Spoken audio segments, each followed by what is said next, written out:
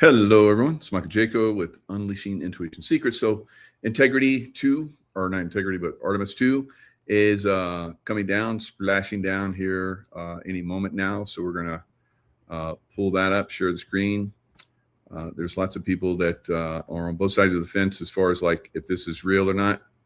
But here it comes. All right, hopefully that chute comes out. So it's probably some Navy SEALs on the ocean, ready to pick these guys up. First series of parachutes. There it comes. And we're on drogues. And Houston, we're visual 2 drogues out the window. 2 good drogue chutes. Next up. We copy, we see them. Next up, the deployment of pilot parachutes that will pull the main chutes out. Time to splash down 3 minutes and 10 seconds. 3 minutes. Wow. Started viewing it quite a ways up there. So the Navy SEALs basically are the ones that, if you look back in time, they're the ones that came in and according to flight dynamics. Put up the like there's floats around the capsule, and they help the pilots get out. So it'll be interesting to see. I'm not going to sit here and wait for all of that, but a little bit of history here. So these guys went the farthest away from the Earth. 10,000 feet, still on drogues.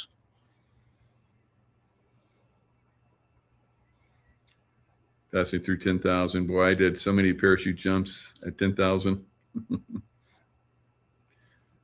Ooh, here comes the next chutes. Wow, that was cool looking. Main chute deploy. We're at 5,000 feet. Ooh. Search and recovery beacon has been activated on Integrity. And we have 3 good main chutes. Good 3 main chutes, good reefing, good descent rate. And we see 3 good-looking parachutes. Sigh of relief.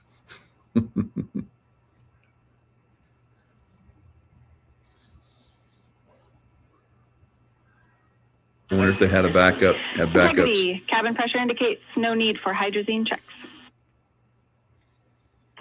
Integrity copies. This is a perfect descent for Integrity. Its crew sounding hale and hearty on board. Time to splash down 1 minute, 15 seconds. Hale and hearty. That's a good one.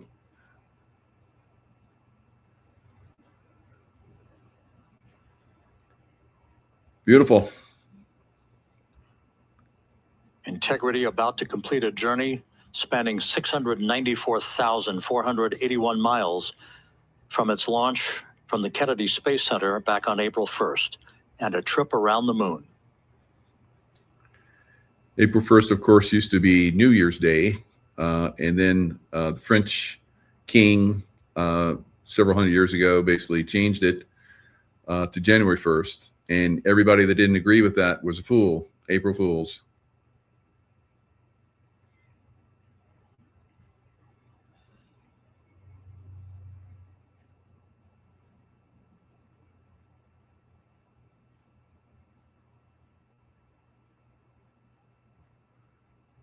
Passing through 1,000 feet.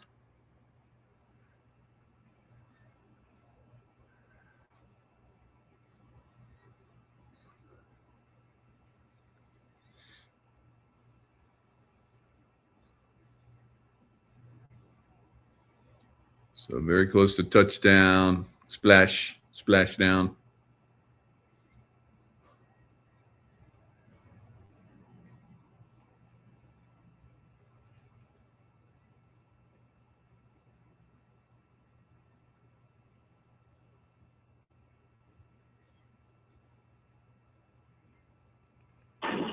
Integrity, Splashdown, sending post-landing command now. Splashdown confirmed. Copy Splashdown, waiting on VLDR. Splashdown confirmed at 7:07 p.m. Central Time, 5:07 p.m. Pacific Time. From the pages of Jules Verne to a modern-day mission to the moon, A new chapter of the exploration of our celestial neighbor is complete. Integrity's astronauts back on Earth. So the next one will be a moon landing, which we haven't seen in quite some time. So, of course, the naysayers will say it's all fake, but... And the landing and support officer reports the vehicle is stable 1. We still will be deploying the crew module uprighting system to maintain that orientation. A perfect bullseye splashdown for Integrity and its 4 astronauts. So should be seeing some Navy SEALs jumping out of helicopters soon, or maybe they'll just come up in boats. I don't know.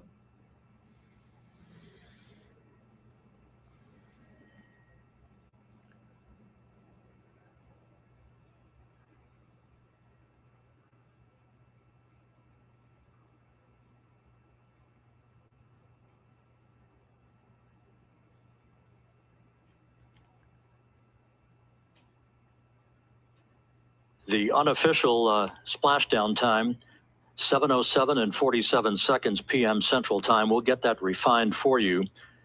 That would put the end of the mission at a mission elapsed time of 9 days, 1 hour, 31 minutes, 35 seconds. Wow. A lot less time. I thought it was a lot shorter because they said 10 days. So, and we're configuring for very low data rate. Very interesting. Where are those SEAL Bubbas? Once again, slacking. Splashdown occurring in the Pacific, southwest of San Diego at 7:07 and 47 seconds p.m. Integrity Houston, comm check on VLDR.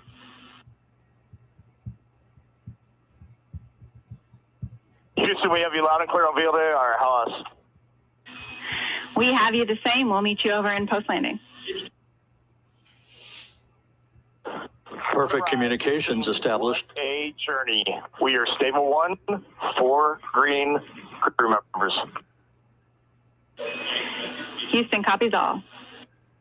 Reed Wiseman reporting 4 green crew members. That is not their complexion. That is the fact that they're in great condition. That's what that means. So stable 1, upright. The crew module uprighting system is being deployed. The 5 airbags being inflated through helium to maintain the upright configuration for the vehicle. This was a textbook entry and a textbook touchdown for Integrity. Reed Wiseman, Victor Glover, Christina Cook, and Jeremy Hansen back on Earth after a journey around the moon. All right. Well, that was fun. We'll see the rest of it later. All right. So lots of differing opinions of whether that was real or not. So my thoughts are it's real. So we'll find out, I guess, at some point, but maybe not. So other things we need to find out is what's going on with these former MAGA influencers that have now turned very, very, very critical of President Trump. And of course, President Trump, when that happens and he's going to acknowledge somebody as full retard, like I have said they are, he goes scorched earth, right? And he did today in social media post. Now I'm going to share with you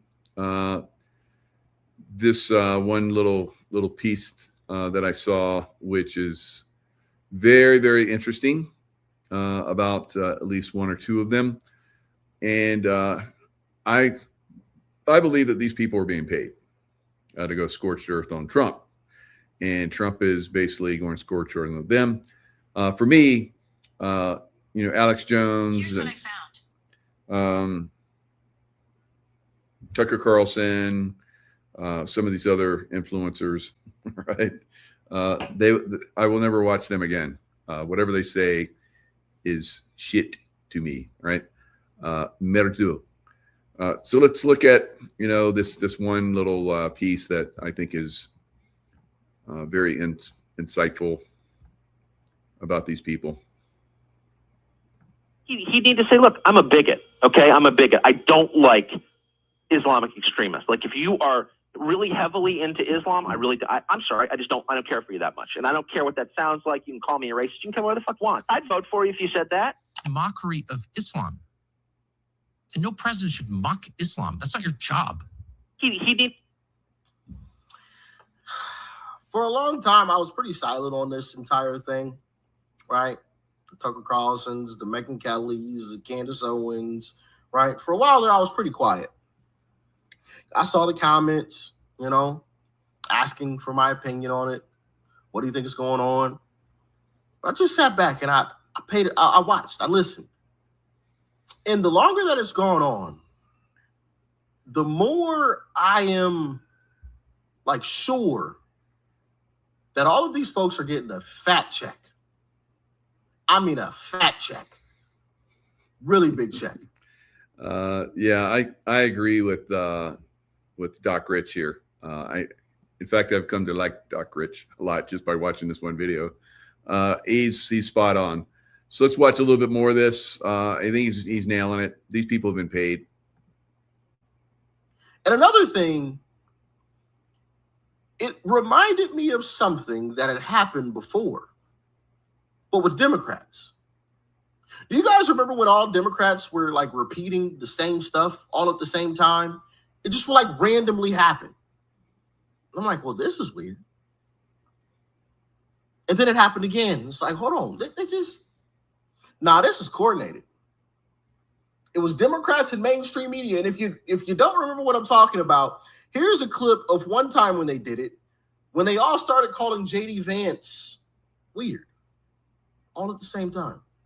Check it out. Some of what he and his running mate are saying, well, it's just plain weird.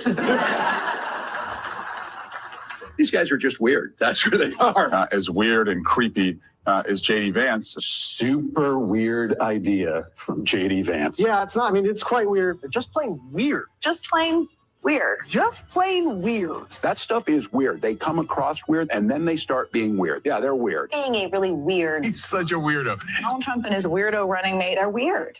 Deeply and profoundly weird. They are weird. These Republicans just being weird. It's just weird. It's really weird. Republican weirdness goes even deeper. He said a lot of things that are weird, a weird style that he brings. Weird.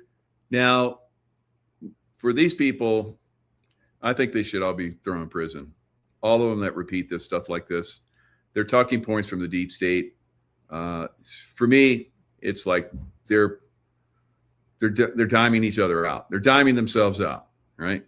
When they do this kind of bullshit. For me, I think they should be locked up for the rest of their lives. But I'm almost as extreme as Trump, maybe even more so. But that's my thoughts. Policies. Let's start with the weird thing, because it is a thing. Just plain weird. What was weird was his talking about Diet Mountain Dew. Who drinks Diet Mountain Dew? You ever seen the guy laugh? That seems very weird to me that an adult can go through 6.5 years of being in the public eye. If he has laughed, it's at someone, not with someone. That is weird behavior. Weird and cultish. These are weird people on the other side. He kind of doubled down on his weird ideas. I think weird is probably generous. Simply weird. These guys are just plain weird. Vance and You get the message. So weird is being generous for all of those people, right? All of those people. And we've seen this over and over again in the press, where they all repeat the same verbiage over and over again as attack dogs. It's like having the same robots out there attacking over and over again. Should all be locked up. And this reminds me of that, what you just saw there. What's happening with the Megyn Kellys, the Candace Owens, the Tucker Carlsons, the Alex Jones, right? The Alex Fuentes, like all of these different individuals. It reminds me of that, where all of a sudden, this entire group of people all virtually say the exact same thing. I want to show you guys a couple of clips, man. I really want to show you a couple of clips, and we'll dive into it more here in just a second. But I mean, literally, you got Tucker Carlson calling for treason. If you work in the White House or in the U.S. military, now it's time to say no, absolutely not, and say it directly to the president, no. In case you're thinking about using some weapon of mass destruction against the population of Iran, in whose name we liberated Iran, we killed their religious leader for their benefit. Do you remember that? This was last month. Those people Now, of course, the people of Iran are all, clapping and want Trump to continue. The rest of the people in the Middle East, unless they're part of the octopus arms of Iran, like Hezbollah and Hamas, everybody wants Trump to keep going and completely take down this regime. Now, moving into the weekend, guys, and my thoughts on this, I say boots on the ground. I've said this, boots on the ground, for weeks now. And I believe we're moving in that direction. I just saw a report that there are massive numbers of troop transports that are moving to the Middle East now over this weekend. Now, will it happen this weekend? I don't think so. We still have the other Marine expeditionary group that's still a week out. We have another aircraft carrier that's coming in that's about a week out.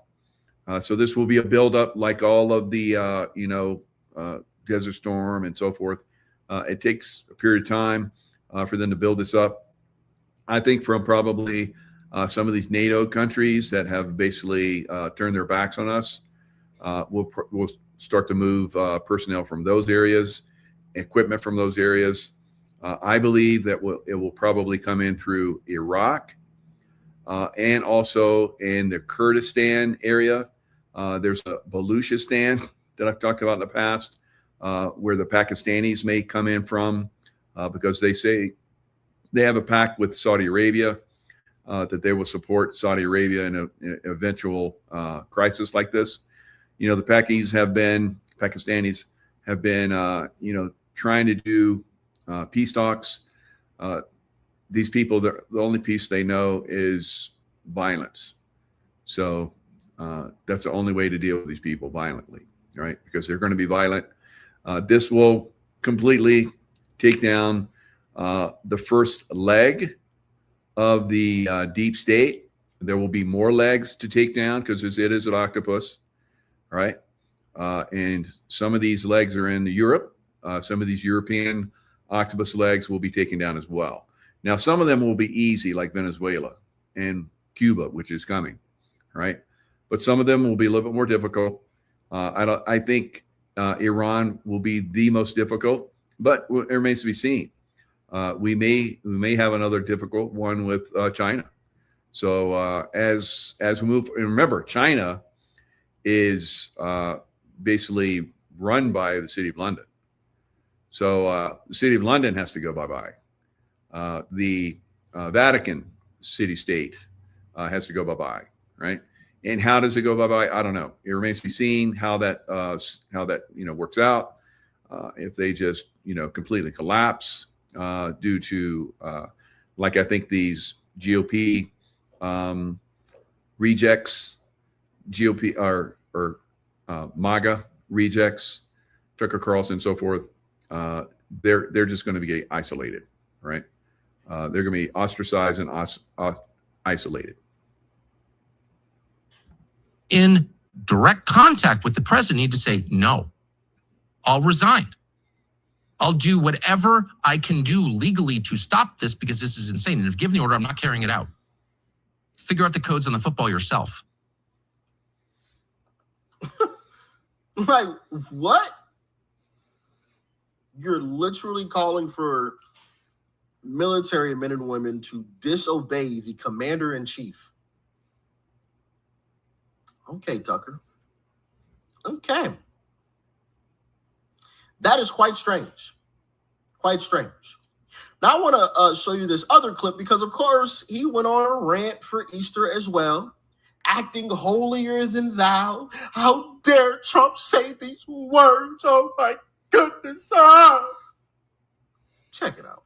Who do you think you are? You're tweeting out the F word on Easter morning? Yeah, because Tucker has never said the F word, right? Especially when it comes to talking about Muslims. right? Well, just keep watching. You'll be living in hell. Just watch. Praise be to Allah. No decent person mocks other people's religions. You may have a problem with the theology. Presumably you do if it's not your religion, and you can explain what that is. But to mock other people's faith is to mock the idea of faith itself. So here Tucker Carlson is talking with Nick Fuentes. Oh my goodness, the best Christian ever, right? Saying that he dislikes Christian Zionists more than anybody. Yes, anybody. Oh, Christian Zionists. Like, what is that? Right. And I could just say for myself, I dislike them more than anybody, because like, what? No decent person and no Christian can mock other people's religion unless, of course, you explain why theologically you don't agree with them. Okay, Tucker, this is you back in 2006. Let's take a look. He need to say, look, I'm a bigot.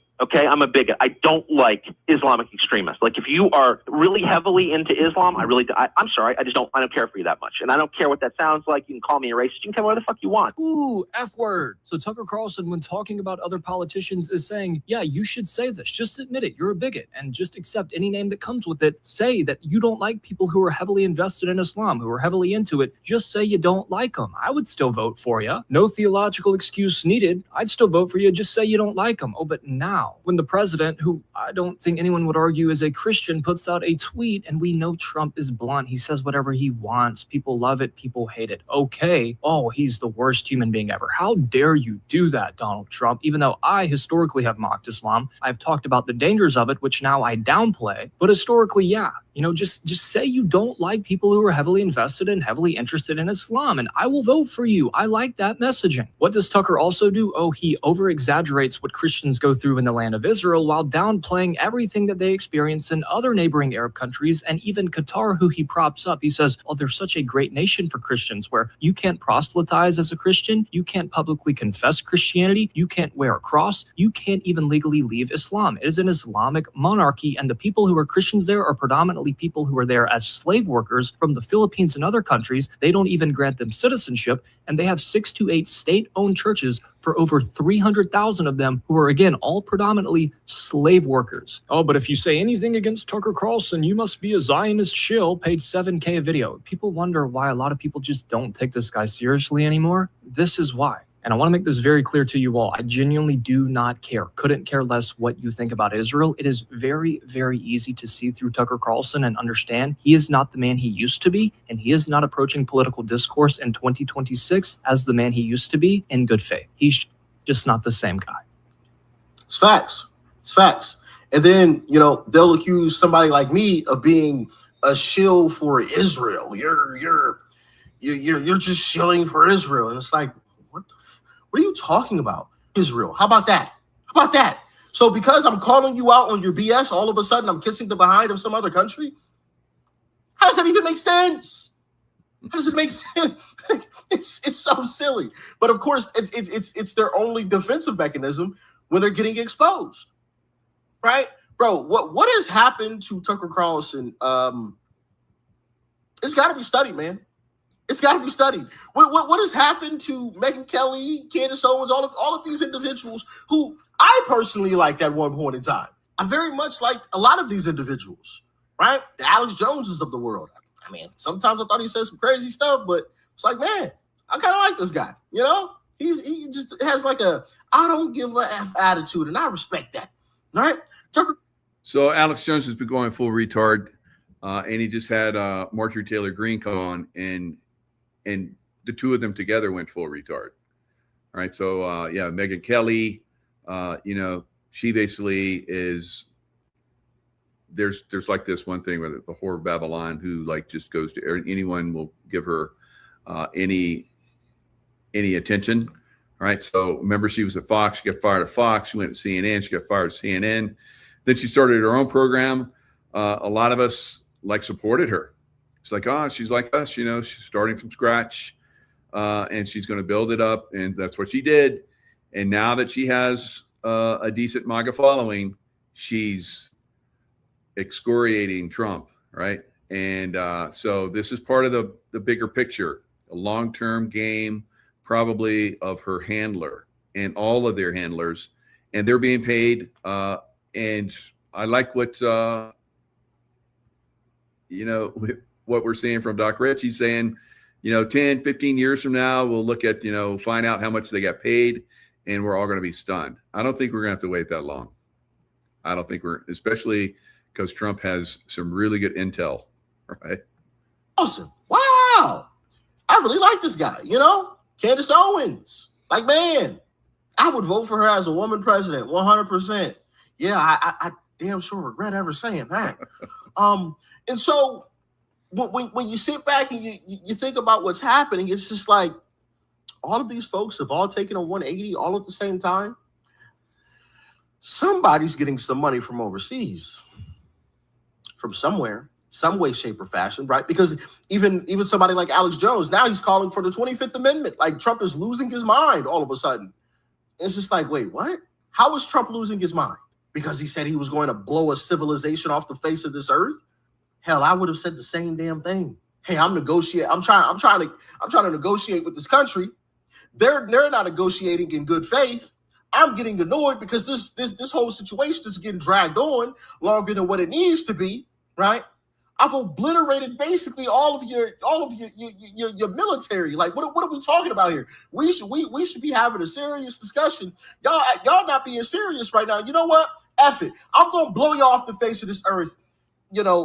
April 7th at 8:00. If we don't have an agreement, just know I'm hitting the button. I would have said the same thing. Have I lost my mind? Yeah, I have said the same thing. I've been over the Middle East for over half my life, guys.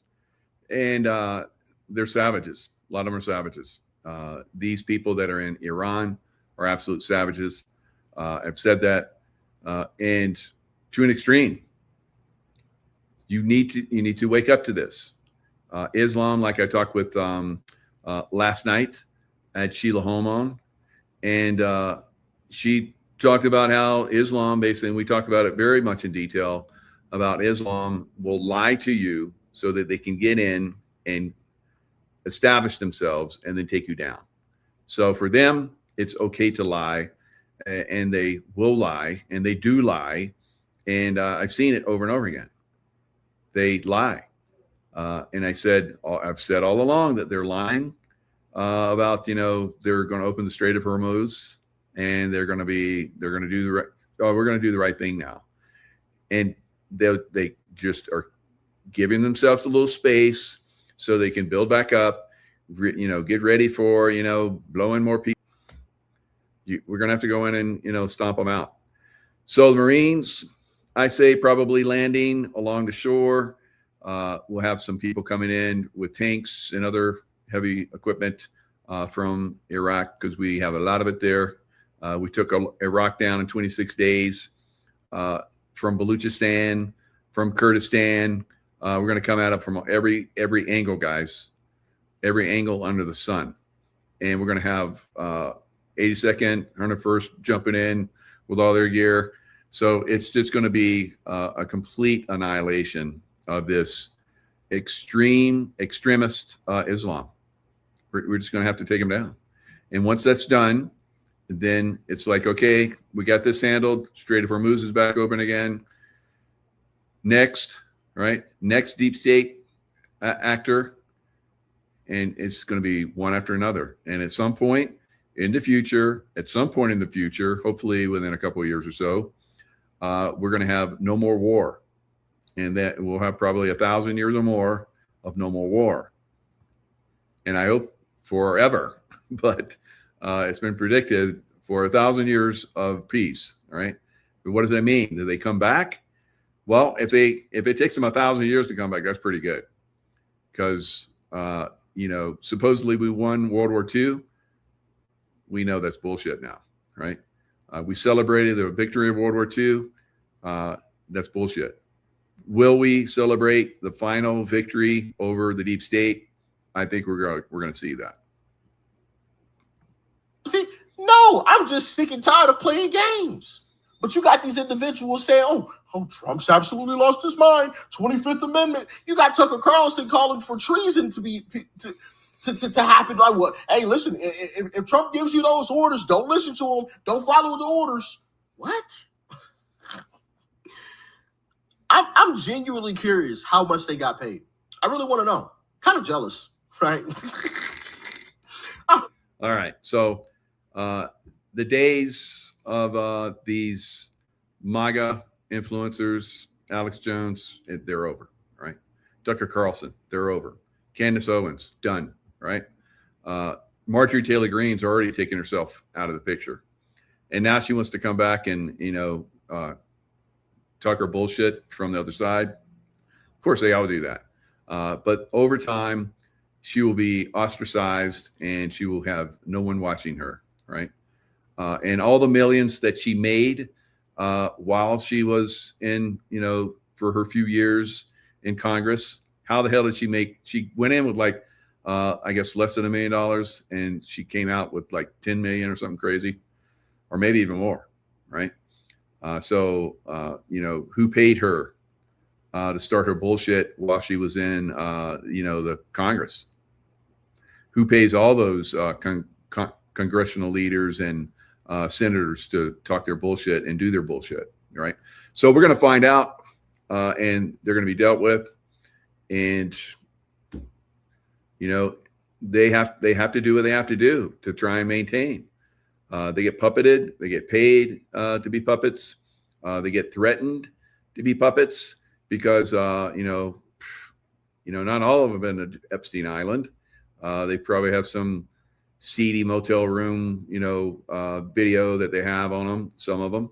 So who knows, with all these people, they have to play along with the deep state. Most of them, they're gonna get them under their puppetry wing, and once they've done that, they're gonna manipulate them. That's why they do these people, right? Very few of them have high integrity. They wouldn't be in those positions anyway if they did, you guys. All right. If there's anybody anywhere in any political position other than Trump and maybe a few other people, I'm going to be highly, highly surprised. Right. Right. And when we find them, some of the ones, I used to think that all the GOP was good. And then I was like, God, I look back on that. I was like, boy, was I naive.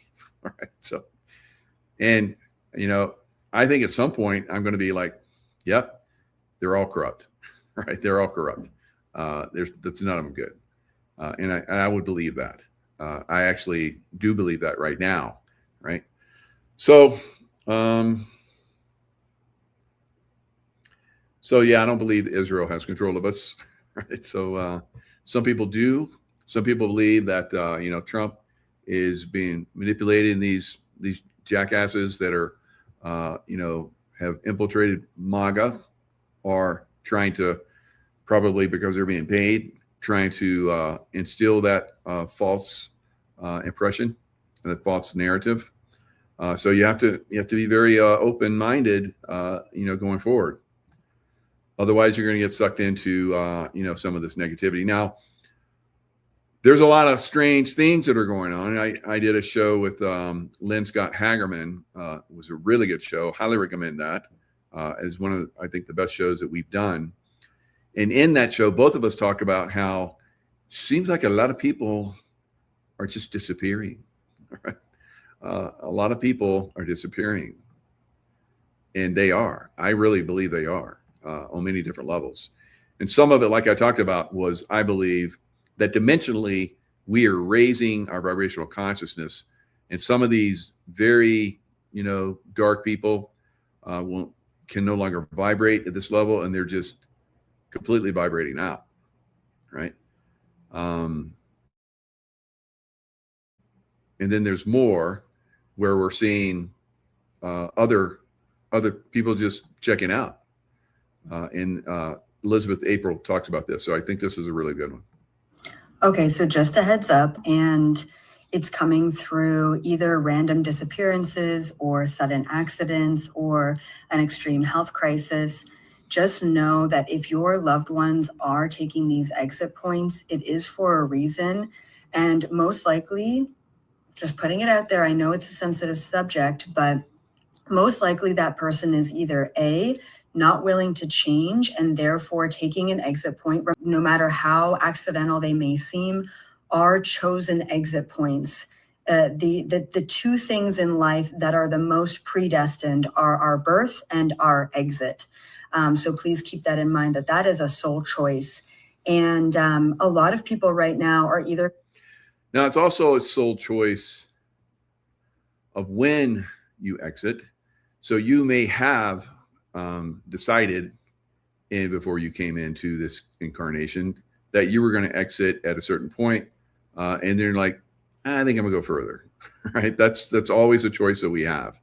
I believe that I have done that once or twice, and I think probably a lot of you out there have the same opinion.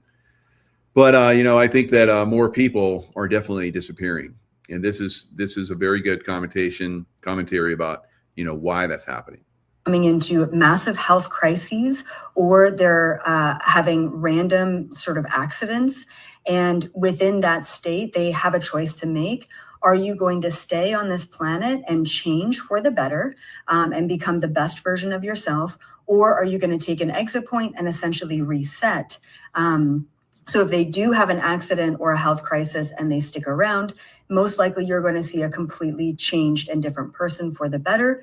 There are also sort of more rare cases of people who are taking exit points, and we're talking the most beautiful souls, like the highest vibrational, the most beautiful service to others individuals are taking really random exit points right now. Like I said, whether accidental or whatnot. And it's because. And this makes more sense to me now over time. Because I always thought that the most advanced souls and most beautiful souls were the ones that would last the longest. But it's the same thing. They come in and they do their work, and then they exit at their chosen time. And so it's interesting because, I found that some of these souls on the other side are far more powerful, and that's why they leave. It's kind of like that Jedi, thing where.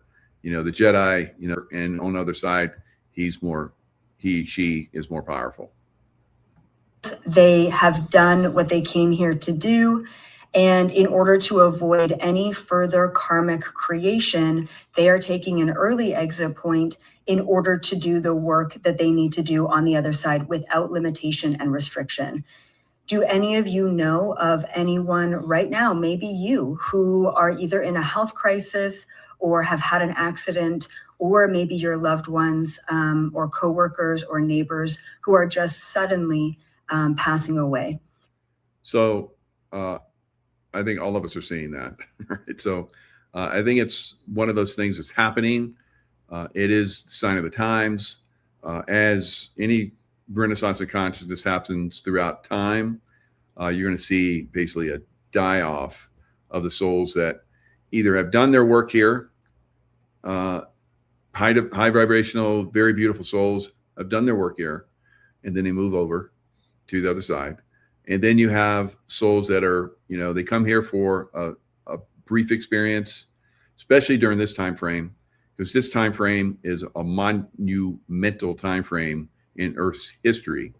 I believe we'll look back on this time frame and say, God, that was unbelievable. And they'll talk about this for 1,000 years, this time frame that we're all going through. And then you have the souls that are basically, just taking space, right? And not really doing much.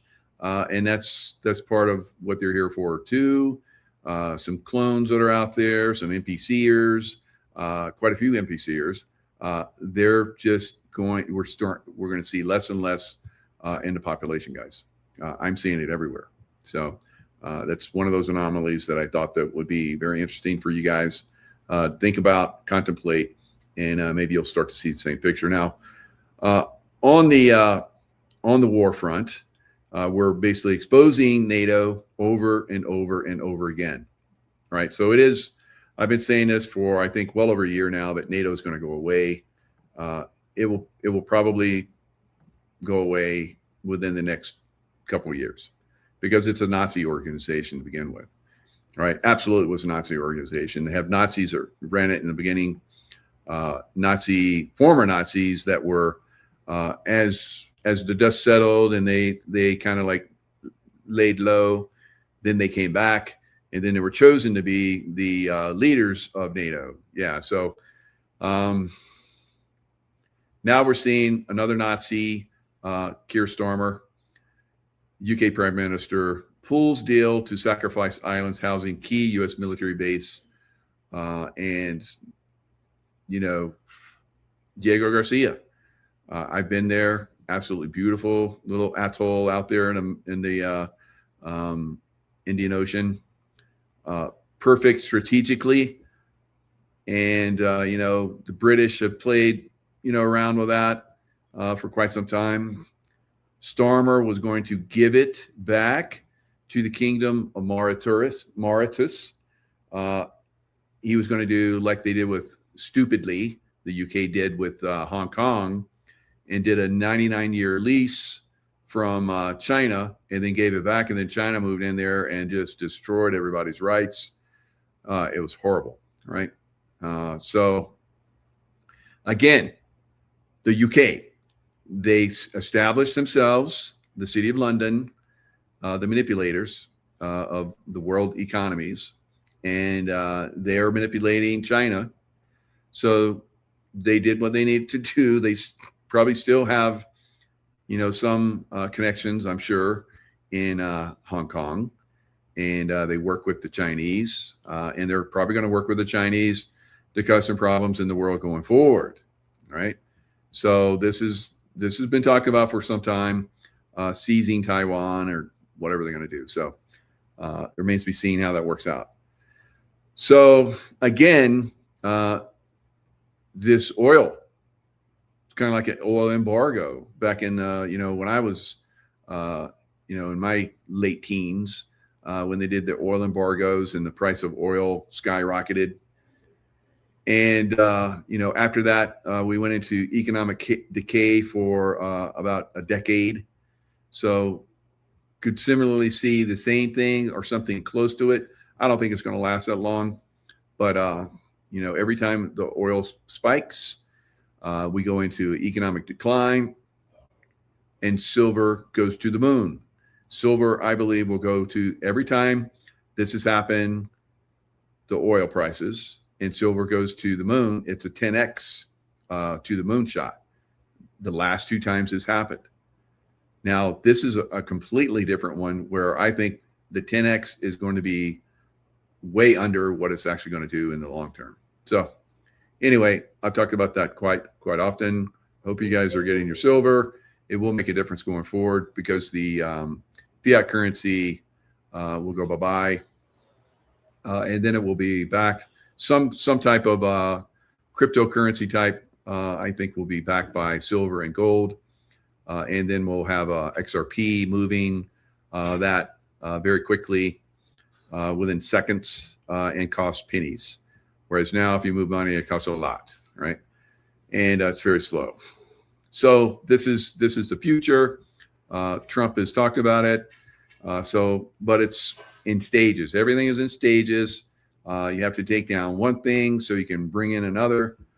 So this is what we're going through right now. So taking down Iran is one of the stages, the steps before we can move on to greater things. All right. At some point, England will be no longer, right? I don't know how England looks going forward, but with the City of London gone, of course, it's not going to be disappeared or anything. But with the City of London gone, and probably at some point, the Brits finding a pair and getting rid of their incredible invasion from the dark Muslim communities that were brought in basically to take over, to take down the white races that are in Europe and also in here in America. So this is one of the things they've done in the past many times throughout history. So we'll see how this works out. But the atoll of the Indian Ocean, he was going to give it away. And Trump is like, oh, hell no, because they're in bed with China. right? You're not going to give that back to them for China, all right? Just like we're seeing with Greenland. Europe doesn't want to give up Greenland, and it's the same situation. China is, it's one of those steps that has to be taken down, and how that happens remains to be seen. But you will see China taken down, guys, just like we're seeing right now, Iran getting taken down. No one, all the way back to President Reagan, even President Reagan couldn't take down Iran, right? And then all of those presidents after President Reagan basically were deep staters. There's not one of them that was good. Not one of those presidents was good. Not one, right? And some of them were worse than others, and that was by design. So that, the other side would hate them, and then the other side would get in, and then the other side hated them, and back and forth. Uniparty, guys. So that's why I think the entire political system goes bye-bye, and something else comes and takes its point. So it's not going to be, I guess Keir Starmer was trying to, his far left side of the government was trying to push that through, and he got shot down. Bye-bye, Starmer. At some point, you're probably going to be in prison for the rest of your life as well. All right, so we'll see, how this works out going forward. But it is amazing to see this process going down. And if you start to look at it from a bigger picture, like I'm pointing it out, it'll make more sense. All right, so Fraud Fighter Summit. This is coming up 15 to 17 June. We can have anywhere from 5 to as much as 700 people attend this. Now, and a lot of you guys have already signed up for it. It's in my description box, how to go in and sign up. I'm going to play this little clip right here. Matt Meck is a former Marine officer. He works with Juan O'Savin. I think he's his top guy. And they're putting on another great show. Matt Meck from the Coalition joins us real quickly. Matt, I know you got an event. I want to get it up there and make sure everybody gets the Ahern Hotel in Vegas. It doesn't look like I can personally attend. I'm coming by video right now. If I can change it, I'm gonna come up there because I love those events at the Ahern. It's a great hotel, great place to have meetings. Real quickly, just give us a minute description of what is the Coalition? What are you guys working on? What are you accomplishing? And then this amazing anti-fraud conference you've got coming up with a host of great speakers. So tell me, what's the Coalition? What are you guys doing right now? Sure, the Coalition started here, actually in Vegas at the Trump Hotel, 1 May of 2021. We had an initial Secretaries of State summit, and then from there, we've developed into this network of folks who were primarily concerned in trying to educate folks on election integrity, election ecosystem, right? We have folks from... All right, so the election. Now, we're seeing fraud in everything now. We saw fraud in the election. That was like the opening salvo and the opening to us having a consciousness, come to Jesus moment that our election system is completely rigged, right? So you have to put in people that are going to allow the larger fraud that we're seeing throughout all these different governments throughout the United States, guys, and layer after layer after layer of fraud. It's not just, like we're seeing in Wisconsin or Minnesota. We're seeing, I keep saying Wisconsin, I don't know why, but Minnesota. We're seeing the fraud in California now, right? So it's getting exposed in state after state after state after state after Democrat state after Democrat state. But it's we'll see it in Republican states too, guys. It's not just, it's the uniparty, right? So this is a progressive type of awakening to fraud, and this will help us accelerate that progression. Hawaii to Virginia. God bless Virginia. And from Alaska to Texas.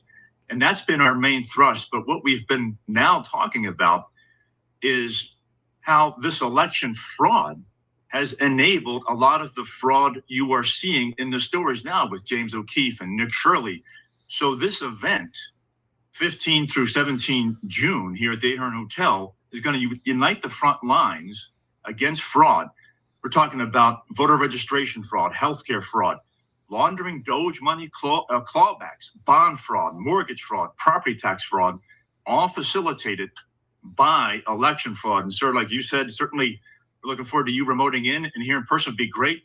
And also another remote speaker is going to be Ed Griffith, the 94-year-old great author of The Creature from Jekyll Island. Wow. It's one of my heroes. Now you're tempting me. Now I've definitely got to change my schedule and get up there. I one more time, this couldn't be a better time. You've already sold a ton of tickets. I want everybody in the area that can attend this, all the posse members. You're going to really get in depth. And as you know, President Trump just read it the other day.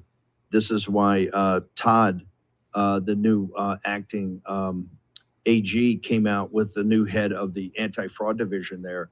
This is a major initiative of President Trump actually to institutionalize it at the Department of Justice. So one more time, where do people go? How do they get tickets? Because I want a big representation of this. Of course, we're going to work with you guys to live stream it, but walk us through the details where people go. So it's very simple. Just go to fraudfightersummit.us. It's there. You are on the bottom of that flyer you see, and you can register right there. And we're planning up to 500. We're going to could go up to 700, and the great Joe Hoft is going to moderate for us, sir. Amen. Fantastic. All right. So as you guys can see, the window to get involved in this is starting to close. It's going mainstream media. There's still some good people out there, mainstream MAGA movement media. So we'll see. You know, it's going to be quite the event. There's lots of people that are going to be there. It'll be. I've been to the Ahern a couple of different times. I went there many years ago with Scott McKay and spoke at Scott McKay's event. It was really great. And this one, the speakers that came were exceptional. I've had a few of the speakers on. I have more in the future. So you guys are going to get a bigger picture of what's going on with this. The fraud, as you guys heard, it was basically allowed by the fraud that happened with the elections. And then that allowed the other fraud to come in and, manifest and manipulate and grow to an incredible level. So this is what we're exposing at this event. So it sounds like at some point, if you're not able to make the event, they may even live stream it. So it'll be pretty impressive. Now, more and more of this information is coming out as we're showing you. I've had these shows trying to bring as many people on, throughout the years to expose a lot of this stuff. Child trafficking, all of the different stuff that, we've been doing, fraud over fraud. And then, of course, raising your consciousness at the same time. So a lot of you, I know, you're like, why do you always talk about the negative stuff? Because you have to awaken to that so you can let it go, clean it, fix it, and then raise your consciousness, right? And then something else comes on. Oh, no, there's more. Yeah, because we can't raise in consciousness until we clean. And as we're cleaning, then it makes a space for the consciousness to rise. And then we see less and less and less people on Earth, right? Because they're getting cleaned, right? And they're checking out for some different reasons, like we talked about. All right, so this is something that Juan sent me. I'm going to read this one off. This is basically in there. It's there in Las Vegas. So we know that for 40 years the mob was there, right? And the mob, skimmed money. And then politicians saw, oh, you're making money? We're going to get some of that. So they pushed the mob out, and now we have the politicians that are worse than the mob now. And I'm not saying that the mob was good in any way. It shouldn't be any of that. But the politicians are far worse than the mob. All right. The mob tells you that. The mob says, the government's far more mobbish than we are. So, and we're seeing that, the theft and the corruption and the, fraud is just over the top. It's insane. And we're paying for it. It's bullshit. Right. So that's one of the reasons why we have these events as well. Now, Las Vegas businessman Rick Saga targeted by Nevada politicians fleeing Doge. So Doge is coming in and basically exposing Nevada politicians. So the mob shaped the city's image from 1940 to early 1980s and held power and profited from it approximately 40 years.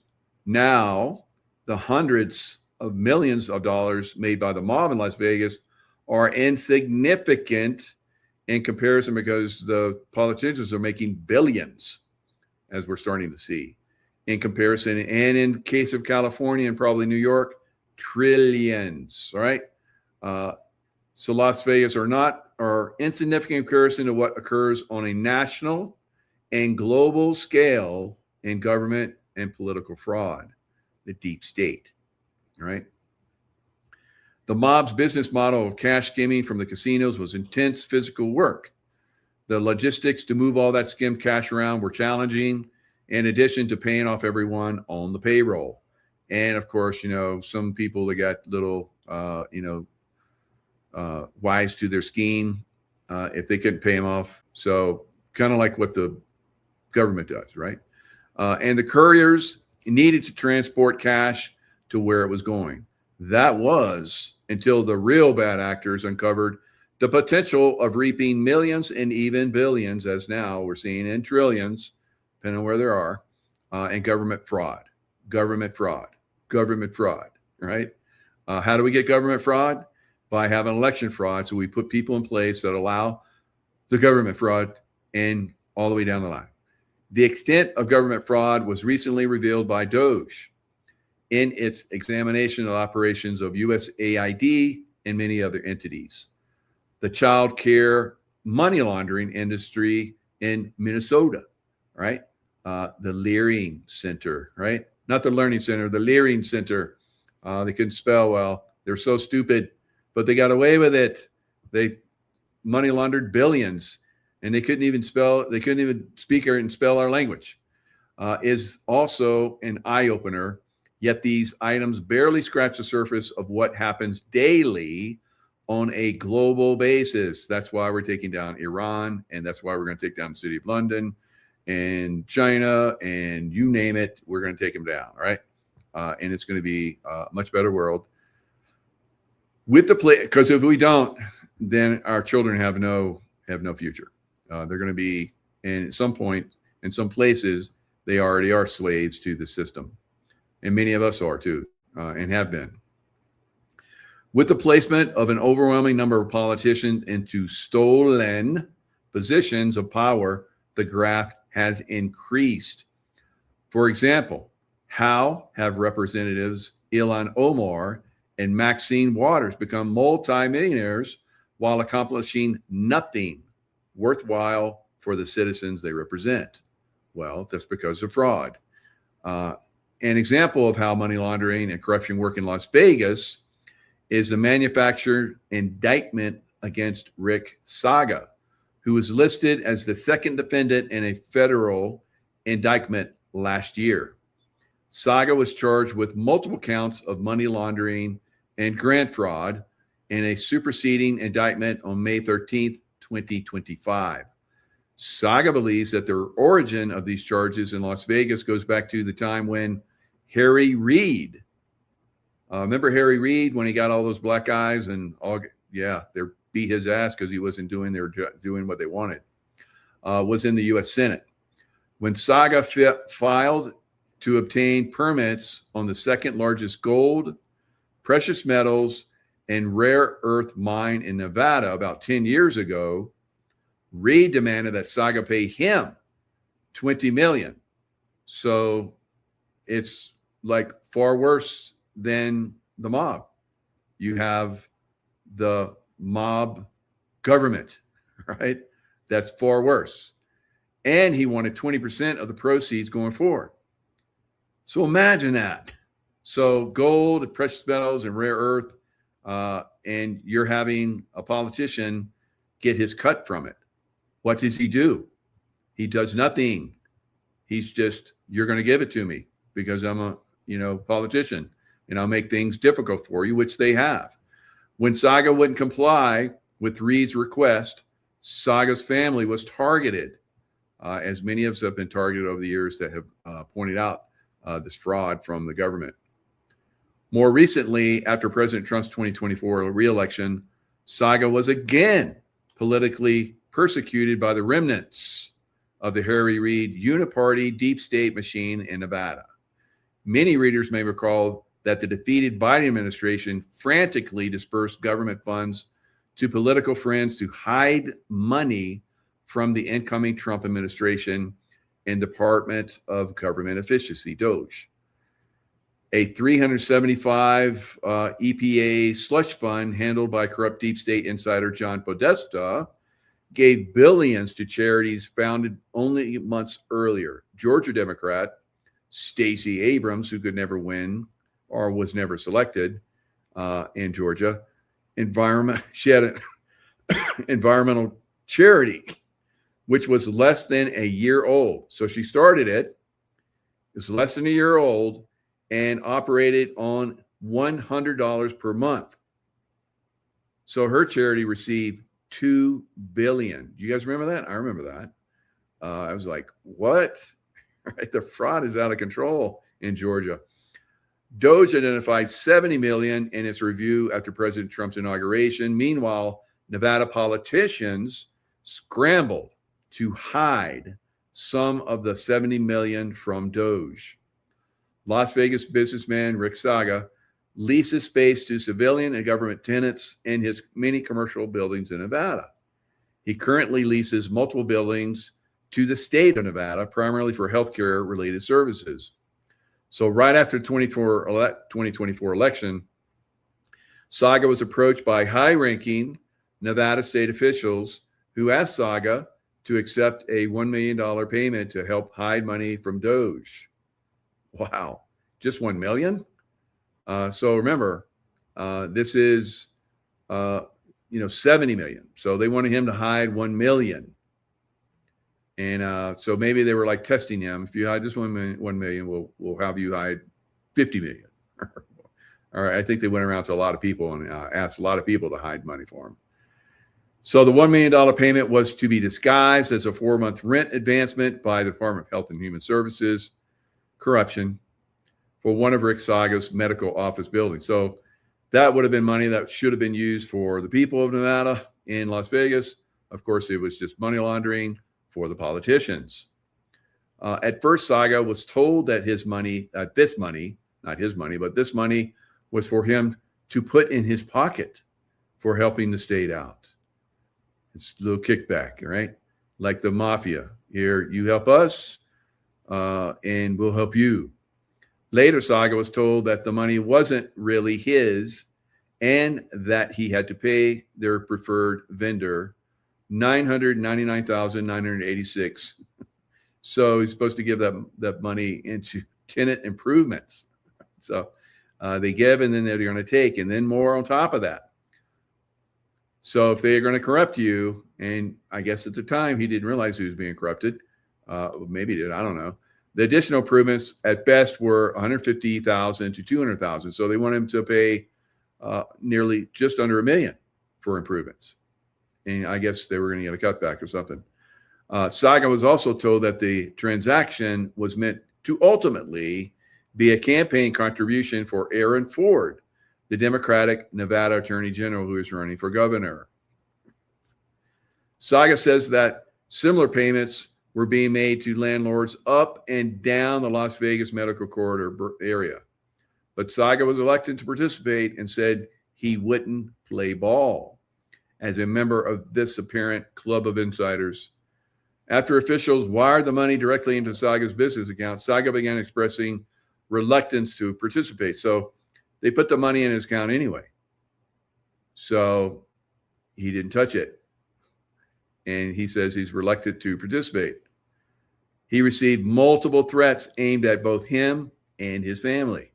Worse than the mob, guys. Saga reached out, and probably they employ the mob. So the mob got displaced. They're like, we'll keep you guys in business. You work for us now, right? Saga reached out to high-level officials in the Trump administration to return the money and trigger an investigation. On May 14, 2025, before any of this could be brought to justice, 20 FBI and HHS agents arrested Rick at his building, and he was indicted. As a coincidence, and surprisingly, one of the arresting agencies was the HHS, one of Saga's major tenants. So stay tuned. In an effort to expose all of the fraudsters and criminal corruption, Rick Saga is running for U.S. Congress District 1 in Nevada as indicted Rick. So I don't know. Maybe he'll speak at our event. So that would be very interesting, right? So the fraud is out of control. The government is worse than the mob, way worse than the mob, guys. It's insane. So some of this mob, of course, is in the military, in the medical profession on a massive scale. I've seen it. It's being cleansed. But of course, those that do that get attacked, like President Trump, by all the MAGA influencers, right? So who's paying them, and how much are they getting paid? And they're all doing it at the same time. Very interesting, right? Very, very interesting, right? Very pathetically interesting, right? All right. So it looks like I've hit all my talking points. Let me see. Is there anything else over here? No. All right. The fraud continues, guys. Just because we're talking about it and we're exposing it here and there, it's hiding itself. It's continuing, just like Jeffrey Epstein. You think Jeffrey Epstein, once he was exposed, that was it? That's ridiculous, right? It's been going on for long time. And this is the way the people at that level of society, if you'll even call it that, that's the way they operate, right? There's fraud on top of fraud. And now they've, taken that excrement they live in and just spread it out all amongst us, right? It's pathetic. It's disgusting, and we're going to clean it up. We're going to clean them up. We're going to clean them out. And that's where we're moving. Nothing stops what's coming. Nothing, right? All right, guys. Lots of love. Stay in the love vibration, and I'll see you guys next time. Internet is as heavy as I remember it. It's sort of like what I was seeing immediately after 9/11, where videos would appear and would be taken down, and it was a desperate attempt by the people running the fake Trump show and the fake U.S. government show to deny the fact that the United States is experiencing its biggest military defeat in its entire history. They are being systematically kicked out of the Middle East. First of all, before we start, I think you need to listen directly to the Iranian foreign minister in this clip here, because he's making it clear that they're not going to talk to the current regime. And I've been told by the Iranians they're now going after BlackRock. They're going after the owners of the mega corporations like Oracle and Meta and Google and all that. They've identified the enemy. And I've heard something similar from the Chinese. So they're going after the owners of the mega corporations. And it's not going to end until this is over. All right, now listen to the Iranian foreign minister. No, Iran is not going to accept any ceasefire. And it will continue to wage war, a war of defense, until its demands are achieved. So there are no negotiations, there are no plans for negotiations, and Iran is not going to accept some one-sided ceasefire.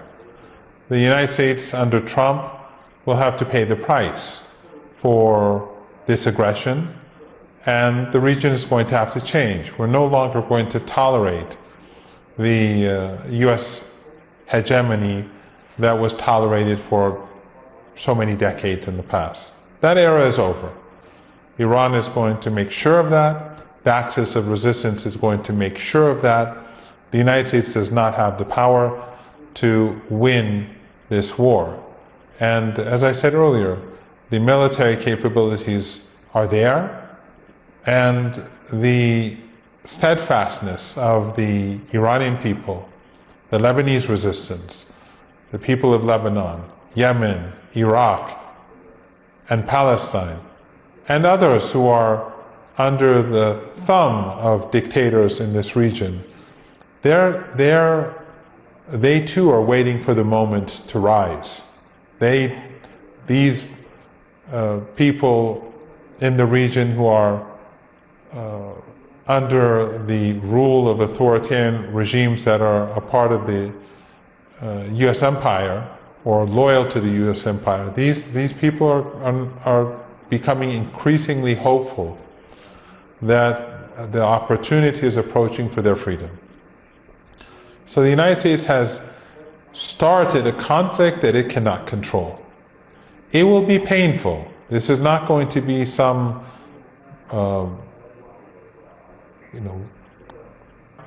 and quite possibly the global economy could face depression, a depression worse than 1929. And that would be very horrible for people across the world. Life will change everywhere. But in any case, the United States has to be confronted. It will be confronted. And Iran and the resistance will make sure that the United States will never again be allowed to carry out wars whenever they like. Okay, so why is he so confident? Well, let's run by some news that you probably haven't seen because it's been scrubbed from the English internet. And I get sent videos, and I look at them, and then like half an hour later, they've been wiped off all my devices, and I can't find them on the internet. But I remember seeing them. So one is that the bunker that sheltered the entire Israeli elite and their families, that's all the government ministers and their families. Yeah, so that's something you're not seeing, but they're all gone. The other thing that I'm not seeing in English news, but I've been sent by the Chinese, is that the Iranians destroyed 60% of Israel's F-35 fleet. That is, 40 airplanes were destroyed within a half an hour last night, and that means that Israel's lost the ability to carry out offensive air operations. You're not seeing that, but this is huge because it means they can do the same, and they are doing the same to U.S. air bases in the region. So the United States military is being systematically removed from the Middle East. I also had reports that there's been gunfire heard inside the presidential complex in Saudi Arabia, and I know the Houthis are probably going to be marching. In fact, they're already marching towards Riyadh. And so a lot of these Gulf monarchies are probably going to go. There may well also be regime change in Egypt. And of course, Israel is finished. You're not seeing this, but Hezbollah armies are already in northern Israel. And forces are moving from Syria and Iraq towards Israel. And the Turkish military is realizing that their President Erdogan has been compromised and he's being sidelined. So we might see a restoration of the Ottoman Empire. Otherwise, it's going to be a Persian Empire. But this is all not being reported. But the important thing to understand is that all the oil revenue that people like the Rockefellers and the Rothschilds relied on from the Middle East is being taken away from them. And although the English media is full of talk about some kind of oil crisis, it's not happening for most of the world, because they are, here in Japan, for example, the gasoline prices are where they were before the war started, and this is true of a lot of the world, because they're no longer doing business with the criminals behind the fake Trump and the fake, U.S. government. And here's another thing that, as an example of how fake it is, on April 1st, April Fool's Day, they announced they had they're going to go to the moon for the first time in 55 years. And they put out a picture of the trajectory, and it's shaped like a penis, okay? The other thing is, I was shown, again, I looked for the videos, they've been erased. Apparently, if you pay $400,000, you can get anything erased entirely from the entire internet. But anyway, I was shown videos of them inflating the rockets that were supposed to be sending people to the moon. And then if you look at the people who were flying to the moon, well, they tick off all the DEI boxes. We have a person of color, a woman, and they put in a Canadian. But apparently, according to some sources, they had to cancel the flight because they forgot to put an LGBTQ person on board. The story that we're seeing in our corporate press is that Attorney General Pam Bondi was fired by Trump. Apparently, this is a move to avoid having her testify before Congress, but the people in Congress are having none of it. They're saying she has to testify. And then she's been replaced with a guy who's actually in charge of covering this stuff up. Listen to this, her replacement, Todd Blanche, in this script, in this little clip here. Thank you. You said this is the end of the Epstein, of your review of the Epstein files. So just to clarify, is the public going to learn the identities of the men who abused the girls with the information that you're releasing? And if not, why not? And then I have a quick follow-up. I mean, you just baked in an assumption into your question that I have never said and I don't know to be true. Is the public going to learn about men that abuse these girls? Like, what does that mean? I mean, I don't understand what that means. Well, I mean, they're the men who abused the young women through Epstein's, Look, we said in July, and it remains as true today as it was in July. If we had information, we meaning the Department of Justice, about men who abused women, we would prosecute them, right? We talked about the work that we're doing. That's why I said that. I said this earlier. There's this built-in assumption that somehow there's this hidden tranche of information of men that we know about that we're covering up or that we're choosing not to prosecute. That is not the case. I don't know whether there are men out there that abuse these women. So the guy is basically saying, we're not going to go after all these rich billionaire, it ain't going to happen. And that the only thing that's going to get rid of these people is we're going to have to send in special forces to one of their press conferences where they're all gathered with their fake media and just arrest them all in front of all those cameras. That's what needs to be done. And something similar needs to be done in Germany. I've been sent a clip of Angela Merkel, who's a Hitler descendant, and related to Barack Obama, is another Hitler descendant, saying that they let in all these foreigners, these so-called Syrians and stuff, into Germany and gave them the right to vote in order to prevent the birth of a right-wing government in Germany. Here she is admitting it in this little short clip. So she's saying even if they came an hour ago, they got the same rights of people as people who've been in Germany for many generations. This is the kind of people we're dealing with. This is the kind of filth that has to be removed and will be removed. And again, the United States is bankrupt. The Israeli-based Department of Homeland Security has been permanently defunded. And I repeat, we have a standing offer from the Dragon family to completely rebuild U.S. industry and infrastructure and cancel all your debts, public and private, and free you from Babylonian debt slavery. And the bonds are there. We've shown the proof that these are gold backed, and they've been sent to the U.S. Treasury. And we're standing by to help, but you've got to get rid of these satanic criminals who've taken over your government. And we're hoping the military White Hats will do that. We promise they'll be fully funded, and the Americans can once again be the good guys, which was what they're supposed to be. Okay, well, that's what I have to say for myself this week. Now I'd like to answer questions from readers and viewers. Hi, Ben. We have our first question for today. With our midterms coming up this fall, I'm concerned that Trump's current actions might hurt any chances of retaining a conservative majority in the U.S. Congress. Do you have any thoughts on what might happen to either reclaim the integrity and trust of the conservative movements in the United States, demolish the fraudulence of our U.S. voting media system to actually have it become a fair and honest system, or some other unknown option that might restructure our political system so that this type of race will no longer be an issue?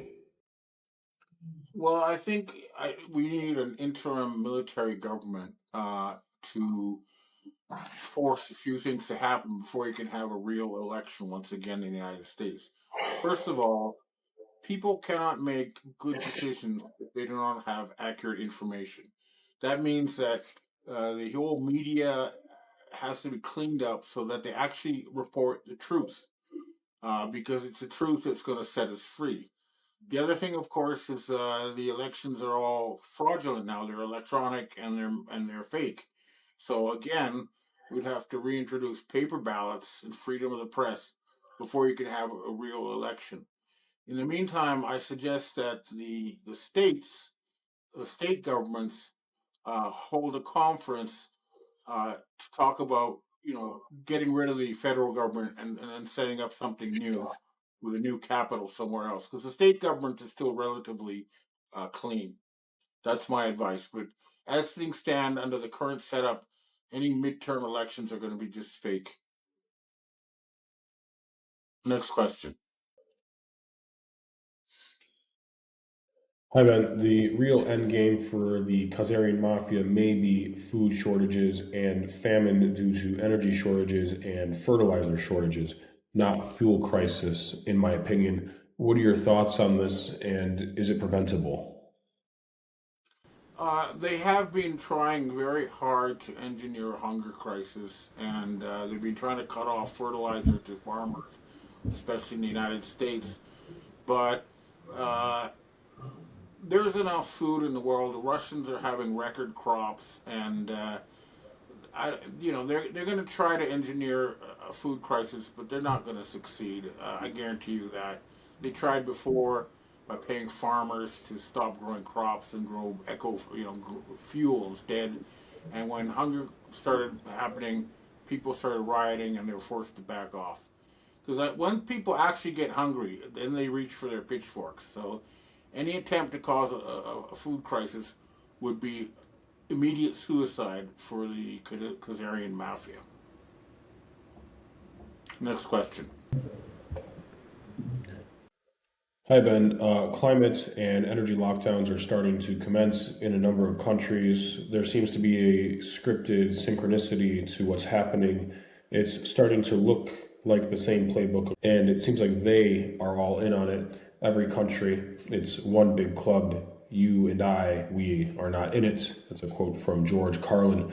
The climate lockdown seems to be happening in Russia as well, as Putin and officials warn of, quote, the most powerful energy crisis in human history looming. What are your thoughts on this? Do we have to be worried about our energy as well? It's only confined to the West, but there's definitely something very wrong with Russia, too. I've been reading the official TASS news agency, and they're going along with this fake, trip to the moon, and they're not talking about the fact that the Israel's Ben Gurion airport has been shut down. So there's something wrong with Russia, but most of the world is not controlled by these people any longer. You won't find this sort of stuff in Africa or most of East Asia, or even South America at this point. It's really limited to the West and a part of Russia at this point, and we're close to the end game. But you know, any desperate attempts to lock us all down and put us in a digital prison are not going to succeed. Too many of us are awake now. Next question. Hey, Ben. Several countries are getting squeezed pretty hard with the oil crisis, especially those in Southeast Asia. Seeing the cost of fuel more than double, do you see relief coming from this anytime soon? What are your thoughts? You know, any country that reaches a deal with Iran will get their oil. So it's really it's a move to you know, force countries to cut their ties with the Khazarian mafia, and then they'll get their oil and their energy crisis will end. Crisis will end. This is what I'm hearing. Next question. Hi, Ben. We have our last question today. Do you have any current information about what's really going on with Iran? The United States media has been suspiciously quiet for the past week or so. Doesn't seem like we're getting anywhere near as many military updates as we were previously. What do they want? What do they not want us to know? Well, what they don't want you to know is that the United States has suffered the biggest military defeat in its entire history. You lost 5 aircraft carriers and hundreds of jets, and you've lost air superiority, which the Americans thought was their one invincible card. And I would say at this point that tens of thousands of U.S. troops have been killed, and they're covering that up too. So basically, they're covering up the fact that they've lost and they're being kicked out of the Middle East. Okay, well, that's what I have to say for myself this week, and I hope to see you next week, and hopefully soon you won't have to see that fake Trump and his acting troupe on your screens. Hello, everyone. It's Michael Jacob with Unleashing Intuition Secrets. Sheila Holmes is going to be joining me in a few more minutes. She's on another show, so let's kick it off. So there's a lot of stuff that's going on as usual, and the stock market seems to be liking President Trump's move for peace. Stock market's been up massively yesterday, a little bit today. Probably going to be a big squeeze tomorrow for the shorts. That's what I figure. So it's going to probably be pretty good tomorrow. Silver's getting a nice little pop. Gold's getting a nice little pop. I think that silver is really going to start to outperform now. I think if this goes into some kind of peaceful deal, which, God, it's like I've never been able to deal with these people. So we'll see. You never know. You never know. Trump's got the gift. The deal maker. So we'll see. But my thoughts are it's going to lean towards probably a ground war. But and where will that ground war come from? Possibly from Iraq, right? Because we still have a lot of stuff there because we conquered Iraq in 36 days. Iran's a little bit bigger, but they're not coordinated. The IRGC basically, if their thing was, if their leadership was taken down, which it was, then they would fracture into 31 different groups, which 31 different groups do not work well together, right? So that's kind of why we're probably seeing some of these groups are still striking out, even though there's some kind of coordinator somewhere. But for the first time in 47 years, looks like Iran will be actually on the negotiating table with high-level officials from the U.S. So maybe we'll see something here. So we're all hopeful. War is very bad, and of course, Candace Owens and Tucker Carlson and so a host of other people are like, have gone full retard. They're Alex Jones. They're all saying that Trump is the devil. And, even though Tucker Carlson back in, I think, 2007, somewhere around in there, says, I don't care if you don't like me or not, but the Muslims are evil, something along those lines. I'm paraphrasing. But now he's saying that President Trump should not be doing that. And because he's saying evil things about Muslims, that's bad. Right? So his daddy, Tucker's daddy, was part of the Pilgrim group or something. I think he's part of it too. CIA. So, can't expect a lot from the boy. And he's proven to be quite bad. And so these people are, going full retard, throwing as much mud out there as they can, trying to get some of it stick, trying to influence as many people as possible. So we got the mainstream media, you got the Democrats and a lot of Republicans. Marjorie Taylor Greene also fits into the full retard mode person, like Alex Jones and other people. So we're seeing it just break down. They're just breaking down. And if you listen to them, then the GOP is completely fractured, which is a lie. GOP are conservatives like us, people that are free thinkers, critical thinkers, and can look at someone that is a bullshitter and go, oh, you're a bullshitter, I'm not going to listen to you anymore. Then, some of these people, like Alex Jones, even though it was like, full crazy mode sometimes, he still came out with some really good stuff, I thought. But now, no mas, right? No mas, Alex. You bye-bye in my world. So, a lot of these people, they infiltrated, I think, into the MAGA movement on purpose. And now they're showing their true colors. So this is part of the awakening process, and process, right? So it's moving along quite nicely. So regardless of, whether the Iranians claim that they're going to, make peace or whatever, it remains to be seen. Now, these their offspring that are here in America, we're going to Sheila talk about this because she's been talking about this for quite some time.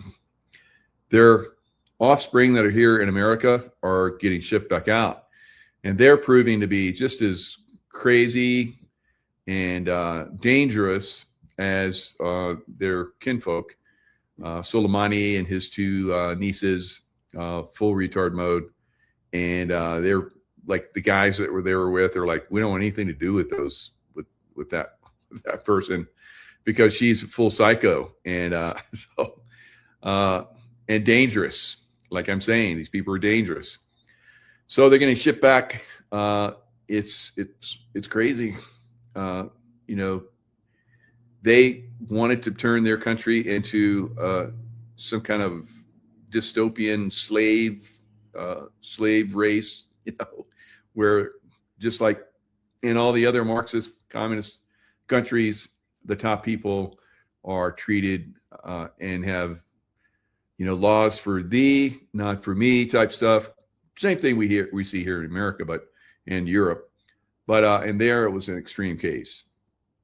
So they were raping financially and otherwise their people, and now their people are just bomb the hell out of them. They're going to kill us anyway, and we're slaves here. So, if some of us go down, if some of us die for freedom, that's great. Get them out, right? So this is where we're at in Iran and Hezbollah in Beirut, Lebanon, and also Hamas in the Gaza Straits, Gaza area. So all of them are being wiped out. And in my opinion, It's funny because in my show yesterday, I think I said savage a lot. Right? So somebody made fun of it. It's like, if I took a drink every time Mike said savage, I'd be like, under the table right now. That's a good one. So paraphrasing. So, I've lived amongst these people for a very long time. And I can tell you they're the people that are running Iran, they're savages, they're absolute savages. And there's no other way to describe them. I've seen what they've done to my friends and people, and to their own people. They want their own people to like gather around places that Trump is threatening to bomb. So they don't care about their own people. And then their people, come to America and live the good life. I've seen this so many times when I was in the Middle East, traveling back to America. You get women that came on with burqas on, and then they go to the bathroom and come out and they've got like Louis Vuitton and, just luxury, everything, and dressed Western. It's just this craziness, right? So yeah, we have to change this, and we have somebody on that can help give us some insights. Sheila, thanks so much. Good evening. I was just sending you that term, TAQ. What is it? TAQYII. That strange term. Did you get that picture of that one? No. Because when I was at Mel Carmine's event, there was a woman from Ontario, Canada, and the husband said, "My wife is from Iran, but she's a Persian." And I said, "We're used to that because they flooded California with Persians. Nobody wanted to be called Iran when the Shah fell. They came and they're like, we're not Iranians." Good. So I'm going to send you this picture. I'm going to give it to you so we can pull it up, because this is exactly who they are. You've described the tribes and who they are. And I'm going to send you this picture. I'm sending it to pull it up and put it in the present, because I didn't know if you got all of these things. I sent a bunch of things to Tracy. But here it is.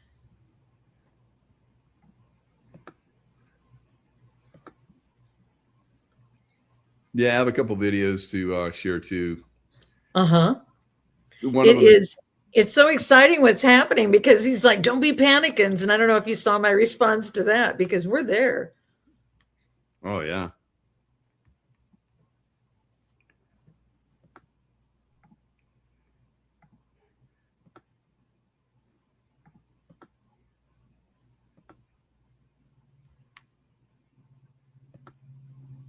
So yeah, didn't get anything from Tracy, but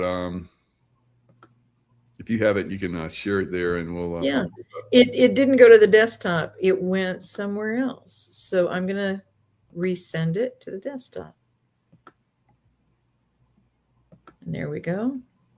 I went to the desktop and there's no name. How did that happen? So 202. Okay. Now I can pull it up. This is a term. I know you're going to love this. It's a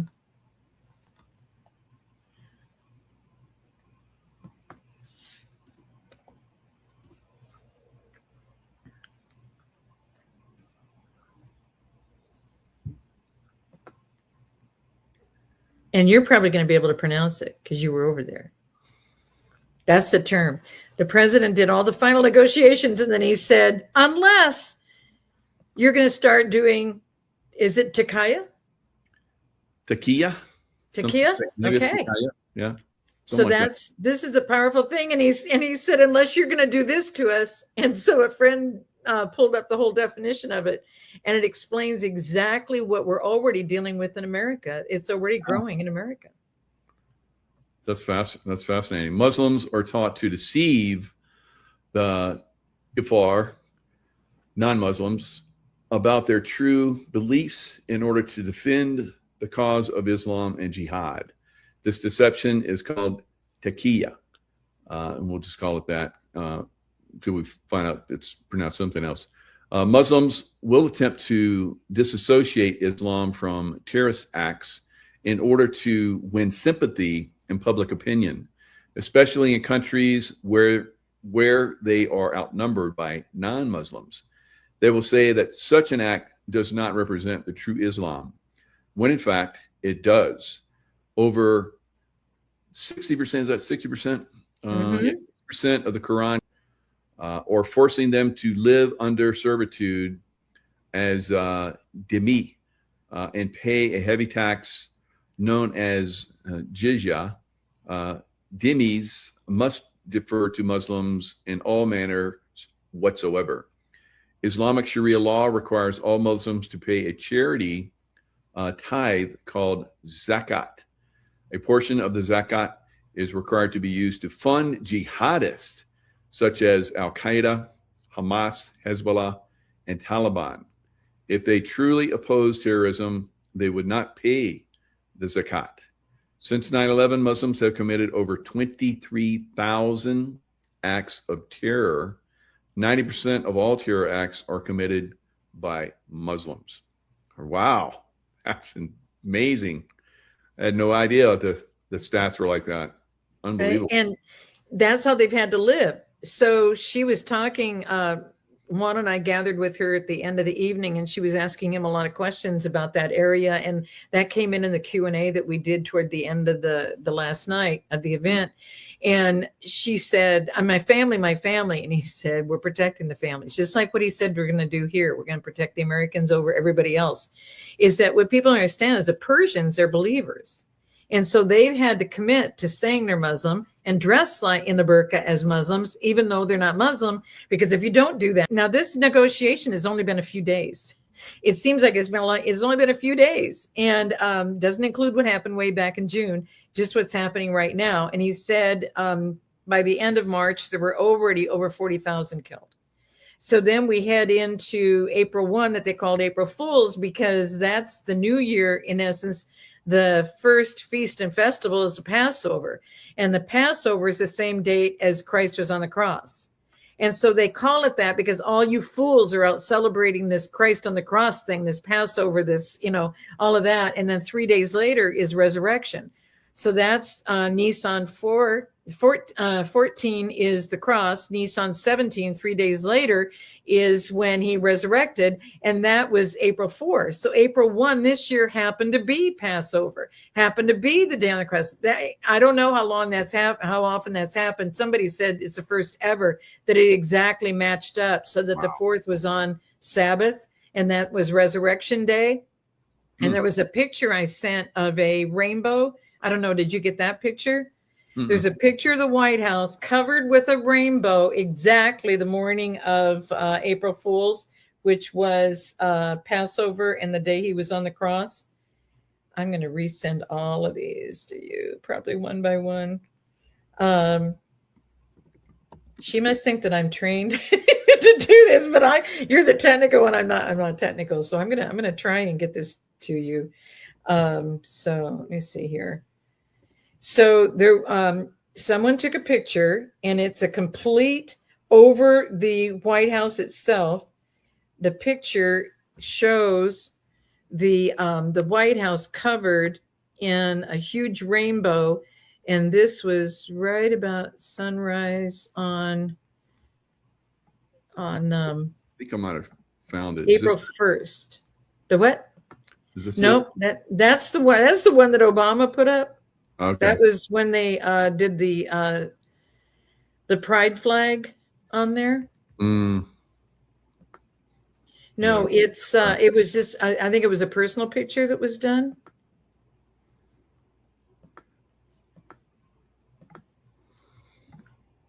What is happening here?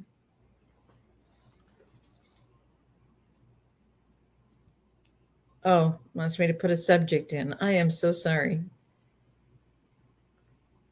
Because I sent a bunch of pictures in.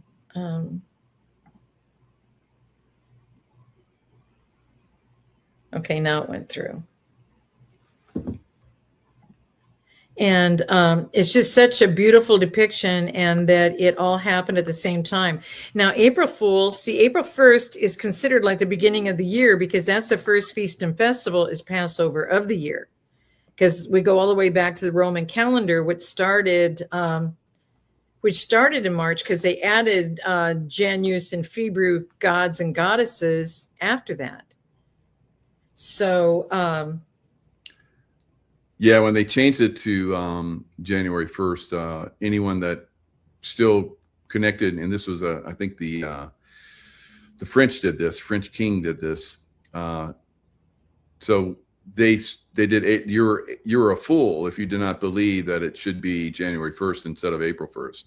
So that's where April Fool's Day came from.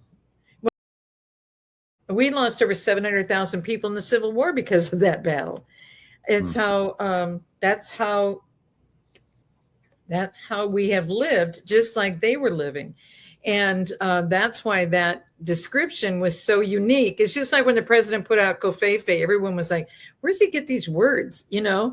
And then when the definition was provided, people were like, whoa, wait a minute. That's what they want to do to us, but they're already doing it. You've probably heard in Texas where they had, there's a woman going around, I don't know who all she's talking to, but she's around at all these different events saying, and all on social media, saying that that we don't understand in America.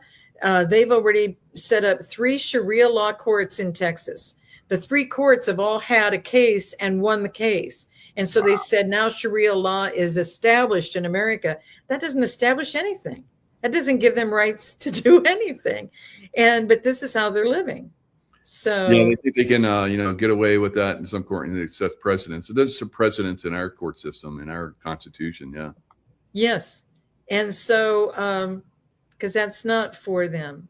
Okay, there's how gorgeous is this? Just that's beautiful. Right before sunrise.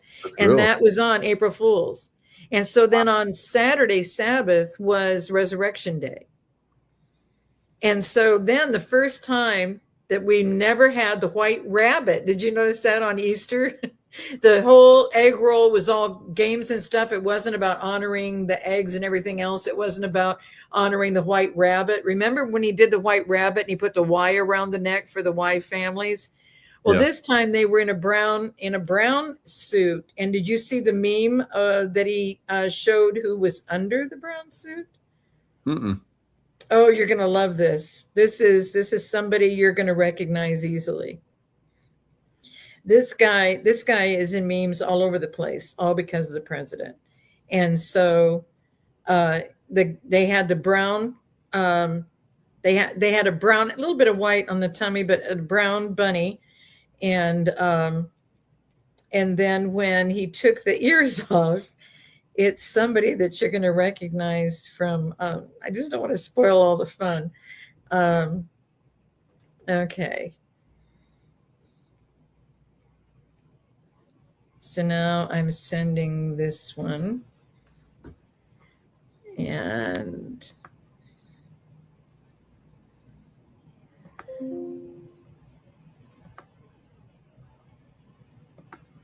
when he had the children out on the lawn, they were playing all these games and everything. And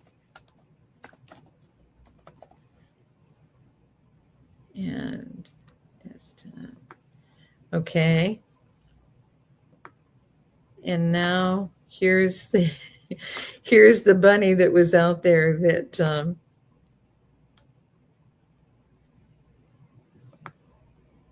while he was taking a short break.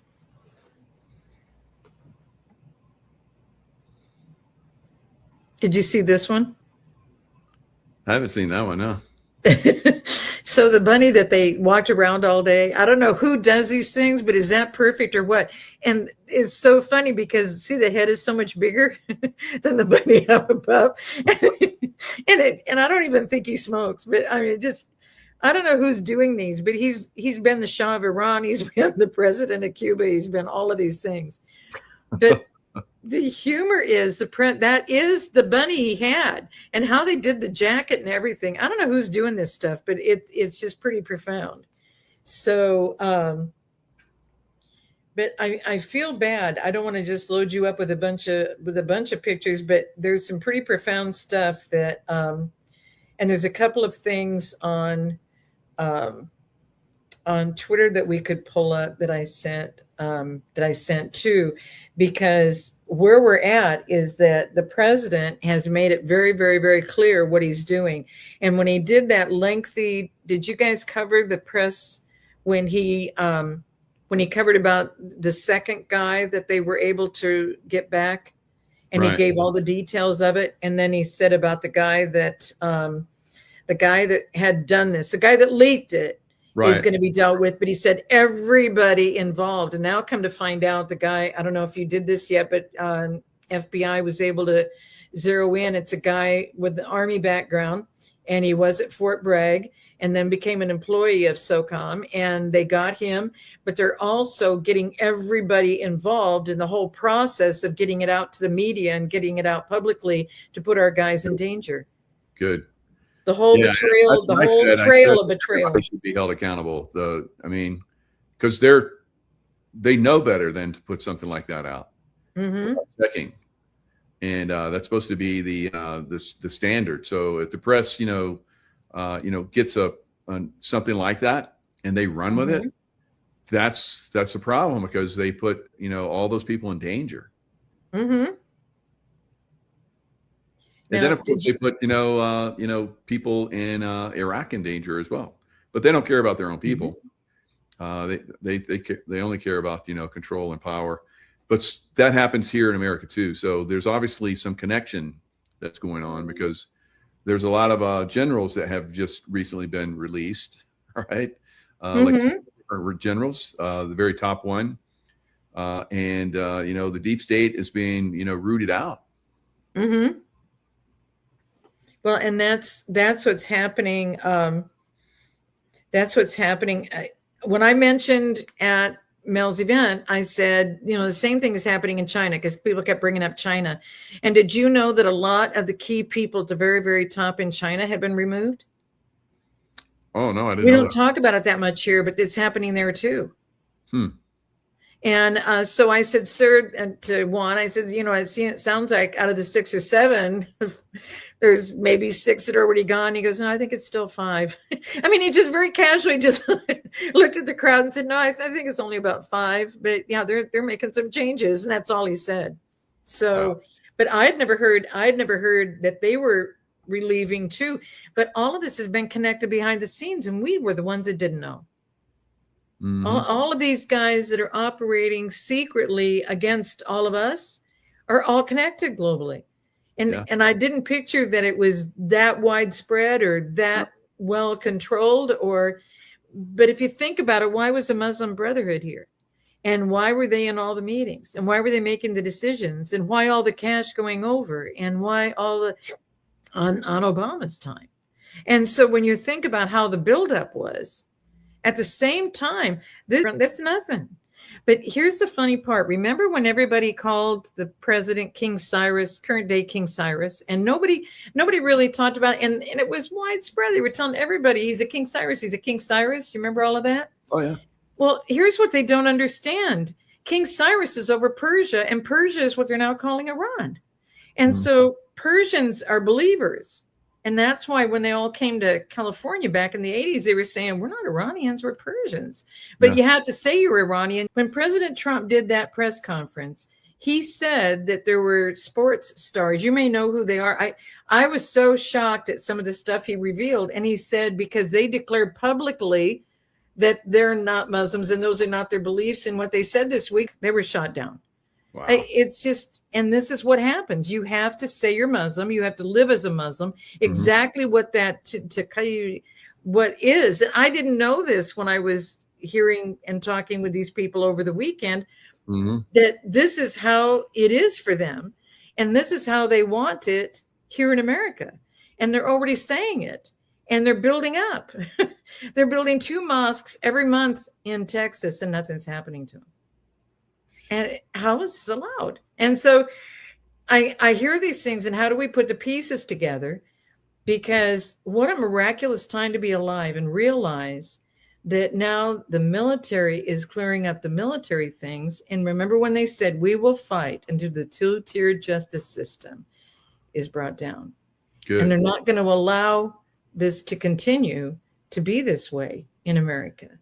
And so what has been happening is, here's what King Cyrus did in ancient times, guys, in ancient times. So the Armenians are the first ever declared believers in the world. The first nation ever declared to be fully believing nation was Armenia. And Armenia never had peace in the world, ever had peace. In all of history, they've never been at peace with their neighbor, Azerbaijan. Yeah. Okay. And so what did President Trump do after the Abrahamic Accords, after expanding them with the other nations? What did he do? He went out, and it was August 8 when it was finalized, and the two nations sat down on either side of him and signed a peace agreement. First time ever Persia was able to have peace. I mean, Armenia. So Armenia and the Persians, here's how it went. King Cyrus was over Persia.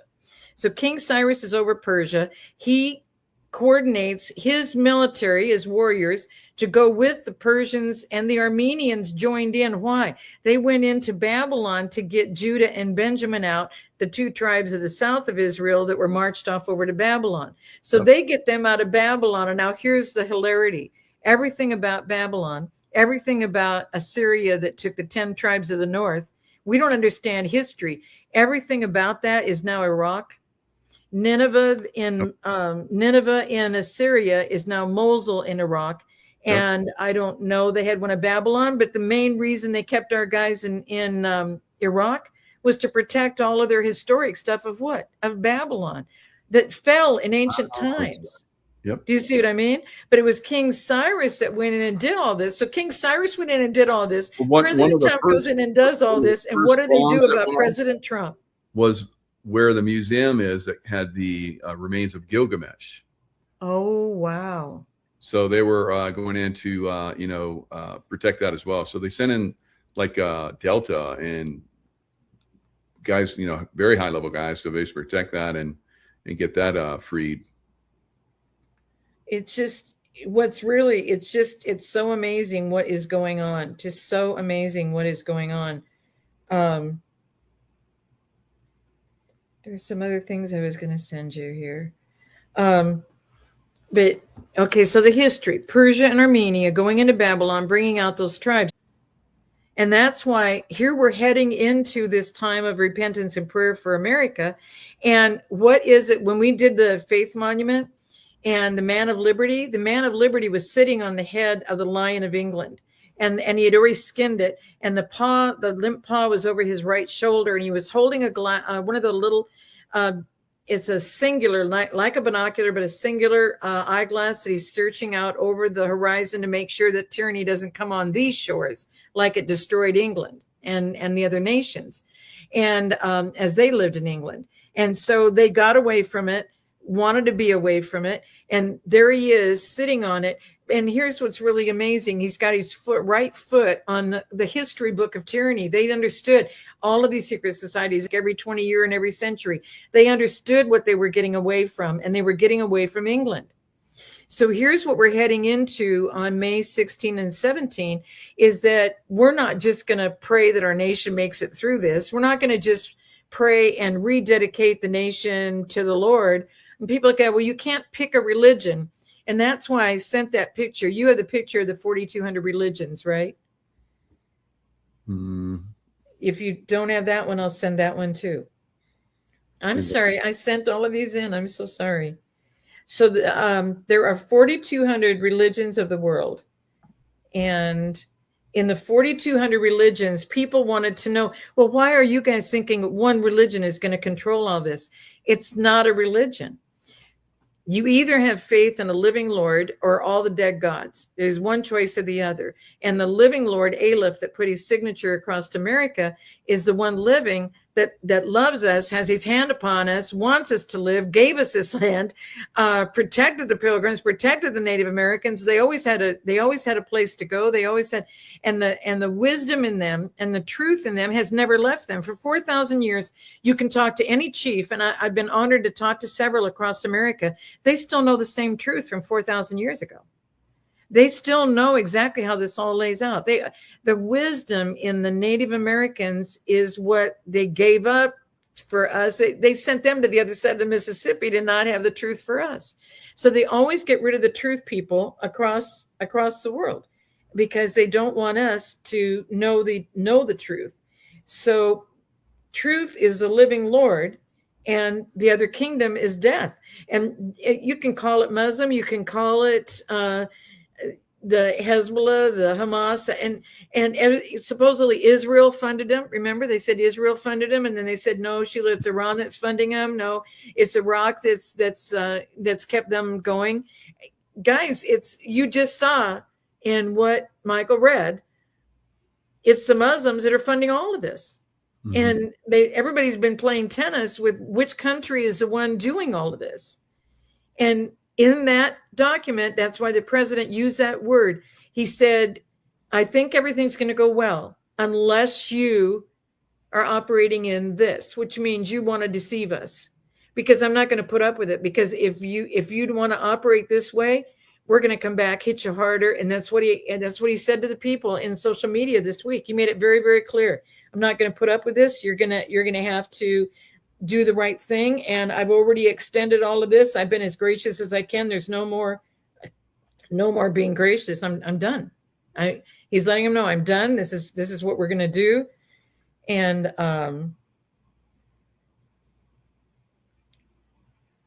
okay, 4,200. Let me pull up this one video that talks about Soleimani's nieces. Wow. Okay. What's going on with them? So I kind of brought this up yesterday, and I said that hopefully I can have Sheila come on and talk about this. So sure. For you, sure. Fox News report. Well, the niece of slain Iranian General Qasem Soleimani is apparently not happy with her new digs at an ICE detention center in Texas after a life of luxury she enjoyed in Los Angeles. She's reportedly called her former boyfriend for help to escape the facility. But according to the New York Post, he declined the call, saying this, quote, I don't want anything to do with her. She scares me. I was so afraid of her. She knows how to make herself seem like an angel, and you feel like the devil. She takes advantage of every man she knows. Now, another man, a Los Angeles hairdresser, said this about the situation. Thank God after hearing of her arrest by ICE. He said, that's good. She's a stalker. In court filings, he said the woman subjected him to emotional abuse, harassment, and that she threatened to hurt herself. All of this highlighting a tale of two Irans. Ordinary Iranians facing crackdowns and executions, while top government officials quietly send their children to benefit from the West. That includes notorious Iranian regime leader Screaming Mary, whose son allegedly teaches at a college in LA. Just the tip of the iceberg, Sandra, because there's multiple professorships that are held by the children of former Iran regime holders that benefit from the West, blast the West, and essentially also live off the blood money of those Iranians at home who are being executed for protesting and showing their hair. It clearly looks like the height of hypocrisy, right? Because those are the same people enjoying our freedoms who are not calling out the brutalities of the regime. While you were speaking to that intro, Emily, we were showing those human chains that were forming yesterday that we were reporting on, many of which included women and babies, young children, that Iran was clearly putting up to protect those key sites in Iran as President Trump's threats grew, putting them on the front lines, while at the same time, apparently what we're learning is they're sending their own offspring, their own children to come enjoy the freedoms of America. So, yeah, that's what we're seeing. So she talked about the Screaming Mary. That was one of the students that was at the embassy where they were holding our people hostage for 444 days. During the Carter administration. And, then President Reagan came in and said, they'll be released or there's going to be hell to pay. And then when he came in office, they released them. So that they only know power and strength. I've been around these people for, several decades. They're very brutal, like you saw, and they don't care about their people. They're having the people surround the areas that Trump was talking about targeting. Then they could say, see what your president did. So that's, I think, one of the reasons why he's like, oh, we're making a deal. It's like, so they're having to, switch their, how they're going to strike or if they're going to strike or whatever. But I think that they could come from Iraq, because Iraq has many U.S. military bases, and of course all the equipment that we sent there to take down Iraq in like 36 days. That could just go right over and go right into Iran, and take Iran down. Maybe 40 days. I don't know. Maybe less.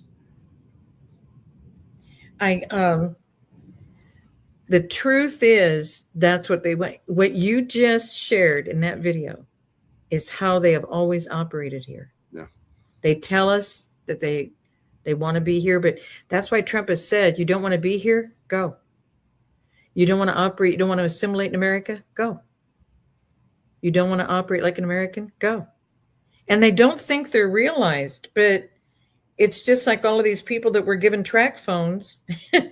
They don't know why ICE is finding them where they work or where they eat or where they live. How did you find me? Well, you got a track phone. And so we don't just track Americans with track phones. We track you guys too. So I've got some new stuff for you. So there was something miraculous that happened today that I can say while I'm still sending these things. Do you remember when we did a interview on the devotional? Mm-hmm. Did you know that the devotional was the #1 recommended book on the email from Amazon today? Oh, wow. And so I sent a picture to Juan and Stacy, and I can send you a picture of it. I don't know if I sent it to Tracy too. Yeah, unfortunately, she's running around right now. She might be getting them, or if she's getting them, I don't know. She's not sending them to me. So, okay. Well, I've got the 42. That's the 4,200 religions. So when people say, "What religion is he talking about?" President Trump made it really clear.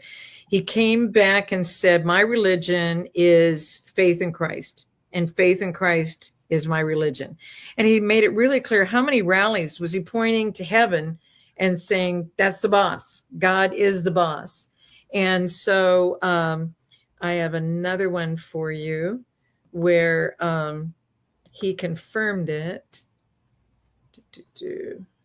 So what do you think about all these, supposed, MAGA supporters like Tucker Carlson and Alex Jones and all these people that are really heavily attacking Trump now? I think we're finding out who people are. Yeah, exactly. Because when I sent it out, and I don't know, did you see the response on Il Donaldo Trumpo of Tucker Carlson? And to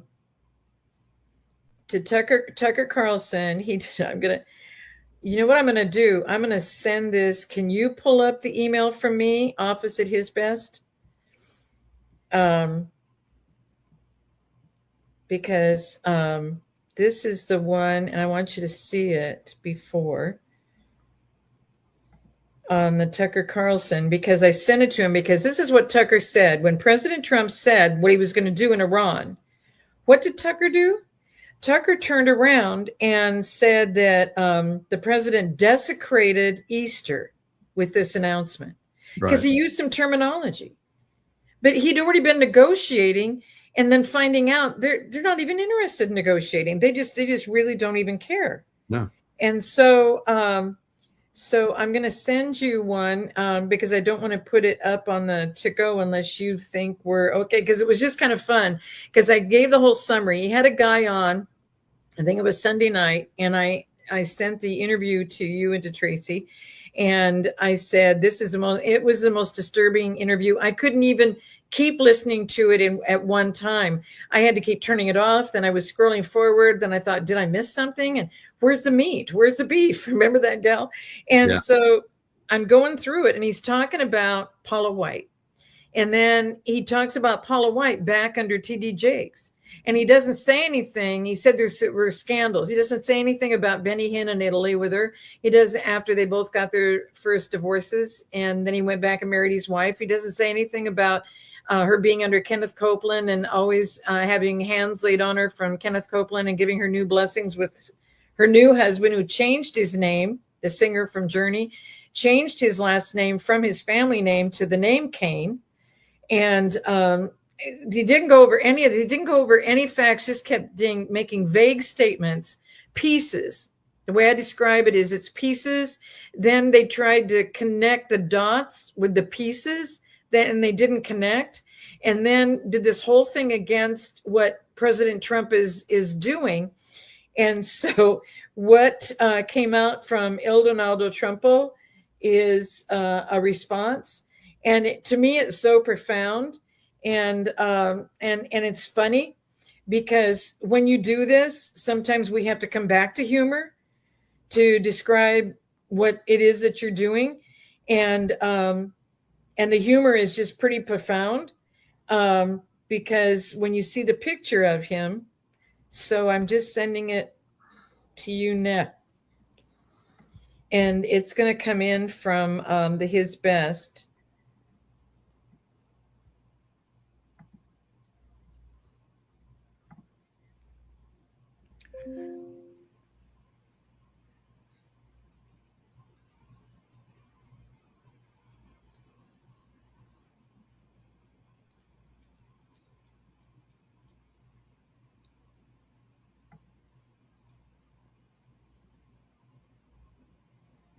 And it's got Tucker in it.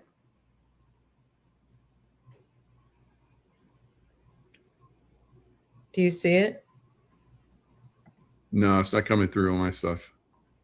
It may go into your other folder because I sent everything to you guys because I couldn't attach anything to Gmail today.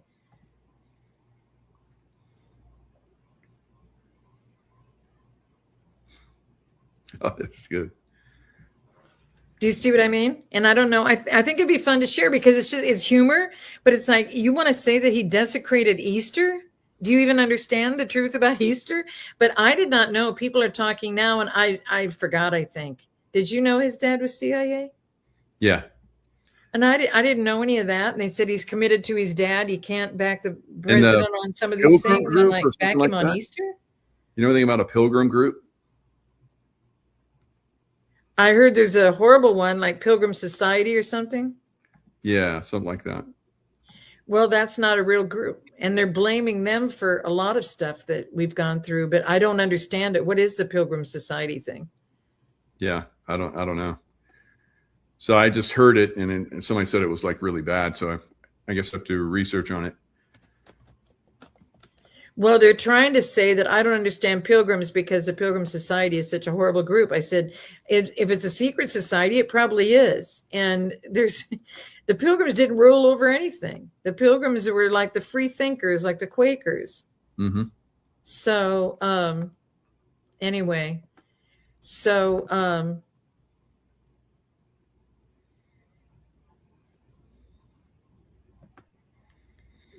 Oh, this is good. So it's researchers at Stanford University have utilized first century anthropological data, population genetics, and forensic techniques to create a 3D hyper-realistic facial reconstruction of Judas Iscariot.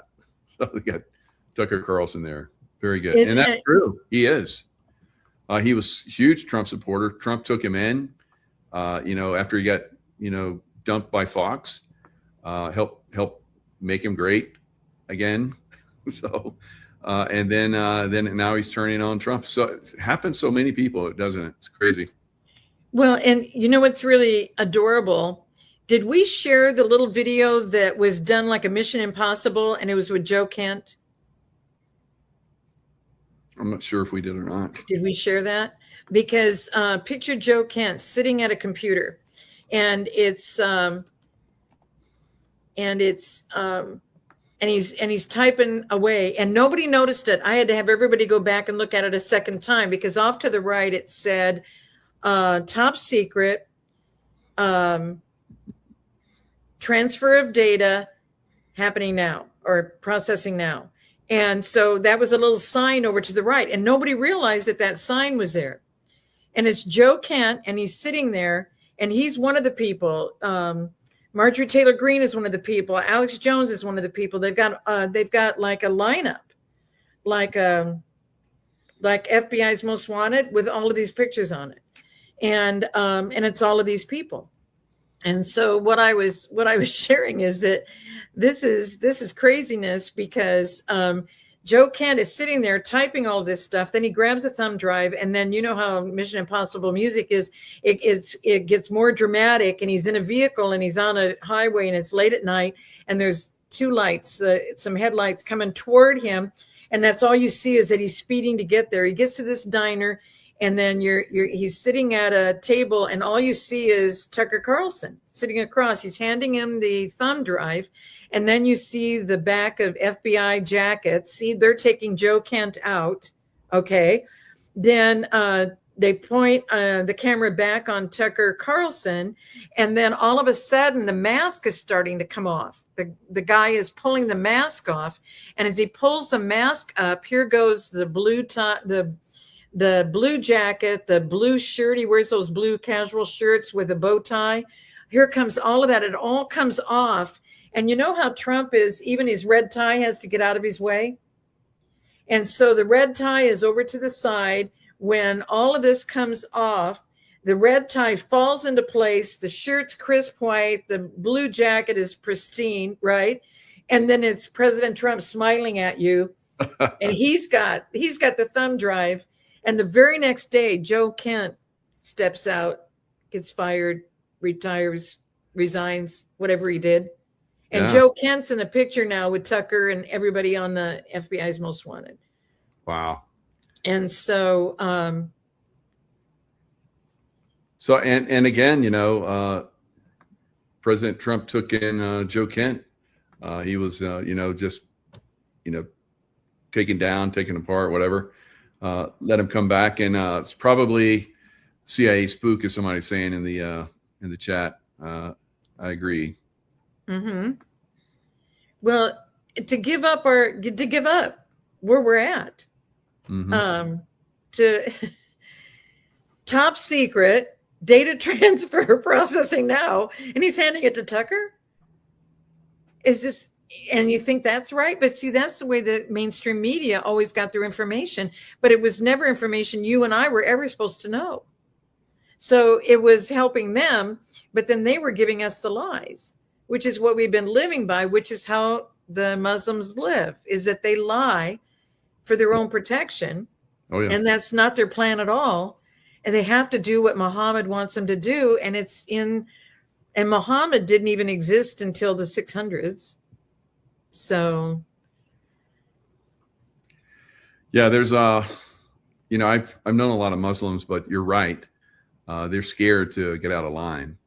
I've talked to people from lots of different groups, and they just have to.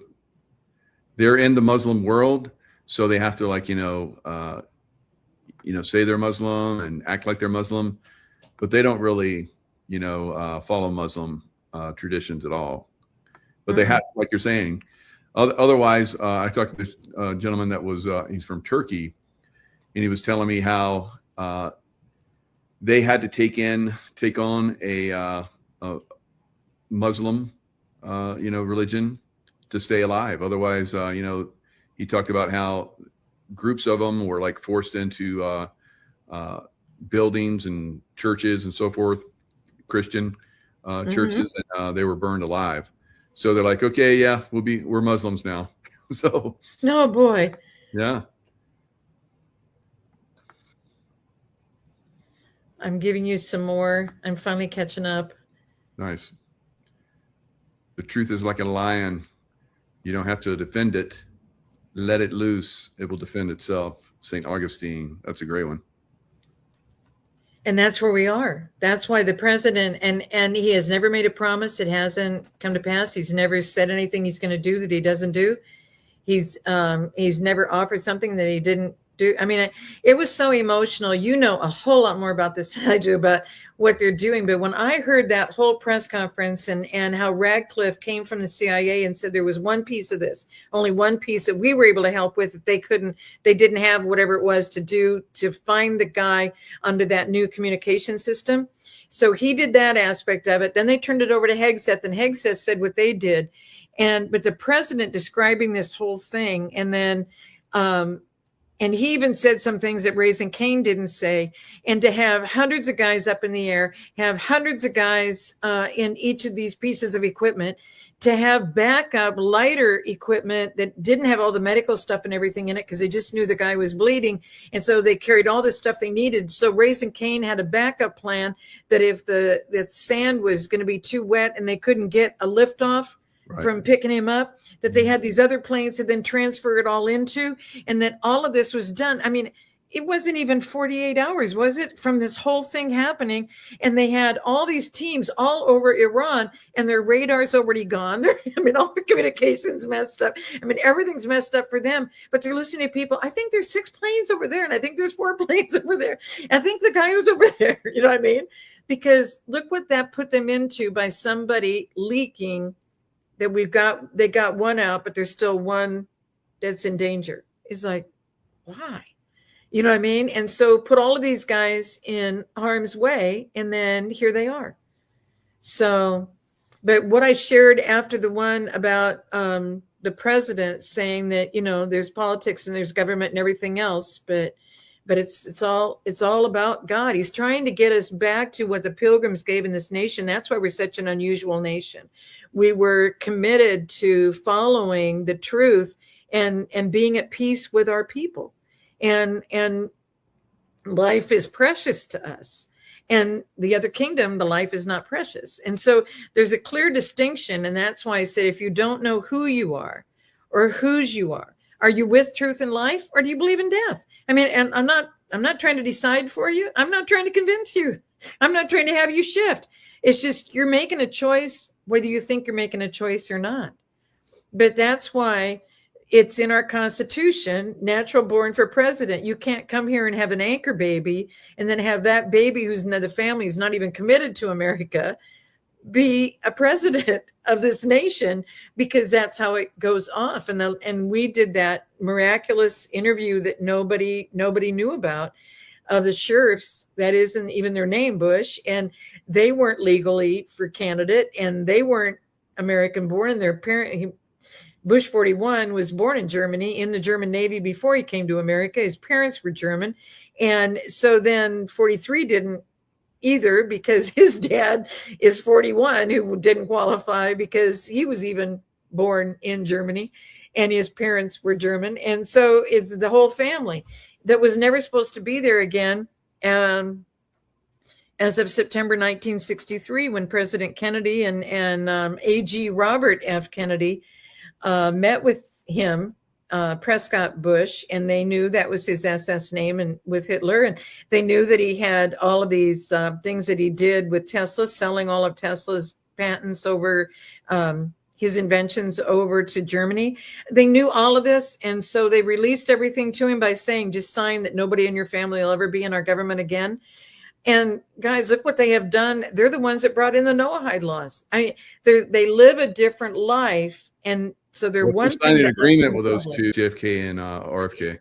They had to get rid of him, and it was only Bush 41 that was even debriefed, not the team. It was only the leader of the team, Bush 41, that was debriefed by Hoover the day after 11/22 of 63. And so there you go. I mean, now that we have the opportunity to have the records and we know the truth, it was only 2 months later when his son, who was never going to be in the government again, nobody in his family was going to be in the government again, was in charge of the CIA team that took him out and debriefed by Hoover, who was also secret. These are all secret society. They're all connected. We don't know what they're doing or how they're planning. All of this has to change. So when people ask me, what do you think is going to happen with the election in 26? I said, why even have an election? Has anybody missed our government? They're still not there. No. They're saying we're at war, and they're not even meeting. And it was the write-up that they have for this new thing that they want to pass. Johnson was just saying what it is, and it's horrible. And he said they want us just to sign it. We're not going to sign it. They've got to get back here and discuss this with us. This isn't right. And this is what they want to do against the American people. And it's not right. So they're proving all of this to us. There's just so much. And I'm so sorry some of this was kind of scattered today, but But No, that that's cool. letter Put it in is there. the letter the president wrote, and I don't know if you want to go over that. And then we are where Samuel Adams said we are. And so that's why I wanted to have those two to you. And there's so many other things I sent, but I don't want to take up all of my time looking up these things and transferring them in. We'll do another follow-up if you want to, because so much is happening around this Iranian situation. In fact, after this, and that's why he sent out that Tadkai or whatever it is. Did you know, don't you, that they did an explosion of a tanker underneath the bridge at the Panama Canal? Yeah, I saw that. And you can see in the explosion, there's no cars in front, there's no cars behind, and when they exploded it, there was a whole lineup of cars going by. They're always into death. Everything that they have done communicates exactly who they are and what they're doing. Yeah. So this is a letter, President Trump, based on conversations with Prime Minister Shehbaz Sharif and Field Marshal Asim Munir of Pakistan, and wherein they requested that I hold off the destructive force being sent tonight to Iran, and subject to the Islamic Republic of Iran agreeing to the complete, immediate, and safe opening of the Strait of Hormuz. I agree to suspend the bombing and attack of Iran for a period of 2 weeks. This will be done. This will be a double-sided ceasefire. The reason for doing so is that we have already met and exceeded all military objectives and are very far along with a definitive agreement concerning long-term peace with Iran and peace in the Middle East. We received a 10-point proposal from Iran and believe it is a workable. I just lost that. A workable basis on which to negotiate. Almost all of the various points of past contention have been agreed to between the United States and Iran, but a 2-week period will allow the agreement to be finalized and consummated. On behalf of the United States of America as president and also representing the countries of the Middle East, it is an honor to have this long-term problem close to resolution. Thank you for your attention to this matter. And then there's this explosion. So then he sends out the message from Il Donald Trumpo. Yeah, but however, if you do, Takai, if I find out that's how you're operating, then I'll be operating that same way. And it's going to be harder and deeper and stronger and more horrible upon you. He's not going to put up with this. And they're not going to get away with it. But it has to be this way. There's no other way. Mm-hmm. And then Samuel Adams, if ye love wealth better than liberty, we can ask that of probably Tucker Carlson and a lot of those people. The tranquility of servitude better than the animating contest of freedom. Go home from us in peace. We ask not for your counsels or your arms. Crouch down and lick the hands which feed you.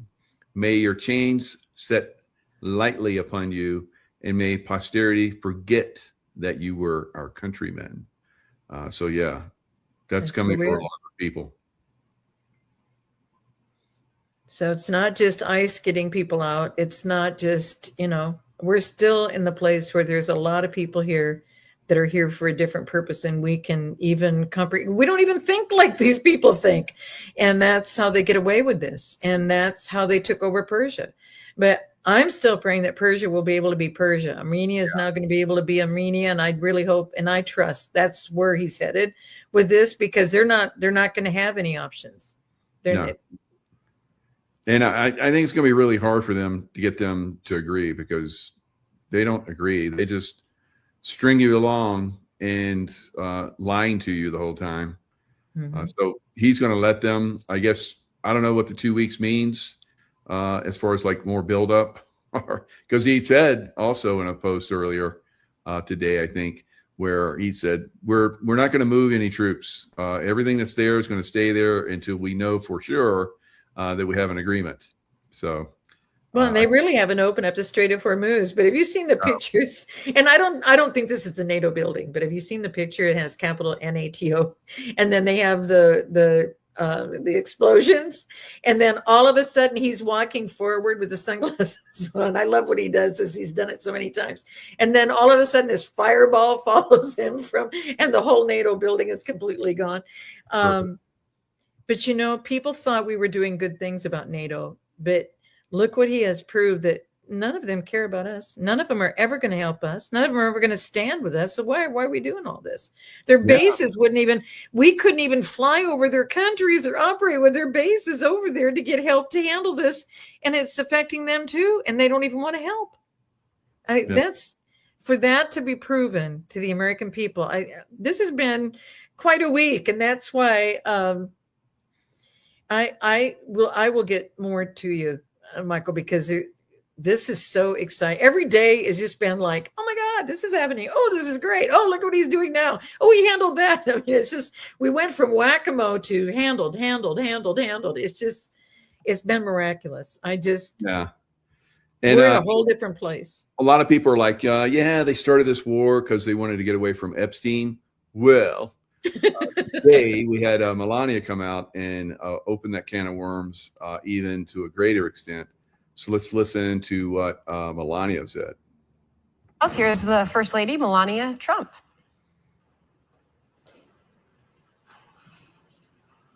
With the disgraceful Jeffrey Epstein need to end today. The individuals lying about me are devoid of ethical standards, humility, and respect. I do not object to their ignorance, but rather I reject their mean-spirited attempts to defame my reputation. I never been friends with Epstein. Donald and I were invited to the same parties as Epstein from time to time, since overlapping in social circles is common in New York City and Palm Beach. To be clear, I never had a relationship with Epstein or his accomplice, Maxwell. My email reply to Maxwell cannot be categorized as anything more than casual correspondence. My polite reply to her email doesn't amount to anything more than a trivial note. I am not Epstein's victim. Epstein did not introduce me to Donald Trump. I met my husband by chance at a New York City party in 1998. This initial encounter with my husband is documented in detail in my book, Melania. The first time I crossed paths with Epstein was in the year 2000 at an event Donald and I attended together. At the time, I had never met Epstein and had no knowledge of his criminal undertakings. Numerous fake images and statements about Epstein and me have been circulating on social media for years now. Be cautious about what you believe. These images and stories are completely false. I'm not a witness or a named witness in connection with any of Epstein's crimes. My name has never appeared in court documents, depositions, victim statements, or FBI in interviews surrounding the Epstein matter. I have never had any knowledge of Epstein abuse of his victims. I was never involved in any capacity. I was not a participant, was never on Epstein's plane, and never visited his private island. My attorneys and I have fought these unfounded and baseless lies with success and will continue to maintain my sound reputation without hesitation. To date, Several individuals and companies have been legally obligated to publicly apologize and retract their lies about me, such as Daily Beast, James Carville, and HarperCollins, UK. Now is the time for Congress to act. Epstein was not alone. So that is exactly what I wanted to get to. Now is the time for Congress to act. Epstein did not act alone. So also Epstein, now that he's gone or wherever he's at, so that hasn't ended. What Epstein was doing, that has absolutely not ended. And if you think so, you don't have a brain in your body.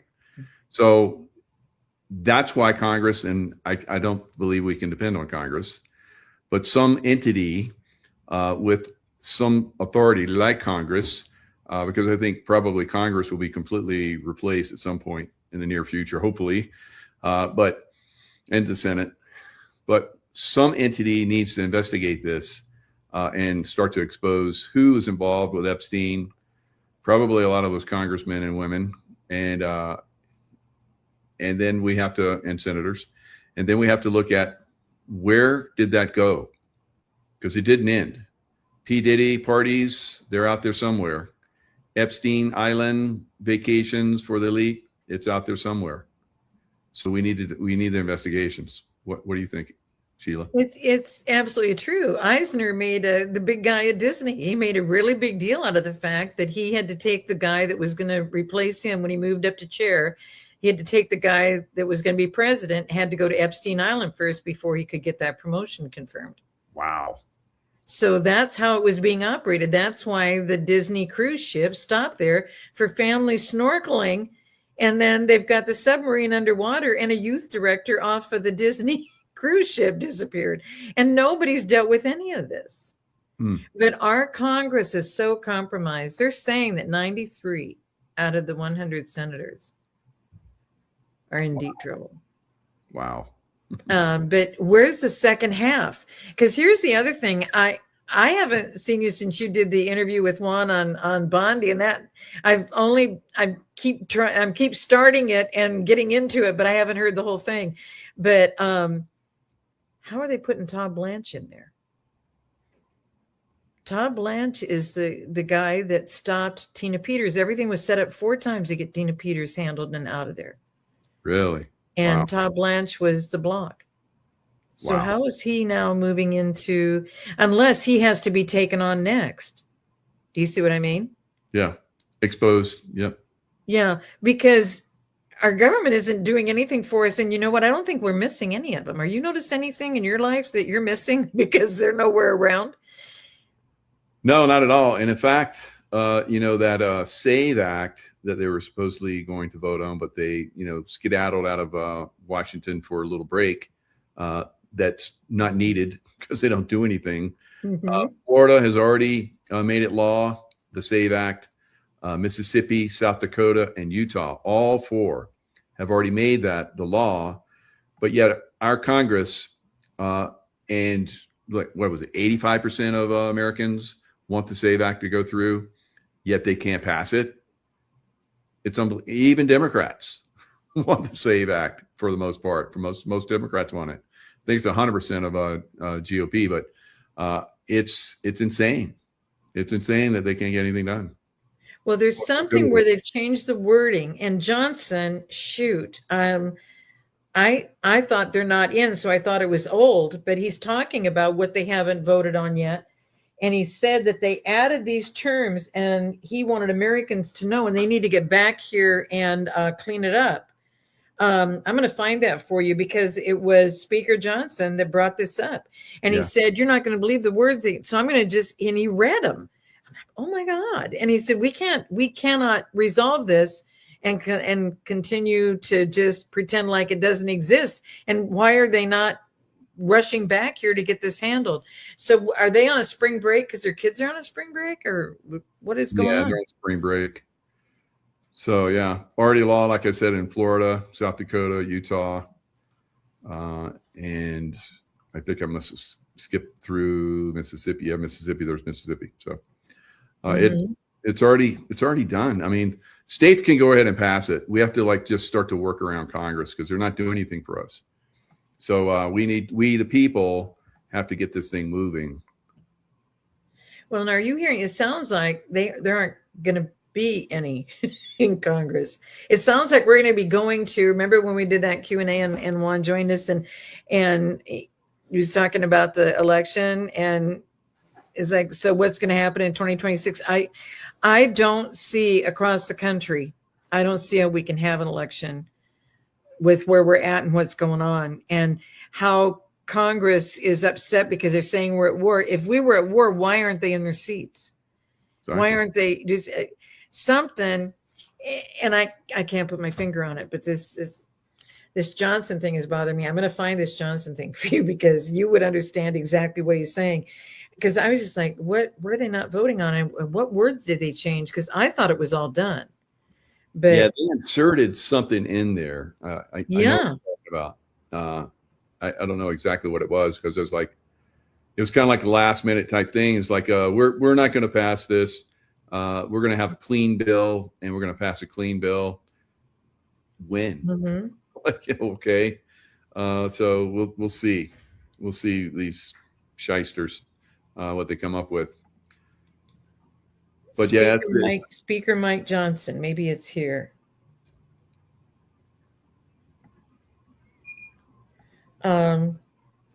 Okay, here it is. The Save America Act is about proof of citizenship to register to vote and using a photo ID when you do so. Why are Chuck Schumer and the Democrats against this common sense measure? Because they want illegal aliens to vote in our elections. And this looks like the same interview that he was doing. Okay. Press. Yeah. And but I'm going to get this for you because he was really upset, and then he said, and this is the way it was going to be, but now this has been inserted, and so they're just drawing it out. They don't want to change where we're at. That's why we still have machines and we still have mail-in ballots. They're not correcting a thing, not realizing that. I mean, I think we covered it on 24.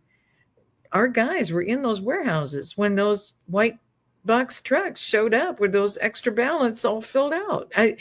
They still did the same thing in 24. So we can't continue to keep letting this be the way it goes. And who has cleaned up the voter rolls? They aren't even requesting any cleanup of the voter rolls. So that's why we knew we had to start over. But to start over, we should have started by September last year. We needed so many months to get the whole thing done. Yeah. So what a blessing to be with you today. This is such a neat surprise. And I'm sorry I'll be better at getting you all this stuff because I still owe you a bunch, but I don't want to take up the time just constantly on my phone transferring things. But there's just so much meat to get out to the people because it's actually everything's happening, guys. Everything is happening. And so we've been waiting for this, and people go, why is there such a lull? I don't know where the lull is. Do you know a lull that somebody's talking about? Well, I think the lull is like we're the rest and the finish of the war, and so blast the hell out of them, get it done. Yeah. And we're getting it done, which is a miraculous thing. It's always just so amazing to be on with you. And when that whole thing happened, that's what I didn't put up there. I didn't do the thing on the book, and I think it's all because of you, Michael. I think it's all because of you, because I don't know how this happened today, but that it happened today is just really funny. And but I think I already sent it in, but I'm going to send it to you personally now.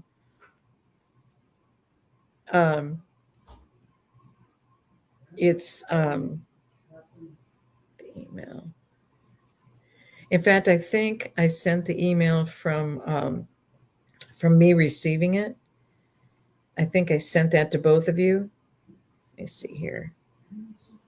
On the Gmail. And because this has never happened. Devotional recommend. Yeah, I sent it at 4:25. So do you see it on your email? I don't see it on mine. I'm going to resend it. That thing you sent me, his best, I got that one. So if you send it in that same one. Okay. Okay, I just sent it in Gmail. Yeah. And now I'm going to send it over to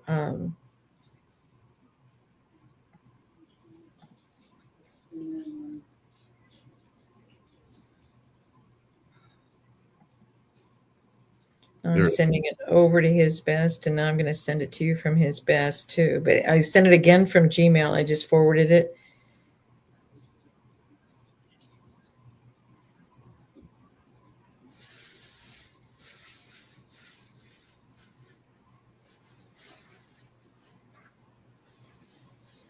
And now I just got it in his best, and I'm going to forward it to you from there.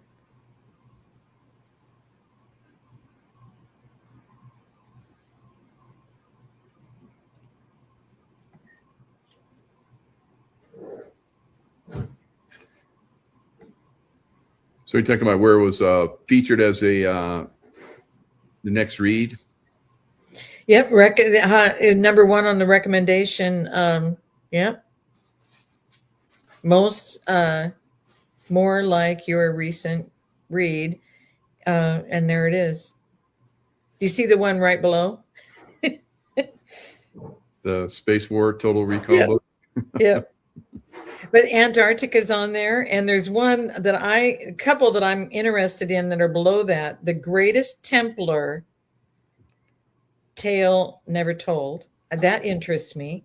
And the one right below that is Forgotten Home Apothecary, because going back to the natural things. So those both interest me, so I'll probably order those tonight. But isn't that wild? And I think it's all because of that interview by Michael Jaco, who gave me such a great compliment about the first 5 or 6 days. This one looks good. The Greatest Templar Tale Never Told, because we never got to hear about the Templars. So I'm going to get that one, and then the one right below on Apothecary. Oh, nice. Because I worked with, because I grew up on a farm, and everybody handled everything. We didn't do doctors. We didn't go to, you know what I mean? You got this going on. This is how you take care of it. You know, we just, but I haven't been around that kind of stuff for a long time. Wow. That looks fascinating. Doesn't it? Yeah. I like the ship on the front too. I just like that kind of stuff. What's going on?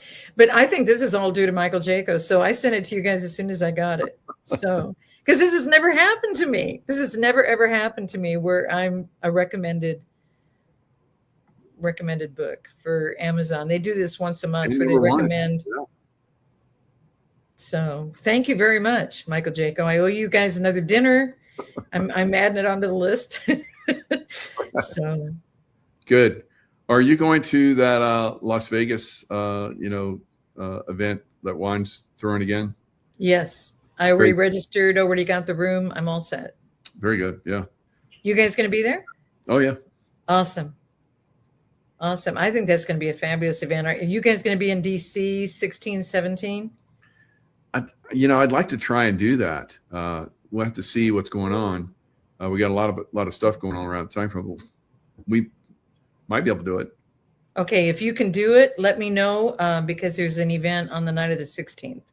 Okay. It's a tight thing, but I think I can get you guys in. So let me know. We'll look into it and see what happened. Yeah, I'll let Tracy know where we're going to be, because we're going to be right there. We're going to be just walking. We're not going to be driving anywhere. We're going to stay right there. And so I'll let you know that location. Okay. Yeah, let us know that location. Maybe we can line it up. That'd be good. Okay. Well, what a blessing to be with you. This is just, this is one of the craziest summaries. I have never done this to you where I'm just loading up. But I'm so grateful, because this whole thing about Persia, this is an ancient thing that has never, ever been resolved until now. I agree. And now we know why we can call him King Cyrus, and the guys who were just saying it, so be it, guys. you didn't know what was going on, and now you're not happy with what he's doing, and he's doing exactly what needs to happen, because he's going to keep going until he's got peace around the world. There's no reason to be living in these wars. There's no reason for these fights, and there's only one group that wants to keep stirring it up. So here we go. Yeah. Fantastic. It's exciting. And that he went to Fort Bragg. Don't you love this? He went to Fort Bragg with Melania. Do you know what I mean? And you think of the timing, it's like he knew. You know what I mean? Anyway, it's just, and thank you for including, I had not seen that video with Melania. That was a real honoring thing, and how horrible that she had to stand in front of that microphone and go through that we treat people like this who had no connection whatsoever. They think just because she was a supermodel that, of course she had to be. It wasn't, they pretended they were going to make people models, guys. They were young girls that they took advantage of, just like they took advantage of somebody from Mar-a-Lago. And that's why President Trump had to boot him out of Mar-a-Lago. Yeah. He wasn't going to stand for it.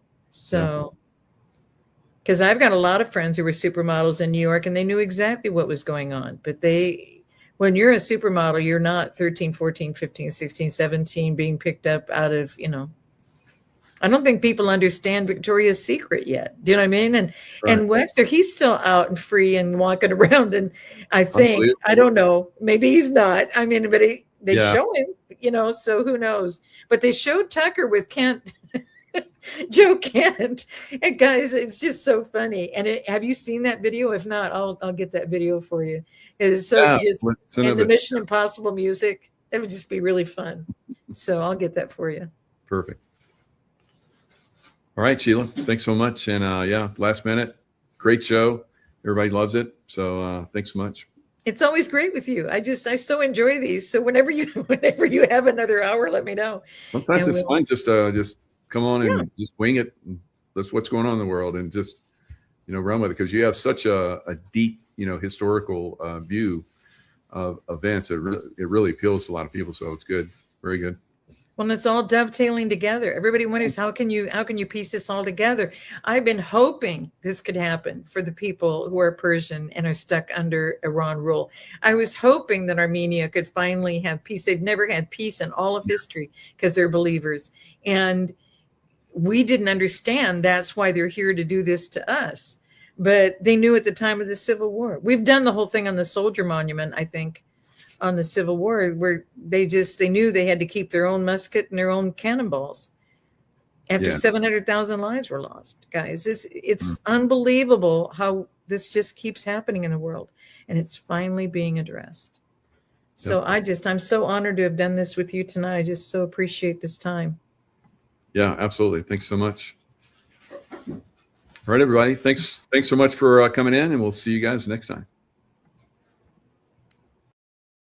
Restored Republic via GCR.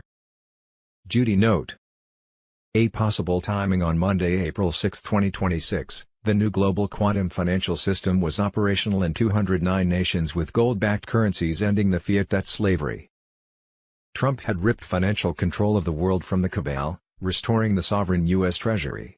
No income taxes, tariffs and fair sales tax now ruled. On Tuesday, April 7, 2026, banks were briefly dark as old debts were erased. IRS abolished. Prosperity funds launched for We the People. SWIFT, Society for Worldwide Interbank Financial Telecommunication, admitted that all messages about financial payments must now only be sent in the ISO 20022 format. This format worked with a number of payment and settlement methods, such as wire transfers across borders and securities transactions.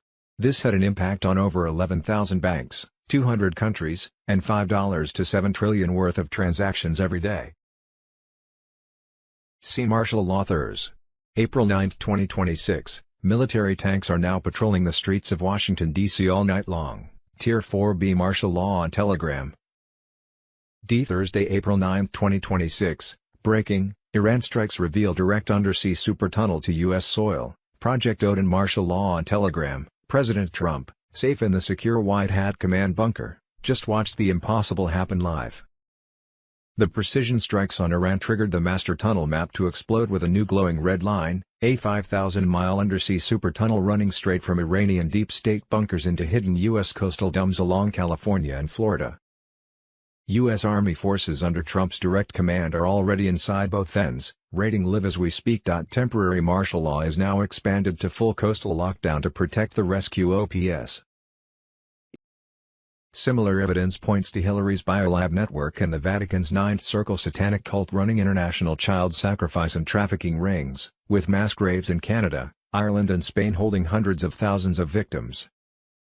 Martial law enables worldwide pedophile arrests as 8-hour documentaries in 22 languages reveal the satanic deep state agenda. Martial law extends for purges, continued unsealing of indictments with tribunal action. Thursday, April 9, 2026 QFS NESARA/Jazara has been activated. What is NESARA? National Economic Security and Reform Act. What is Jazara? Global Economic, Security and Reform Act. What does NESARA do?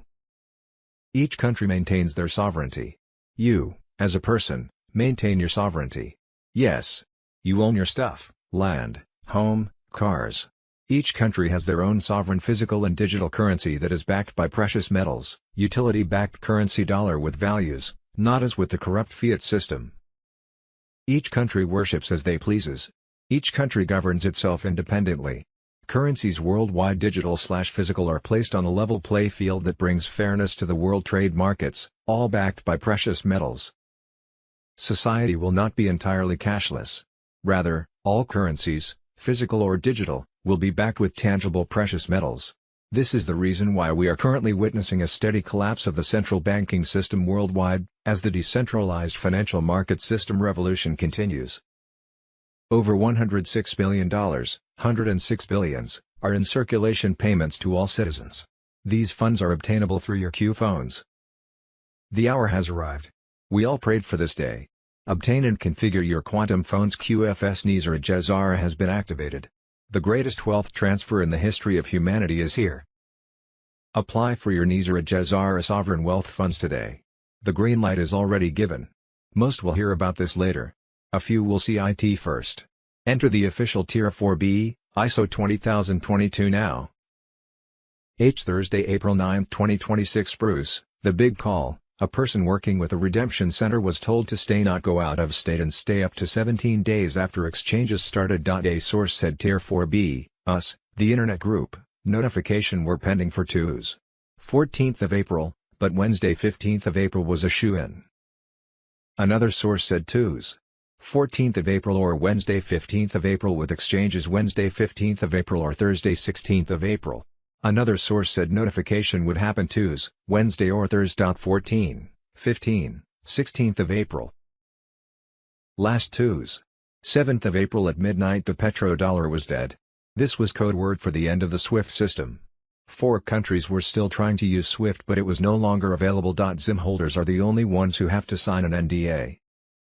There were 1,437 accounts seized in Geneva, Zurich and the Cayman Islands a couple of days ago. The new U.S. Treasury note will be available at our exchanges. There was supposed to be an announcement about how much gold the U.S. has sometime between Saturday 11th of April and Wednesday 15th of April. Save the Children Thursday, April 9, 2026. Justin Bieber reveals Diddy and Usher drained his blood in sickening adrenochrome rituals. Justin Bieber finally came forward and accused his former mentors. Thursday, April 9, 2026, NASA posted a new photo of the galaxy stating it was taken by the Artemis crew on April 7, 2026. However, a reverse image search shows this is the same exact photo dating back to at least 2008. Case closed. NASA is fake. We live in a firmament. Thursday, April 9, 2026 Special Forces rescue kidnapped American children from Ecuador narco hellhole, Gitmo TV on Telegram. Once again United States Special Operations Forces have rescued kidnapped American children from South American drug lords who traffic in innocent lives. Late last night elite Green Berets from the U.S. Army's 5th Special Forces Group stormed a remote heavily fortified cartel compound in southern Ecuador freeing a dozen American children held captive for months in horrific conditions. The bold raid received personal approval from President Donald J. Trump following secure communications with Ecuadorian President Daniel Noboa. This mission underscores Trump's commitment to leave no child behind as he battles the forces preying on the vulnerable. Military sources with direct knowledge state 3 MH-6 Little Bird helicopters inserted the team deep in the jungle near the Colombian border roughly 40 miles from Guayaquil. The target was the stronghold of the Los Caneros cartel known for drugs extortion and child trafficking operations. Thursday, April 9, 2026, after a 68% error rate with mail-in ballots was found in the Michigan 2020 election, a forensic audit of Dominion voting machines by election experts was performed. The results were released by a judge that read, "We conclude that the Dominion voting system is intentionally and purposefully designed with inherent errors to create systemic fraud and influence election results. The system intentionally generates an enormously high number of ballot errors. The electronic ballots are then transferred for adjudication. The intentional errors lead to bulk adjudication of ballots with no oversight, no transparency, and no audit trail. This leads to voter or election fraud. Based on our study, we conclude that the Dominion voting system should not be used in Michigan. We further conclude that the results of Antrim County should not have been certified." Edward Snowden on Telegram. Thursday, April 9, 2026, Glenn Beck revealed he has documents showing a deliberate plan by Muslims in America, noting that New York City mosques grew from 84 in 2001 to over 400 today, yet Muslims still block streets and public parks for prayers. He said the Muslim Brotherhood took over many mosques, exploiting America's charitable nature, and that Americans were asked for help while a clear plan to expand influence was being laid out, fully documented in the materials he possesses. Thursday, April 9, 2026, breaking special report, the 2028 strategy, how the system is reorganizing to stop Vance and recapture Trump's America, a strategy already in motion, not a future scenario. Thursday, April 9, 2026, shadow government, Obama accused of secret NATO back channel as Trump resets America's global role, allegations of a parallel diplomatic network shake Washington. Thursday, April 9, 2026, breaking U.S. debt clock, recaptured ownership, the system they built versus the America they fear, who really owns America? The question that changes everything. Thursday, April 9, 2026, Code Black, from the War Room, Deep State leak exposes why they had to eliminate General Flynn. "We have it all wasn't a threat. It was a death sentence, for their secrets." And Thursday, April 9, 2026, 3 meetings took place in the last 72 hours that no camera recorded, Charlie Ward and friends on Telegram. The first, a room beneath the Pentagon. No phones. No aides. Only 7 men and a decision that will reshape the Middle East before Friday. The second, a private jet. Tail number blocked. Departed Zurich at 3:17 a.m. Landed at Joint Base Andrews. The passenger has not been seen in public since 2019. You were told he was dead. The third, Camp David. Not the official visit the press was briefed on. The other meeting. The one with no guest list. The one where the new financial architecture was signed into law before the ink on the ceasefire was dry. Trump did not pause the strikes because of diplomacy. He paused them because the mission was already complete. The 5-day window is not for negotiations. It is for extraction. 14 high-value targets are being moved from 6 countries to a single location. A location the public will learn about soon enough. The war you saw on television is ending. The war you were never shown is entering its final phase. The deals are signed. The gold has moved. The names are sealed. And Thursday, April 9, 2026, Newsmax reporting it's time to arrest Barack Obama, the 17th letter on Telegram. It should shake every single American in their shoes. I hate to say this, but President Barack Obama, there is now incontrovertible evidence that he was the spearhead of a seditious conspiracy to subvert the will of the American people and overthrow the United States government back in 2016. We must, absolutely must, hold every one of these criminals accountable for the crimes that they committed. They are the most heinous crimes committed in American history. James Comey, John Brennan, Clapper, Rice, Biden was in the meeting on July 28 in the Oval Office. They briefed Barack Obama on Hillary Clinton's plan to tie Trump to Russia collusion lies. It consumed our national discourse for 5 years.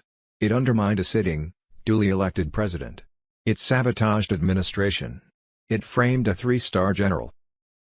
It destroyed and ripped this country apart.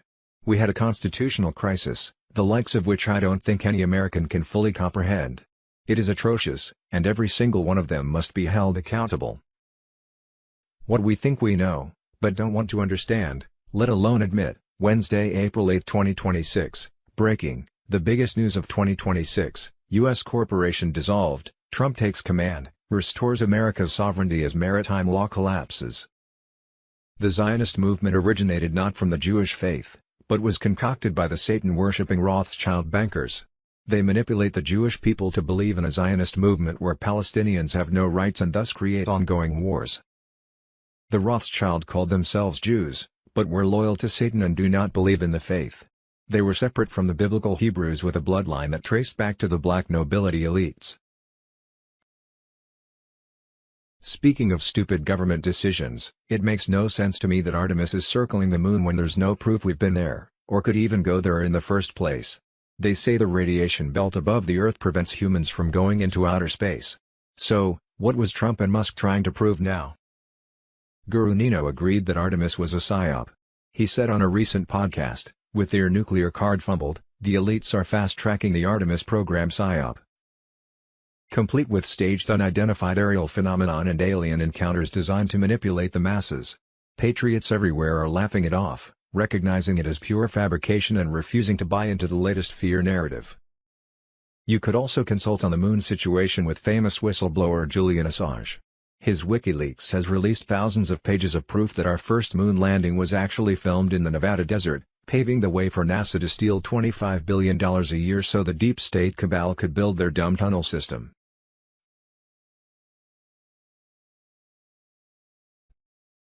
Wednesday, April 8, 2026, boom.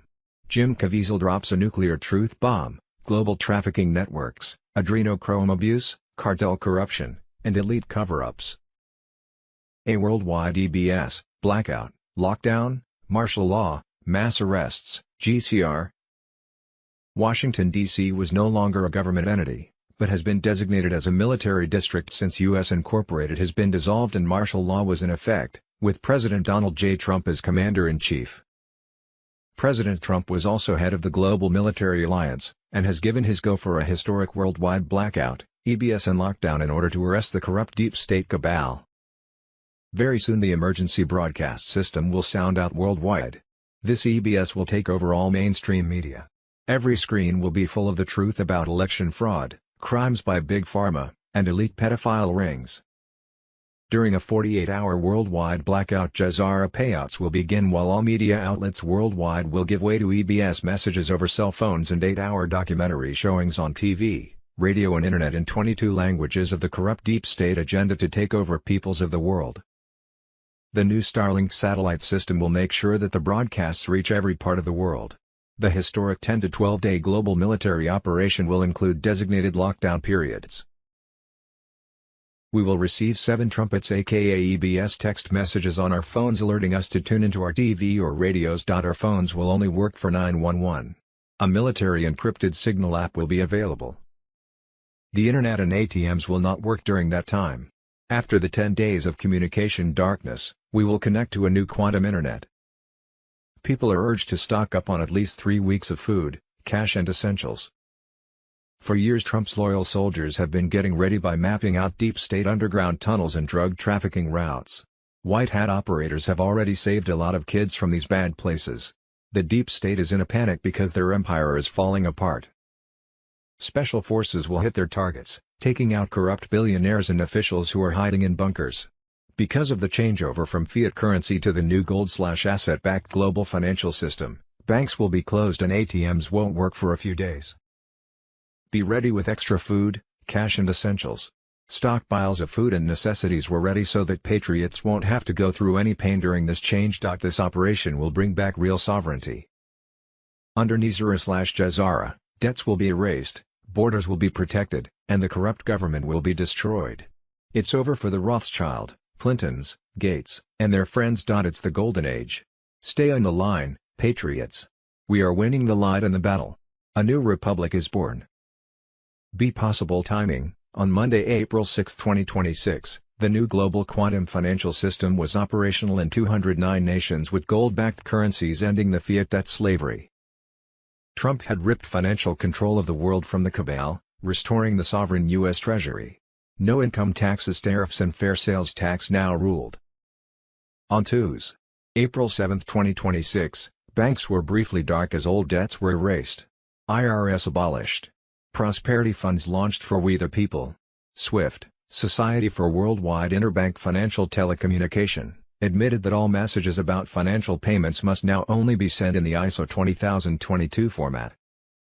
This format worked with a number of payment and settlement methods, such as wire transfers across borders and securities transactions. This had an impact on over 11,000 banks, 200 countries, and $5 to $7 trillion worth of transactions every day. The White Hats executed the plan perfectly. Trump leading the alliance to victory as the Great Awakening exploded worldwide. This ties into the GCR that ignited Monday, April 6, 2026 with QFS operational in 209 nations, gold-backed currencies ending fiat slavery. Trump ripped the Fed from cabal control, restoring sovereign treasury, no income tax, only tariffs and 14% sales tax. SCOTUS blocked. Trump slammed 15% global tariff via Section 122. Now live deep state melting fast. On Tuesday, April 7, 2026, Nizar Jazara announced Starlink EBS prepped for 10 days darkness martial law locking down pedophile arrests worldwide. On Wednesday, April 8, 2026, MedBeds online healing frontlines and exposing horrors through scans. Freedom, health, abundance for all as justice serves the traitors and heals the faithful. This is the moment we fought for. The storm passes and paradise begins. Global currency reset Wednesday, April 8, 2026, revealed, the St. Germain Trust, the $1 trillion fund, the final blow to the elite's fiat empire. Monday, April 6, 2026, the final phase of the global currency reset has been activated. Tier 4B is now live and moving. Global banking hubs in Zurich, Reno, and Hong Kong have entered their final liquidity cycle. Insiders report notifications are rolling out right now. High-value transfers are clearing through the QFS, triggering full liquidity release across multiple tiers. Private banking channels confirm funds are already positioning, the final step before public rollout. Bank screens are lighting up with rates, IQD, $9.35, Nizar Jazara connected on Telegram. Tuesday, April 7, 2026, Bruce the Big Call. Recording 667-770-1866, pin 123456 #, live 667-770-1865. By Monday, April 6, 2026, the global financial system was fully integrated, with individual accounts mirrored into the system, that were now live. One source reported that Tier 4B, us, the Internet Group, would be notified to set redemption appointments within the next 3 to 5 days, by Sunday. The other individual gave us a timeline of 11, 12, 13th of April, Sat, Sun, Moon 2026. Judy note, we have been told that Wells Fargo, which is controlled by the Chinese elders, the ones who own the gold behind the global currency reset, will send out emails to currency and bondholders worldwide telling them how to set redemption and exchange appointments. It is advised to exchange/redeem your foreign currency at an official redemption center, RC, rather than a bank. You can only redeem ZIM at RC, the dinar contract rate can only be given at RC, and banks will offer you lower exchange rates than what you can obtain at RC. You can only set up your new wallet, bank account, at RC. It was my understanding that most banks were under control of the cabal and would soon play a different role in the global financial system. E2s. April 8, 2026 imminent, you are watching the surface. I am watching the hand beneath it. For weeks the grid has been whispering the same pattern. Banks pause, satellites recalibrate, tickers glitch, courts seal, anchors out sick. That's not noise. That is staging, the MAGA King on Telegram. What is coming? Worldwide blackout and rolling waves. Not every city at once. It will look random. It is not. Martial law overlay to keep streets quiet while the old rails are drained. Flight delays, cancelled pressers. Global currency reset that flips value from paper promises to asset weight. Freedom from cabal debt as legacy ledgers convert to zero or fulfilled. What you will see first: 1. Local power flickers followed by identical maintenance notices across unrelated providers. 2.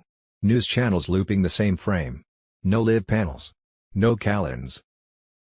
3. Payment apps timing out at login, then reopening with a new terms screen. 4. Airport boards that show on time while terminals are held at the gate. 5. A short tone on radio and TV, then a quiet screen. Do not panic. That is the bridge. What IT means: the blackout is the curtain so the crew can change the set. Martial law is the lock so no one runs the old tricks. The arrests are the receipts that everything you suspected was not only real, it was systemic.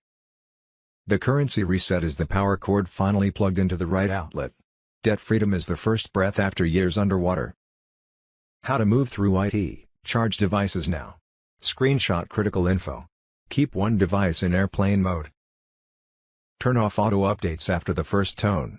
You do not need a surprise patch mid-sequence, cash on hand for 72 hours. Water, light, calm, do not chase rumors. Markers will be simple in public. Markers I will post, market feeds that return data void for more than 6 minutes, government portals that show 888.88 or 0000.00 in place of numbers, the first tribunal docket timestamp. You will know the names, QFS wallet props that pair to biometric identity without SSN, Jazara credits labeled reconciliation or fulfilled. After, when screens return, balances will not look like yesterday. Student debt and revolving credit show closed. Mortgage entries say fulfilled or reconciled. Pension values float to a gold index instead of dollar inflation. You will feel the room change before you understand why. Do not let fear write the story for you. The cabal sold you a lifetime lease on your own future. That contract is about to be void. Stay here. I will call the markers as they land. If this channel goes quiet, it means the broadcast grid has taken custody and the sequence is live. Hold your position. Breathe. Watch the quiet. Guru Information and Intel F. Wednesday, April 8, 2026 bombshell. Trump destroys globalist Iran nuke plans while cabal pushes desperate alien psyops and bio-attacks on patriots in 2026. Gitmo TV on Telegram. In a powerful discussion featured on Nino's Corner TV, Nino and the Ghost expose the intense behind-the-scenes maneuvers defining the current global crisis in April 2026. President Trump has successfully wrapped up the Iran conflict by neutralizing the globalists' planned nuclear holocaust, removing a key weapon from the deep state's arsenal. The White Hats are firmly in control, leaving the cabal in disarray and rushing into their next series of deceptive operations. Evidence suggests Benjamin Netanyahu has been taken out or rendered incommunicado, as suspicious proof-of-life videos show clear glitches including distorted features and anomalous details. This shift paves the way for greater stability and the defeat of dark agendas in the region. With their nuclear card fumbled, the elites are fast-tracking the Artemis program PSYOP, complete with staged unidentified aerial phenomenon and alien encounters designed to manipulate the masses. Patriots everywhere are laughing it off, recognizing it as pure fabrication and refusing to buy into the latest fear narrative. Thankfully, White Hat forces have thwarted a devastating stateside black swan false flag that could have caused widespread panic. Dangers from IRGC proxies, ISIS, and Chinese-backed elements remain, but the administration is countering effectively. Breakthroughs by Elon Musk in advanced chip technology ensure U.S. independence from Taiwan, blocking China's AI dominance ambitions and securing future defense capabilities. The D.C. shakeup sees Attorney General Bondi move to a new role as the plan advances into its endgame phase. Interim placements are preparing for Trump's ultimate Attorney General, setting the stage for major arrests that could begin with high-level figures like Brennan ahead of the 2026 midterms. The deep state is terrified, flooding the world with disinformation as their house of cards collapses. Alarming reports detail a new tuberculosis strain appearing in crucial swing states, aligning with elite discussions of an upcoming massive population reduction. Missing legacy nuclear devices from former Soviet stockpiles heighten the risk of dirty bomb false flags, but this administration will pursue those responsible with full force. The Princeton Noetics Project recorded extreme anomalies signaling an impending major event before going mysteriously offline, hinting that White Hats may have again intervened at critical moments. With a National Day of Prayer scheduled for May 2026, the nation is called to unite in prayer and strength for the challenges ahead.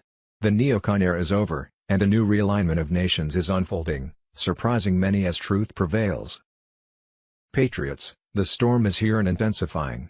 Globalists are cornered, their satanic networks exposed from Vatican archives to elite banking families. Stay vigilant, stock up on essentials, discern the lies, and trust the plan. The Great Awakening is unstoppable, leading to full justice and a brighter future for humanity. Trump has repeatedly outmaneuvered them, and victory draws near in this final battle against evil. G. Israel would be last, Q. Twos. April 7, 2026 Israel is not America's ally. Israel is not America's ally. Twos. April 7, 2026, a dedicated truth investigator explained how Zionist forces, separate from biblical Hebrews, originated from ancient bloodlines tied to the Rothschild and black nobility elites. These entities have manipulated events for centuries to establish their one world order through engineered conflicts and Hegelian dialectics. Israel operates effectively as America's 51st state in this grand scheme. Quantum connected on Telegram. Twos.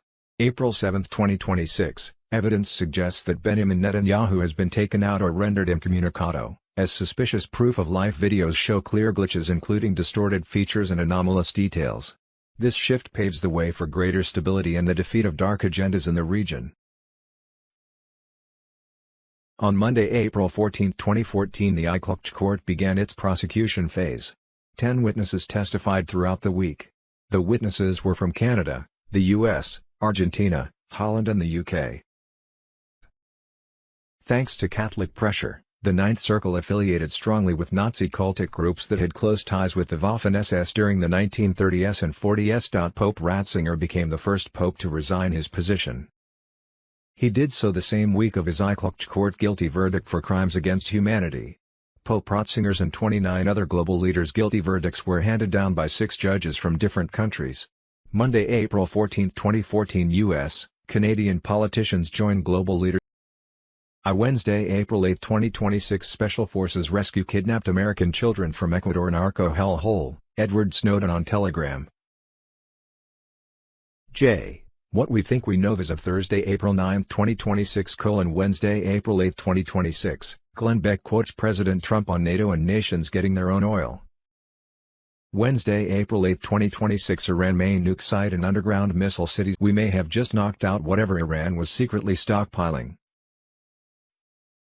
In 2013 John McCain was caught on CNN openly admitting the U.S. was in Kiev to orchestrate regime change in Ukraine, with Victoria Nuland overthrowing their elected president. They called it a peaceful transition while we now know it was billions in blood money for the CIA, Alex Jones. Wednesday, April 8, 2026, Chief Justice Roberts lived a week in Obama lawfare boss Norm Eisen's 150-room Czech palace. Eisen is the mastermind of the President Trump impeachments and endless lawfare. Roberts is compromised by the Obama swamp. SCOTUS is rigged. 10 Days of Darkness on Telegram. Wednesday, April 8, 2026, JAG talks AI for speedier trials and verdicts. Wednesday, April 8, 2026, Saudi Crown Prince MBS drops a bombshell that Obama gave the Iranian regime $150 billion in sanctions relief and Iran didn't build a single street, home, or factory for its own people. Every dollar went to terrorists, missiles, drones, and other weapons aimed at Saudi Arabia, drones, and arming terror proxies like Hamas, Hezbollah, and the Houthis. Iran even shelters senior al-Qaeda leaders, including Osama bin Laden's son. MBS calls it exactly what it was, an ideological project to spread chaos. Wednesday, April 8, 2026, Scoop. FBI file bombshell, $10 million Biden bribe exposed, national corruption scandal ignites, Congress must act. Impeach Joe Biden. Wednesday, April 8, 2026, top Intel operatives face Judgment Day. DOJ launches grand jury to crush Obama, Clinton and Russiagate traitors in history's biggest political coup case. President Trump has cut off all U.S. funding and weapons to Ukraine, halting over $350 billion in corrupt flows draining American taxpayers. Europe must pay its own way, exposing globalist puppets who profited from the chaos. Trump's global military alliance has arrested Barack Obama for high treason in a military tribunal. As an Illuminati puppet for the CCP and Israeli factions, Obama faces full accountability for pushing AI control grids to enslave humanity. The cabal aggressively deployed AI surveillance to dominate the world, tracking every movement and thought through social credit scores and digital IDs. Their New World Order vision hid total submission as progress, but Trump and the Q movement have fought this tyranny successfully. Human freedom defeats algorithmic control as the alliance wins decisively. The global currency reset surges with gold-backed currencies and the quantum financial system coming online soon. Trump dismantles the Federal Reserve, returning power to the U.S. Treasury under We the People. Nizar and Jazar activate rapidly with debt forgiveness, prosperity funds, and an end to fiat slavery. Operation seized Rothschild Rockefeller vaults, freezing assets while thousands of traders were sent to Gitmo in blackout. In a bombshell announcement that is igniting hope among patriots across the nation, Treasury Secretary Scott Bessent has unveiled a massive crackdown on the widespread fraud that stole hundreds of billions of dollars from American taxpayers. This bold initiative under President Trump's leadership is set to expose the corrupt networks and recover the stolen funds. The revelation comes as no surprise to those who have been following the truth movement and understanding the depths of the deep state's deception. Secretary Bessent has made it clear that the scale of the fraud is enormous, pointing to systemic failures deliberately created during the previous Biden administration to allow billions to flow into the wrong hands. Fraud protections were stripped away, opening the floodgates for fraudsters and high-level insiders to exploit emergency programs. The money disappeared into black holes of corruption, possibly funding shadowy operations against the American people. Now, the Trump administration is fighting back with a powerful incentive program offering up to 30% rewards for information leading to the recovery of these misappropriated funds. This empowers everyday citizens and whistleblowers to step forward and reclaim what was stolen. It is an all-hands-on-deck effort to protect taxpayer money and restore accountability after years of unchecked abuse. This money was brazenly stolen from hard-working Americans and must be returned. This crackdown signals that the free ride for criminals in the system is over. The administration is tracking down every dollar and bringing those responsible to justice. Patriots are encouraged to come forward with information, knowing they can be rewarded while striking a blow against the cabal. The hunt for the stolen billions is underway, and truth and justice will prevail. Expect major revelations in the coming weeks that will shake the corrupt establishment. President Trump and his team are draining the swamp, making America great again by holding the thieves accountable. Wednesday, April 8, 2026, military sources confirm a subterranean EMF-shielded rail system connecting D.C., L.A., Denver, Geneva, Rome, and Antarctica, WANO 7 on Telegram. There were at least 1,400 of these DUMBS worldwide, 131 in the U.S. At least 2 underground bases were being built per year in the U.S. at the moment. The average depth of the bases were 4¼ miles underground, some shallower and some deeper. There were many of these bases worldwide, but here was small list: Dulce in New Mexico, Brecon Beacons in Wales, Los Alamos in Mexico, Pine Gap in Australia, the Snowy Mountains in Australia, the Nyala Range in Africa, west of Kindu in Africa. Next to the Libyan border in Egypt, Mount Blanc in Switzerland, Narvik in Scandinavia, Gotland Island in Sweden, and many other places including California, which was said to have the most dumb tunnels in the U.S. Since at least the end of World War II, the extensive worldwide network of dumbing have been financed, built and run by members of the Illuminati deep state cabal using U.S. taxpayer dollars funneled through a CIA black budget. Trump's global military alliance has been directing special forces from 22 nations to put an end to child trafficking in these dumb tunnels. Beginning in October 2019 and ongoing even today, the alliance has held coordinated raids on the massive network of tunnels and bioweapon labs across the world to rescue child victims. A secret U.S. military operation trained for over a year on how to rescue what became millions of horrifically abused children from the extensive network of underground dumb tunnels that ran across the U.S., Canada, Mexico, South America, and then across the world. The first operation centered beneath major cities in New York, California, Florida, Washington, D.C., and Disney World in Florida. What we thought we knew, but didn't really know, and now am supposed to know but don't have a clue. With clones, doubles, made-up movies Hollywood style, and Trump's military alliance throwing more popcorn at us, it gets so confusing. Hello, everyone. It's Michael Jaco with Unleashing Intuition Secrets. So if you've been watching my show, and the question is, why is the Iran ceasefire deteriorating? You know that I've been talking about this for a long time. The only way these savages can be defeated is to go in and make sure they're all gone. All right. So there will have to be boots on the ground.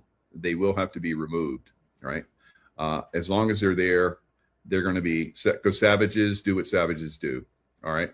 So, and we used to call them this, right? And not all of the Middle Easterners, of course, but the ones that were savages. So what is a savage? It's an adjective not domesticated or cultivated, wild, not civilized, barbaric, very, very fitting, vicious or merciless, brutal. So why did Trump not do the strike yesterday? Well, because they were saying that they were going to surround the targets with human shields, right? So Trump had to find some kind of excuse not to do that, blow up, innocent people. So he was like, "Oh, we've made a deal with them. All right." Last minute, they decided they were going to do this, and maybe there's something to that. I believe there probably was, and because they're savages. And they want to make you believe whatever you want to believe so they can get a little bit of an edge. And they feel that if they can get a little bit of an edge, they can kill more people, right? Because they're savages, right? And savages are not just in Iran. They're also in Beirut. They're also in Lebanon, in Palestine, in Iraq, right? Where I spent a lot of time in Iraq, and there were Iranian-backed savages there. Soleimani was a general, and he was killed by Trump in Iraq, right? So Iraq fomented, after we went in and liberated Iraq from Saddam Hussein, the Iranians started a civil war, right? And with help of the deep state, of course, because Iran is basically deep state.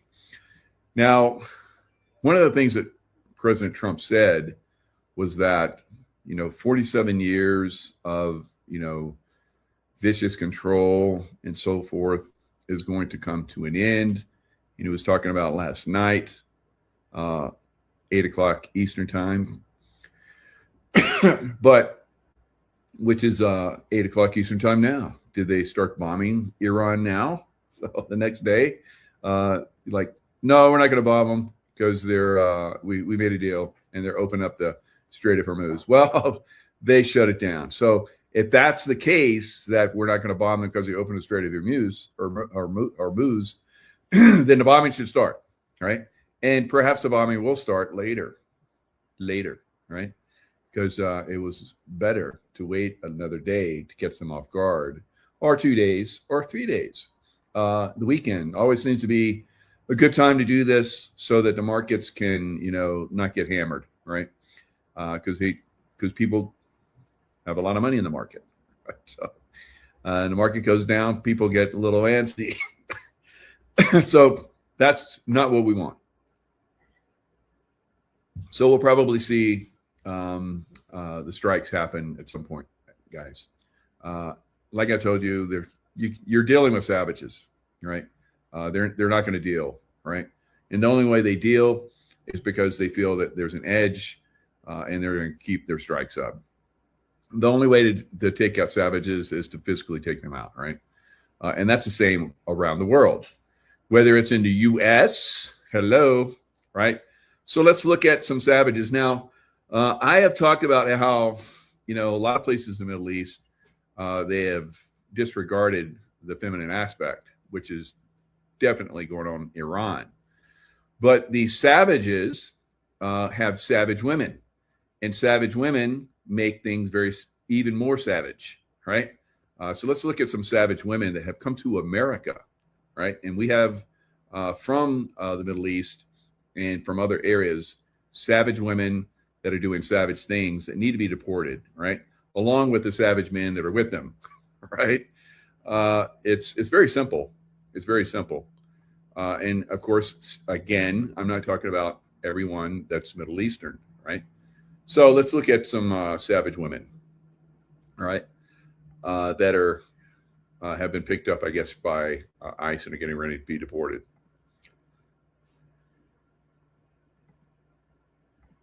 Commander who was killed during President Trump's first term are now in federal custody. So this is the wife, I guess, and the daughter of Soleimani, or maybe it's his daughter and the daughter's daughter. I'm not quite sure, but savage women, man. You're going to find out. facing possible deportation. This after Secretary of State Marco Rubio revoked their green cards. The niece of the late General Soleimani is known as a regime apologist who promoted the IRGC, even while she and her daughter lived a very luxurious Western lifestyle.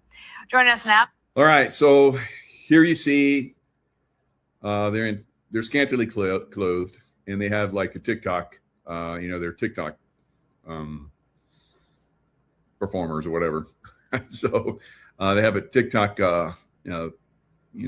channel, and they get a lot of views. Now, they're from the IRGC, of course, grandniece of General Soleimani, who was killing Americans, right? That's why we killed him. He was a savage. So here are savage women from a savage man, all right? So when you see people like this, you're not going to have sympathy for them, because what are they doing? They're coming to America scantily clad, and showing themselves everywhere. If a hair gets out from under a burqa in Iran, and they have done this, and these women are from that group that does that, and they're being paid to live here in America. They're getting money. Sheila Nazarian, she fled Iran as a child. She's now a plastic surgeon. She joins us now. And Sheila, as we were saying, this was pretty stressful times. I want to read to you this headline from an Arab news article saying that the U.S. arrest of slain IRGC commander's kin lays bare scandalous double standards as Iran continues crackdown on women's freedoms. Images of the two women living lavishly in LA spark anger online. Have you heard the same? Absolutely, Dana. These women are posting in bikinis on yachts. They are wearing V-neck dresses down to their belly buttons. They are wannabe Instagram influencers, all on the blood money that was embezzled, stolen from the Iranian people. And there's thousands of them, Dana, not just two. There's thousands in the US and Canada and in London. And they are such hypocrites. You can show a few strands of hair in Iran, get 74 lashes. I've seen women kicked to the ground, kicked in their heads while on the ground for violating the hijab policy, much less these women showing, like, if you look at their Instagram, it's infuriating. They're on yachts, they're on helicopters, they're shopping on Rodeo Drive, half naked. And it's almost like, rules for thee, but not for me in full display. Sheila, the Department of Homeland Security said this about her, that her trips to Iran illustrate her asylum claims were fraudulent. If we have reason to believe a green card holder poses a threat to the U.S., the green card will be revoked. It's interesting that she would try to claim asylum. All right. So to add to this, she has said that America is the devil, right? And that we should be destroyed. Yet here she comes over and over again. She goes back to Iran, gets her money dump or whatever, and then comes back to America, lives in LA, where it's like everybody that hates America lives in LA, it seems like, right? So not everybody in LA, of course, but a lot of people that go to LA hate America. It's like come to LA, you can hate America, and we'll make you a movie star, right? So this is what's going on. These savages, because they were saying they needed asylum, so they're working our laws, and if they get found under the Trump administration, they're going to get deported. So they are against America, openly against America, and they're going to go. They're going to go back to Iran. And I don't know. It seems like at some point, Iran is going to go back to the people, right? Because these savages that are running Iran, I'm telling you, they're going to be removed, right? And when the people come back, and these little savage girls, ladies are still there, oh, buddy, it's not going to be good. We see that all the time, unfortunately, Dana, not just with these Iranian, elites' daughters. But we see it in the Somali community as well. My family claimed asylum and came here in 1986, and we have never returned, because if we do, you see these Iranians or these Somalis vacation in the country that they're claiming asylum from. That is not a real asylum claim. If they were really afraid for their lives, they would not be vacationing in their home countries. We just had Brett Baer on, and he had spoken to President Trump just a few moments ago. And it looks like this 8 p.m. deadline, it's a very serious one. And I'm wondering if you could give us some perspective about how you and your family are thinking about this moment. Yeah, and I want to, address the 2 French prisoners that were released. Perhaps that wasn't a good faith thing. Perhaps that was because France denied Israeli airspace to transport U.S. weapons, and that was the deal they made with Iran. Dana, there is no good faith negotiations with this regime. This regime has shown for 47 years that they use negotiations as a stall tactic, as a delay tactic.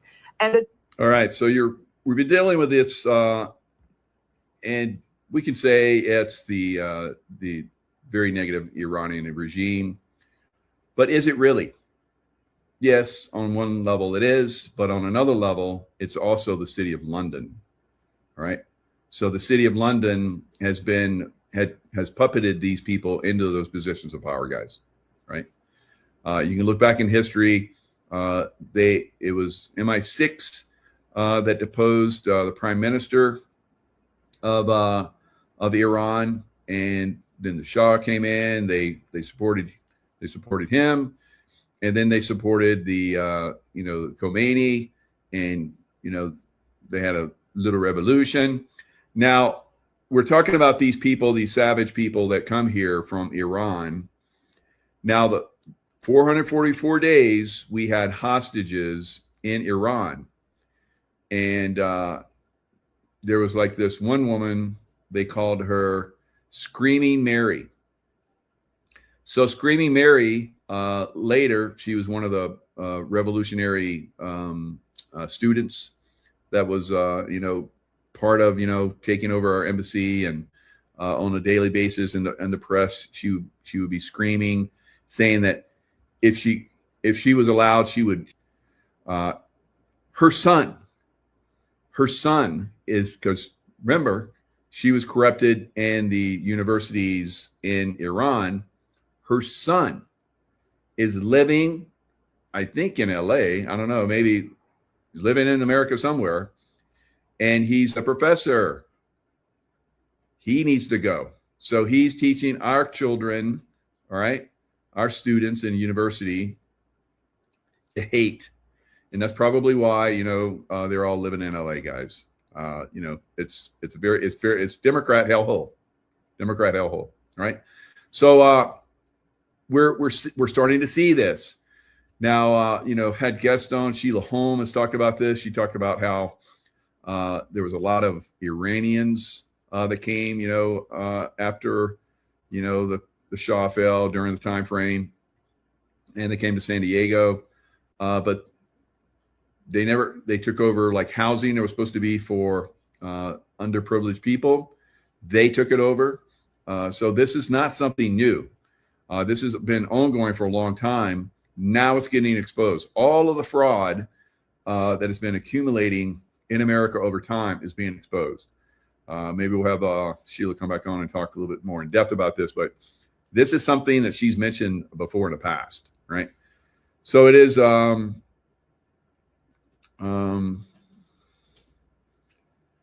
yeah, minions of the Crown Corp. Yep, absolutely. And as POTUS says, shitholes.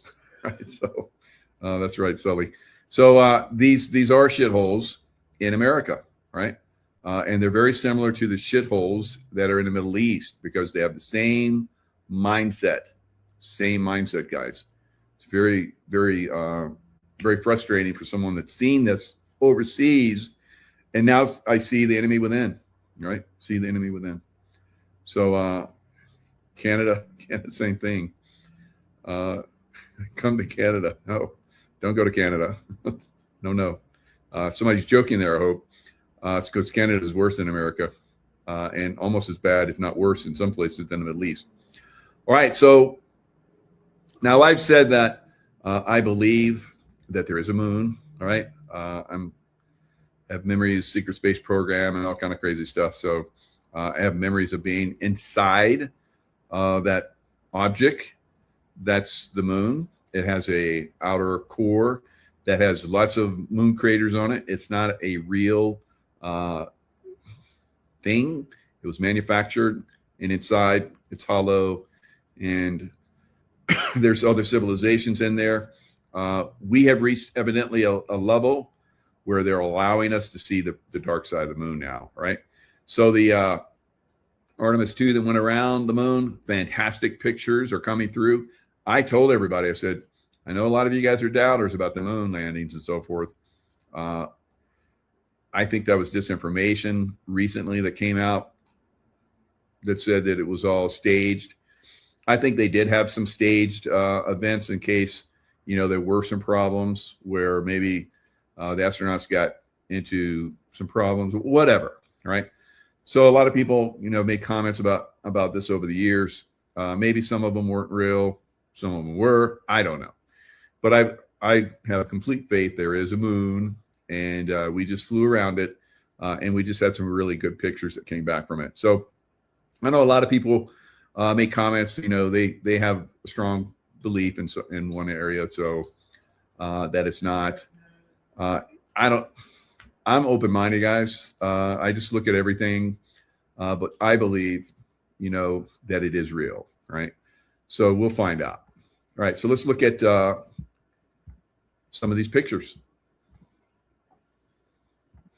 Here we see the moon as taken from the Orion spacecraft on its approach to the lunar flyby. This is a first quarter moon, and sunlight is coming in from the right side. Also, to the bottom right edge of the moon, we can see the Oriental Basin with this large black patch of ancient lava in its center. This Oriental Basin is a 600-mile wide impact crater ringed by mountains. So this is a big impact that the moon once had. Now we see the resultant feature of that. And here is a gorgeous photo of the moon and of the Earth from later in the lunar flyby mission. We see the waxing crescent moon clearly visible, and then to the right, just about to set below the horizon, a tiny crescent Earth. Just wonderful.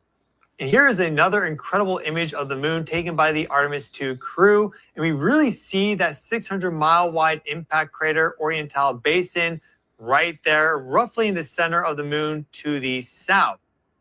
All right, so in some of these shots, you're seeing some stars.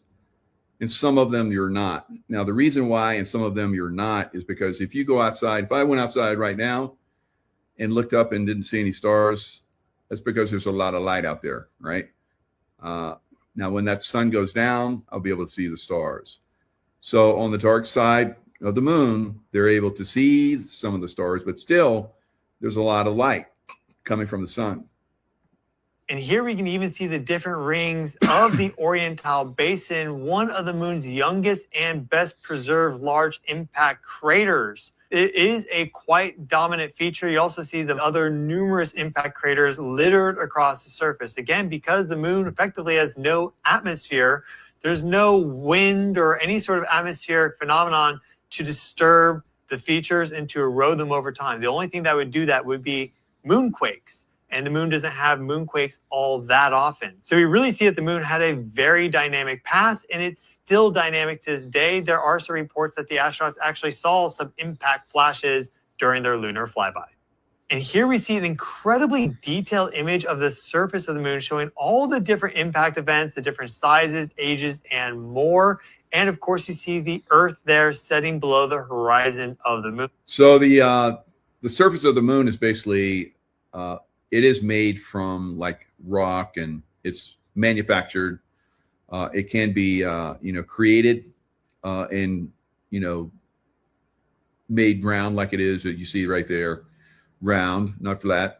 Right. So as you're seeing in this picture, right, you're looking at the Earth. It looks round, doesn't it? Right. There's more to the Earth. We'll probably find that out. There's probably more to the flat and the round and the, different atmospheres and so forth. But here you see craters on the pretty much lifeless created. I'm not going to say it's human created, but it was created by beings.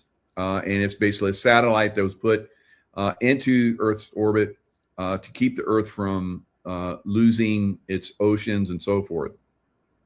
This happened during a solar, not a solar, but our solar system. There was a war in our solar system. We have kind of like what we've seen in Star Wars, where a planet killer came in and blasted one of our planets, and that's why we have the asteroid belt. So we got hit as well, and the moon was moved in to basically make sure that we didn't lose all of our atmosphere, right?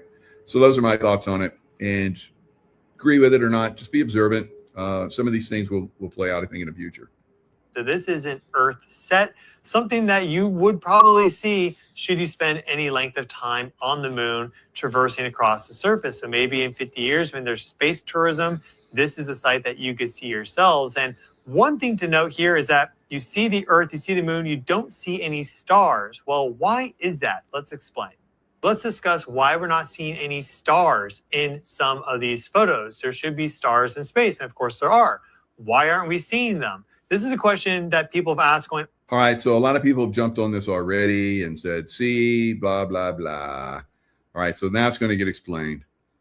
All the way back to the Apollo missions, there's still a lot of debate, you could say, around this, but it's a pretty simple explanation. So here we see a photo of the moon and of space. We see that the exposure time on this is only 1/1000th of a second, so 1 millisecond. So the camera opened up its shutter and exposed the sensor to light from its environment for 1 millisecond.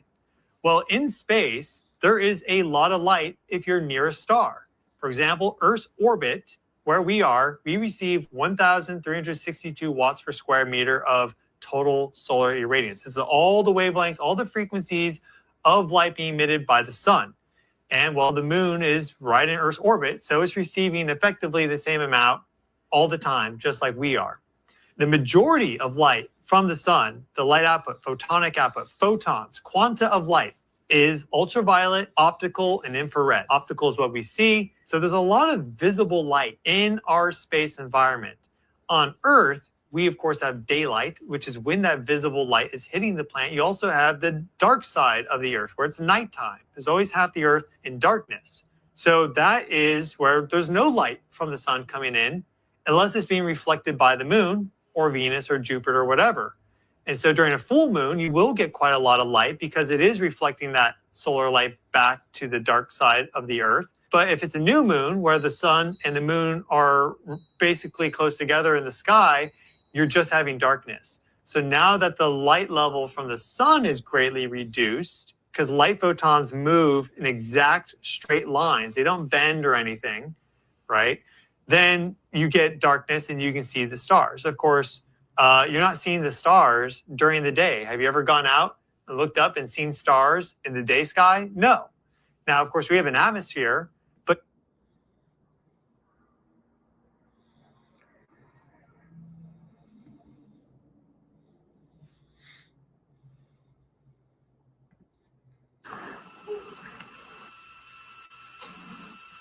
Do you see stars in outer space?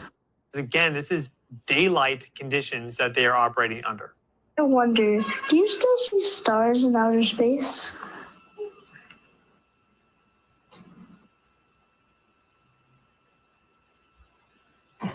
Yeah, I was actually just talking to my crewmates about that today. I've definitely seen stars in outer space, and I was saying I haven't seen as many as I thought I would. So, Reed? We have so much illumination from the sun on the moon and the earth right now. It is hard at times to see stars. Just like when you walk out in the daytime, you see a blue sky but no stars. We look outside and we see the black space and no stars. But tonight we're going to be pointed into deep space and we're going to turn out all the lights in the spacecraft for the first time on the mission. And if you give yourself about 20 or 30 minutes, we do this all the time on the International Space Station. Christina and I just have great fond memories of this. You'll start to see the stars, and if you give it enough time, you will see so many stars. It's hard to see the constellations because there are so many stars out there. And the coolest part of those stars is they do not twinkle at all. They are just perfect. They almost look Just perfect pinpricks of light. So that is our homework for tonight, Jeremy. We are doing that. We'll take a bit. All right. So there you go. There's lots to learn, guys. Soon, many of us are going to be out in space. Tourism space is coming. Not for you guys that are negative, though. You guys stay on Earth. And go ahead and make yourselves known now, because we're going to put you last on the list, right? No, I'm kidding. Whatever. Maybe your guys are going to be the first, or you can come back and say, I was stupid and wrong, right? So whatever. All right. So let's talk more about, disturbing news, because you guys know that I believe that the deep state is pushing us into another lockdown, and this one is an energy lockdown. It's already starting to manifest in a lot of places. I talked about it several days ago on a video, had lots of views. So you guys you want to know, right? And I'm telling you, you want to know, because if we expose these bastardos, they can't get over on us, right? So we have to do that early, because we were late to the game, unfortunately. I was watching it, and it was really before I had a big presence on YouTube, and then I was like, I saw it, and then I started. I got to talk about this every single day. So we weren't that ahead of it. Now we've been ahead of a lot of things, like we dimed it out very early. This is something that needs to get exposed. Now, even though we are exposing it, they can still push us into this. And I think it's almost every country but the United States is pushing this, guys. It's every country. They know what they're going to do, and they've been planning this, and they've been progressively pushing us in this direction for quite some time. All right, the trumpet. Thanks for that. Thanks for that super chat. Nice, thank you. All right, so we're pushing into this lockdown, guys. It's already starting to manifest in some areas. Now listen to this one woman, Survival Lily from Germany. She's always been on this.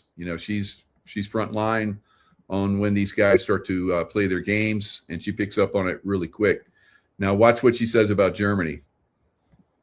Germany. So now if you are a German citizen, if you are a male between 17 and 45 years old, and you want to leave Germany for more than 3 months, you need a special permission to do so. So imagine that you're going to leave, you name the country, because a lot of, I know people from all over the world watch this, but I'll just use America. Imagine you're going to leave America, and you're going to leave America for more than 3 months, and you're between 17 and 45 years old. That's the age of the military age, right? So if you're going to leave more than 3 months, they want to know. And it sounds like they're going to restrict that. What do they got planned, right? So we know they've been pushing, all of those European countries have been talking about getting ready for war with Russia, guys, right? Persons who have reached the age of 17 must obtain permission from the responsible career center of the German Armed Forces if they wish to leave the Federal Republic of Germany for more than 3 months. Previously, this regulation only applied in crisis situations, meaning an increased external threat or an actual armed attack on the Federal Republic. So this is really concerning to hear. If I was a young German male, I would definitely think about leaving the country, because if laws are changed to a situation where you cannot leave anymore, then I'm really asking myself, what are they planning for Germany, right? So I'm not surprised that... All right. So you have to stay big picture, guys. You can't just be in your own little world, in your own little town. You have to look at what's going on in the world, because that's going to give you an idea what might be coming for you in your country or the U.S., wherever, right? Because I talked about what they get away with in Australia and they're starting to get away with locking down Australia already, guys. And food is starting to run out and so forth. They could bring that here to America very, very quickly, right? That's their plan. So we have to be very much aware of what these guys are doing. You know, I've been teaching you guys for 6 years now how to watch these signs. If by chance I get locked out of, YouTube again, it's something you have to be aware of on your own. And even Rumble, there's stuff that I had on Rumble that has now been taken down. Even Rumble took down some stuff. So just be heads up. Something could very well be coming, and you never know, right? So things are going to heat up in the Middle East. They're already heating up, right? Trump came out with the ceasefire, and like I've been saying, I've been saying it for all this time, if they do a ceasefire, or agree to a ceasefire, it's so they can get themselves better positioned, right? Same thing with Ukraine, the Nazis in Ukraine, the Nazis in Iran. If they ask for a ceasefire, it's so they can better position themselves, get more ammo, get better positions, dig in deeper, move supplies around, so forth. This is what Iran absolutely did with this ceasefire. Now, you might be thinking, well, how can Trump be so easily fooled? Don't think that we're not doing something too, guys. All right, we're not, getting better targeting, getting more supplies of ourselves, moving people in a position that could do the ground invasion, which is coming, and so forth. So just be, very, flexible in your thinking. Don't get stuck on, we have a ceasefire. Things are good. Look, Trump did it. He's a peacemaker. He's a peace dealer. You're dealing with savages. There's no peace with savages, guys. They have to be moved or eliminated, right? All right, so let's go a little bit deeper into this. It's already happening. It's been happening since the ceasefire. Saudi Arabia, UAE, Kuwait, Qatar, Bahrain report attacks after Iran-U.S. truce, right? So I'm going to show you guys some videos in a little bit, but let's go ahead and look at this article real quick. It'll start us down the road. It didn't last long. Several strikes reported across the Gulf region hours after the U.S. and Iran announced a ceasefire for 2 weeks. All right, several Gulf nations have reported missile and drone attacks on their territories. Now, I've heard a lot of the little people that just want they can't believe they can't believe there's war, right?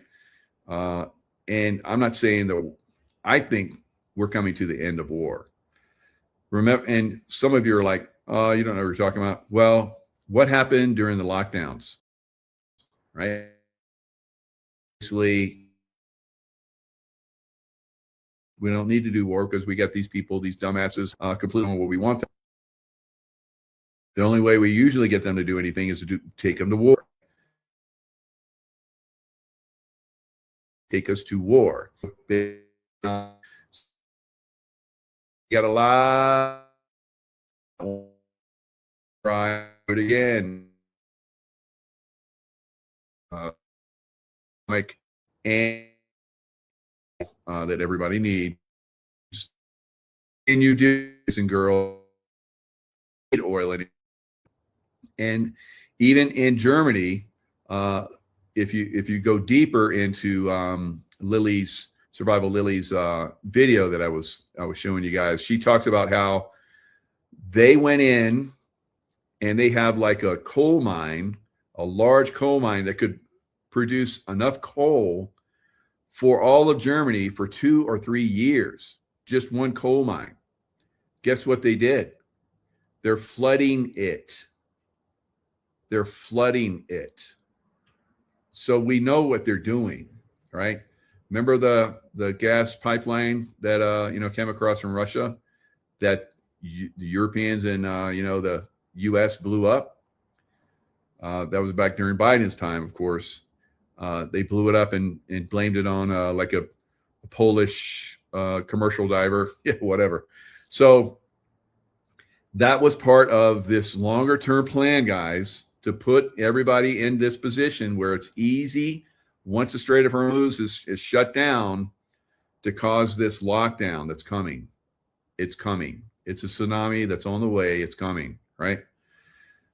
So, and this is another reason why, because we're dealing with savages, and you guys in your European capitals have savages running the show.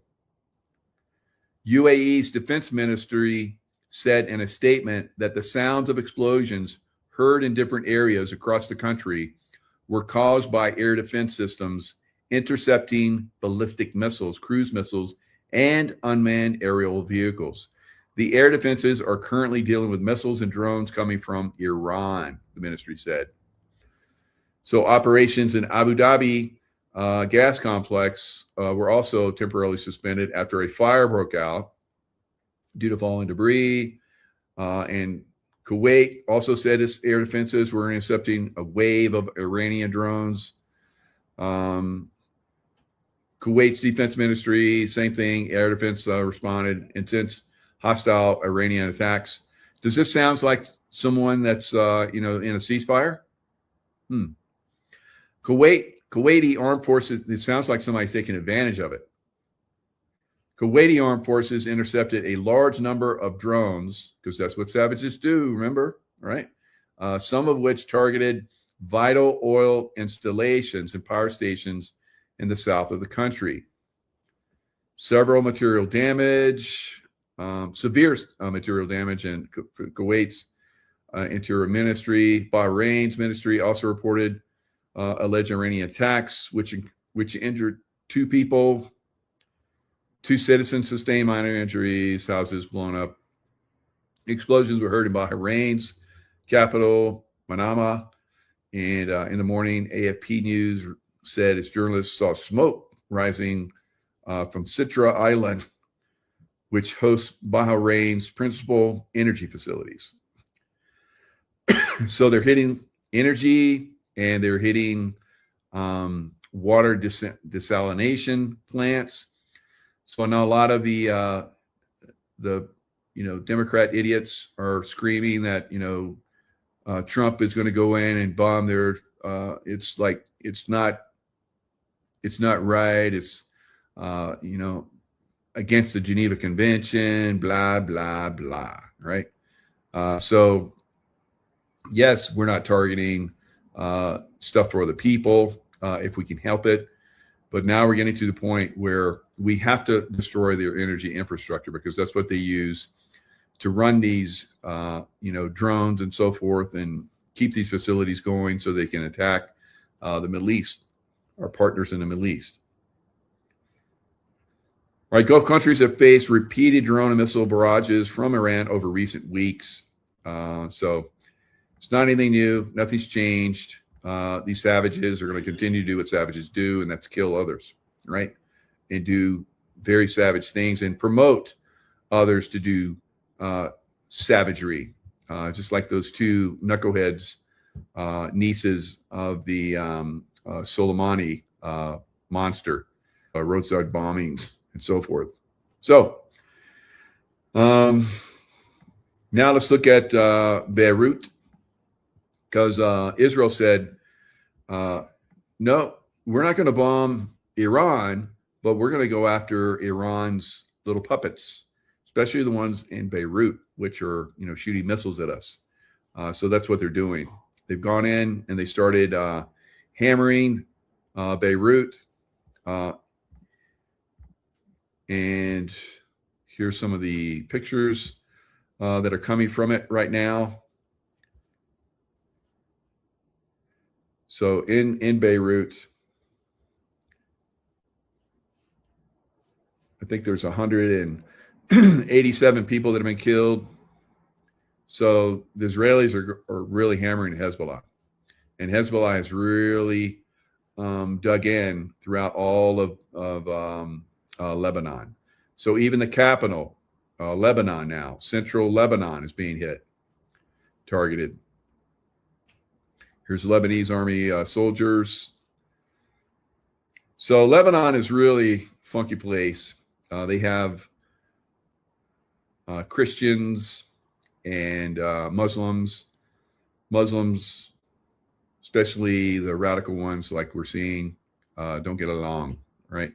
I know there was one time I walked by one of their neighborhoods on a mission that we're running, and the guy that was in that city that looked like some kind of third world hellhole, right next to beautiful Beirut, the Christian side, was yelling and screaming at me like he wanted. Good thing I got a gun, but this is savagery, right? Savages, unfortunately, guys, because they're going to bring savagery to you unless you bring. So I trained and I fought and I went overseas for 35 years. So those pictures would not come to America, but I think they might. In fact, I think they will, right? Unfortunately, because we have those savages here in America now. Biden let them in. And, well, they've been coming in for a long time. All right, so let's look at Iran bombed Saudi Arabia's oil, and aircraft's been shot down, all kind of crazy stuff. So, and it looks like UAE, United Arab Emirates, has gone in and bombed Iran. It's like, all right, we're in this war. If America's backing off, we're taking it to you. All right, so they went and bombed Iran because they got bombed. Hello, right? So the savagery comes to them. They're like, that's enough of this shit. We're going to take it to you guys too, right? So it's getting heated. It's starting to go to the next level. And this is part of the reveal that has to happen, guys. Morning, we have news that Saudi Arabia's vital east-west oil pipeline carrying crude from the Gulf to the Red Sea for export has been attacked. Details are now indicating that it was hit with an Iranian drone, the Shahi drone. We believe it was a drone strike destroying part of the oil pipeline. Saudi Arabia's entire economy is linked to the oil industry. That's how they make money. That's how they enrich themselves. Iran now blowing up a critical oil pipeline or part of the pipeline. It is a massive pipeline. They were likely blowing up one of the terminals, I would assume, at the loading and offloading points. But huge news. We're supposed to have a ceasefire. There's not supposed to. The U.S. hasn't dropped a single bomb since the ceasefire was announced. Yet we've got Iran is unloading, firing all over the place, blowing up critical infrastructure in Saudi Arabia. We've got Israel unloading as well. So we have all sides. Everyone's fighting still except the United States of America. I want to make that clear. We're the only ones who've taken a step back. We're the only ones who. Well, not completely, because he revealed another one just shortly. Remember, I told you guys that when I was in Iraq, the Iranians were causing lots of problems all over the Middle East where you have savagery. It's from Iran, right?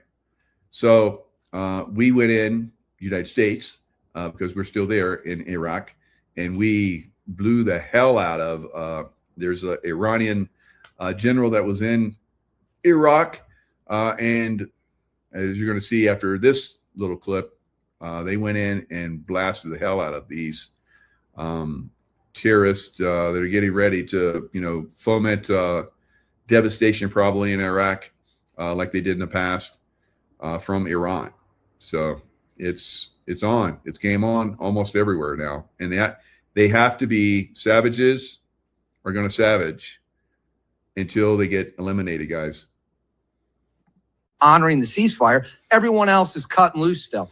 And on that point, the Kuwaitis, I'm going to put this on the screen right here. This is from an official Kuwaiti news outlet announcing their 3 power stations, so their energy infrastructure and a water distillation plant, desalination plant has been attacked. So they are hitting water desalination and energy infrastructure in Kuwait, bombing whatever they can see, whatever they can hit. Again, this is today, April 8th. The ceasefire was announced on the night of April 6th. All right. So again, remember, this has been the argument of the liberal idiots that say that Trump is going to bomb their desalination plants.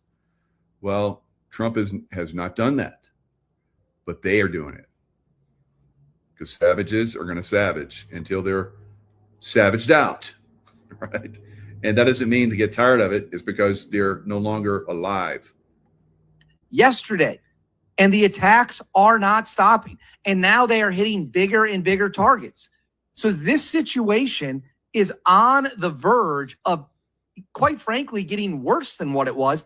And the the IRGC, who's now running the country of Iran, the most radical people in the country are running it. That's where we're at as of the ceasefire, says it shot down an Israeli spy drone, a Hermes 900 over Fars province.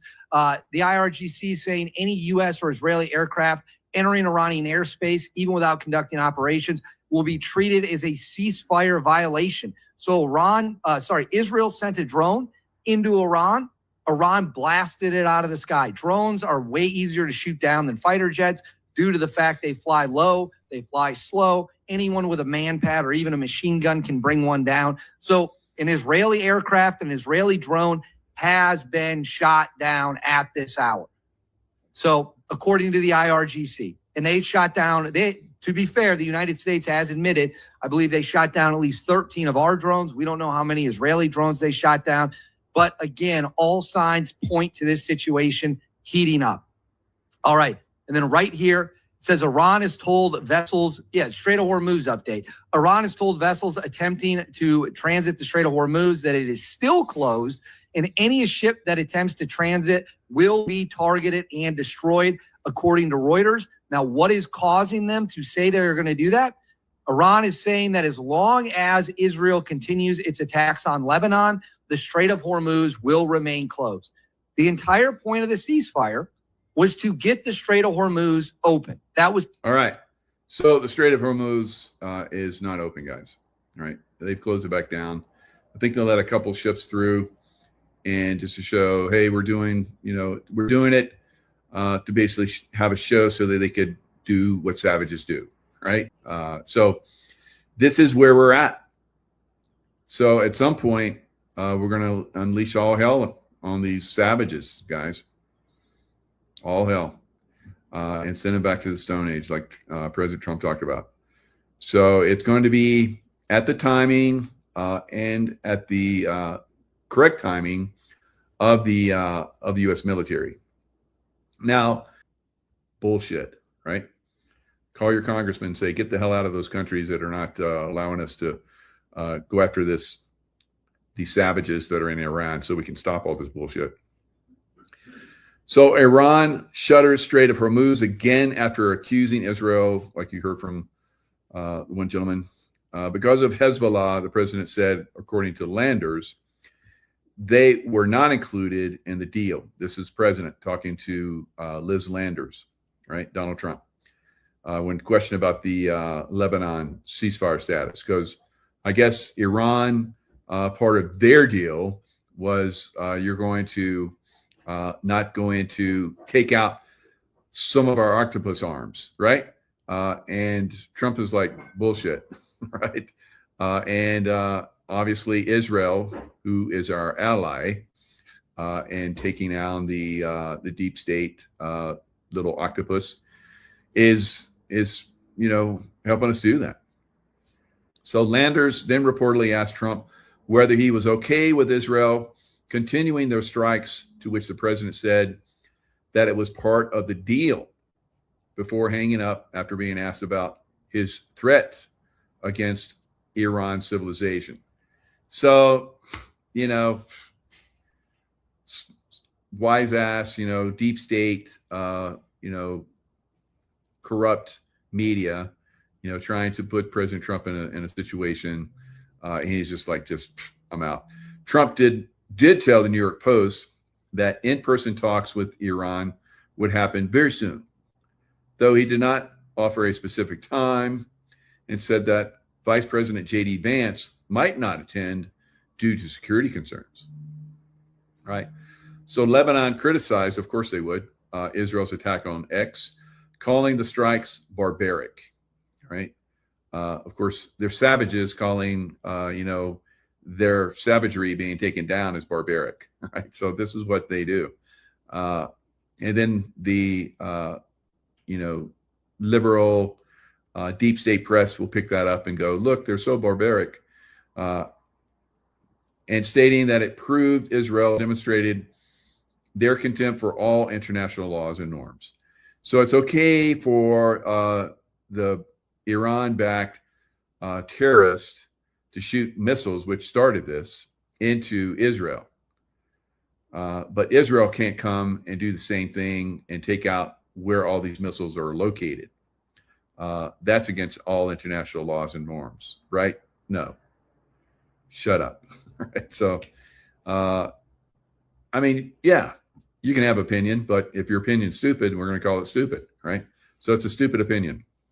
Anyway, we have to be very careful with this, guys.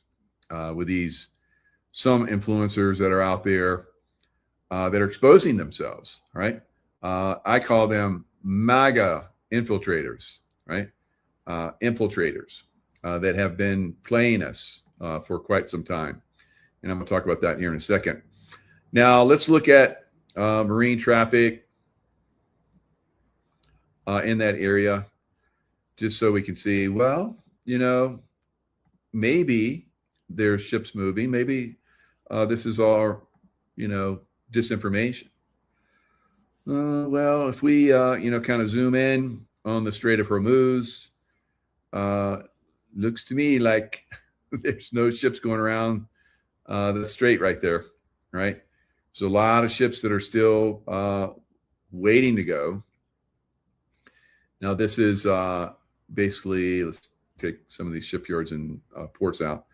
These are all vessels that are out here, all right? There's a lot more. This is just showing a few. There's marinetraffic.org. You can go into these and you'll see thousands of ships on either side of the Strait of Hormuz and nothing in here moving, right? Because Iran said, you can't do that, right? And these ships and these crews and these captains and these shipping companies don't want to lose, millions and millions of dollars worth of, crude oil or, other stuff that they're carrying back and forth through that strait. Because a lot of those countries are hurting right now because they depend on the shipping to come in and offload tons of supplies, which hasn't been happening for almost a month now, probably over a month. All right. So let's go into these MAGA infiltrators. I've been kind of talking about this for a little while. And so I was like, well, we'll just let people, figure it out for themselves. All right. So here you go. All right.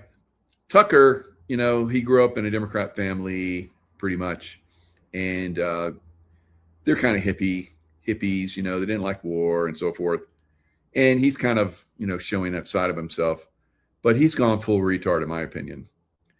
Tucker Carlson urges U.S. officials to defy Trump on Iran orders. Say no, absolutely not. Right. Now, if he was in the U.S. government, that would be treasonous, right? Now, if we heard this from the lamestream press, it would be like, yep, that's part of what they do. And because they're the deep state. So what excuse does Tucker have now? Because I believe that Tucker is a MAGA infiltrator, right? Carlson comments come after the U.S. and Israel's aggressive bombing of Iran. And so Tucker Carlson says Trump is considering to use nukes against Iran. Did somebody inform you that? Or did somebody give you talking points like the CIA, which is he's already revealed that CIA has, had interactions with him over time. So he publicly urges the U.S. military and Pentagon officials to actively defy Donald Trump and refuse orders if he attempts to launch nuclear weapons against Iran. It is the logic of escalation in this war, because in some sense, Mark Levin is right. We are not going to open the straits with the United States Marine Corps, the 82nd Airborne, or the Tier 1 operators that everyone on cable news seems to know so much about. The Tier 1 operators, Tier 1. Just guys, like some of the best guys actually in America, it's a more real way to put it. They are not going to open the strait. And so unless somebody puts the brakes on right away, we're going to wind up in a place that we can't even imagine. Not just Iran, us and the rest of the world. And so that. All right. So on the other side of this, are people still going to follow Tucker Carlson once he's proven to be complete bullshitter, right? And asshole? Probably, right? Probably. Because, some people just don't get it. They're going to follow these people until, I don't know, hell freezes over. So Denise DeSouza, a little frightening, but also exhilarating. It is important to recognize the people of Iran, cowering under the tyranny of the mullahs for half a century, support this. It is that twisted, brutish civilization that is imperiled, not the great civilization of ancient Persia. So it goes on to talk about that. So sucks with Glenn Greenwald. A lot of these guys have gone full retard, guys. Complete and utter full retard. It's pretty sad. Pretty sad to see it. But it is what it is. All right. So here's another full retard exposure. Alex Jones. We've been exposing him for quite some time. And now he exposes himself, right? He goes full retard as well. So they're basically throwing themselves into the fire, right? So their deep state handlers are basically telling them, pull no punches, go full retard. It doesn't matter. We're your puppet master. You will do as you're told. And the preachers around him act very demonic. Jesus. Is that what really is under attack here? Maybe that's what's been under attack for a long time. Maybe our whole lifetime. Maybe almost everything we see is an attack on that faith. The one faith that is always attacked. So he's basically saying that Trump is attacking Christianity, almost as if he's some kind of demonic, Luciferian type. Always and everywhere for 2,000 years. Many faiths have been attacked. Many religious people of different religions have been killed over the past 2,000 years. A long time. But there's been only one sustained effort to exterminate a faith. The thing we see is an Christian faith. Could that be part of it? The one faith that is it possible always that the president sees us always and everywhere for geostrategic terms and military terms and economic terms, got to open the strait. Okay. Is it possible the president sees this in bigger terms? And people go, Mr. Fuentes, there's too many of them. What are we going to do? I'm like, I told you not to vote for Trump. The Antichrist was on the ballot. They practically said, Antichrist 2024, Gog and Magog at Armageddon. Like, you voted for this.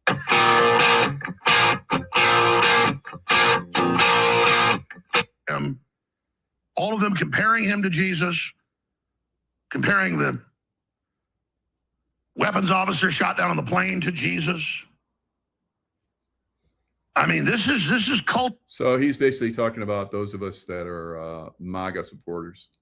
So those of us that support Trump. Stuff. And it is an Antichrist spirit. The Bible tells us many times there are many Antichrists and an Antichrist spirit. And I don't think Trump's a devil worshiper. I don't think he gets on his knees and prays to the devil. I think he's under a demonic spell. and the preachers around him act very demonic.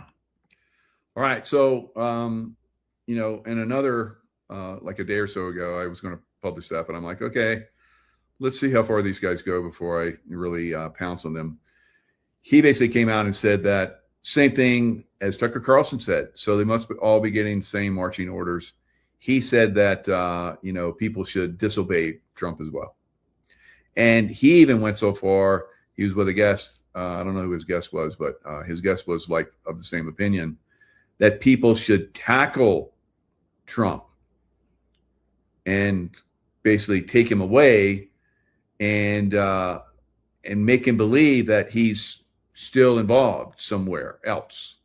It was like very bizarre, right? So I've seen this type of stuff happen overseas, the Mockingbird media stuff. So it is going extreme retard, and it's probably going to go further until he basically wipes out all his audience, right? Because that's where they're taking this. He's under a delusion that he's a savior. No, the Antichrist knows he's the Antichrist, but there are many that come in the form precursors to the Antichrist. Just like you have Abraham, and then you have David, then you have Jesus. And it's the same repeat. Well, you have that with the Antichrist. But definitely this type of activity is ushering in Antichrist type behavior. The Iranians think they're triggering the return of the Mahdi, or the final Messiah. A bunch of sects of the Jews think that and say that everywhere. And the Christian evangelicals, the dispensationalists, believe that. All right. So we're pretty much going full retard there with Alex Jones, guys. So it's up to you guys if you're still following, you know, people like that, Tucker Carlson, several others out there that have gone, in my opinion, full retard. And that's probably because of their deep state puppet masters, right? Different opinion. You can follow them if you want. It's just, you're going down a dark road if you do. It's up to you. But again, we're going to see more and more of these people reveal themselves, you know, as time goes on. And this is a no-go land, all right? We're hearing from these people that are doing that. And how do you handle that? Turn them off. You don't follow them anymore. You don't support them anymore, all right? And if you see them somewhere, you know, give them the thumbs down or, you know, whatever. But these guys are obviously, you know, given directions. I've been seeing it leaking through over time. Many of us have been, you know, pointing it out. I don't really do it as much as I felt impelled to do in the beginning, because these people are going to have their followers, and their followers are going to attack you, and it's just not worth it, right? And who knows, maybe because I'm pointing this out, I'll probably get attacked by some of their followers. So, but I mean, you choose. That's kind of where I'm at right now.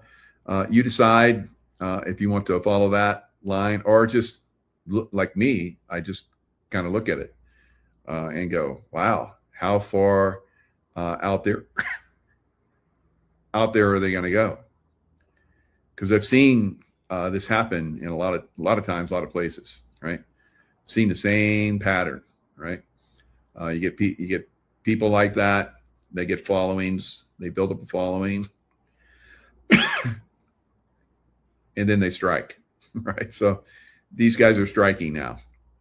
And I don't know, maybe Trump is already, because Trump, you know, he's a master at hammering these people. I mean, I can't hammer him like he does. He's brilliant at it, right? So we probably, if he hasn't already, we're probably going to hear from Trump and say, you know, this person, but he's got a job to do right now. He's got a job of taking down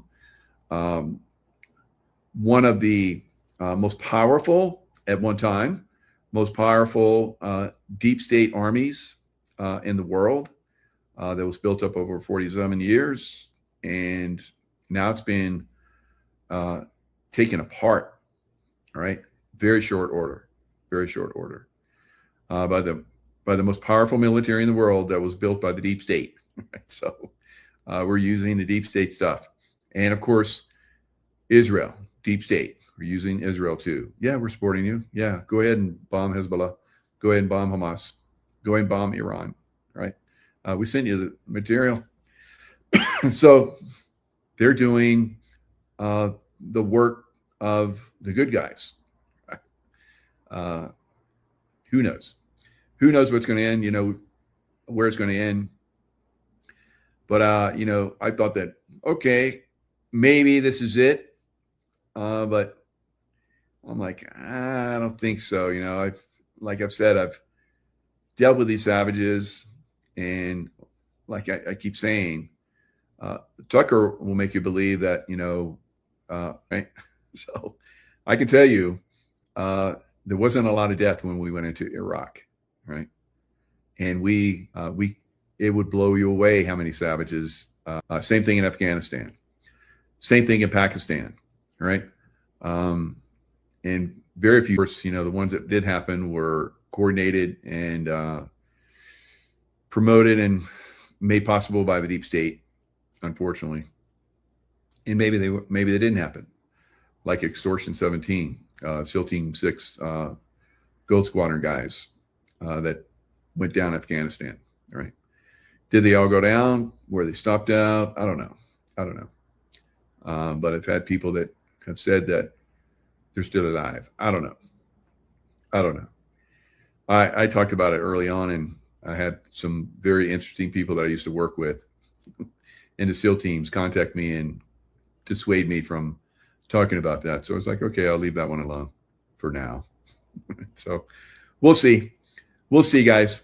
I think that the deep state, in all its ways, throughout our military, throughout the militaries of, Europe and so forth, because I think there's good guys that are in operations in a lot throughout Europe as well. So maybe, we won't pull the NATO bases because we'll need them to basically take down the deep state in all those countries. I don't know.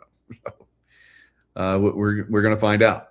We're going to find out, just how deep down this rabbit hole we need to go to eliminate all the deep state. It could take years. Many of us talked about this for a while.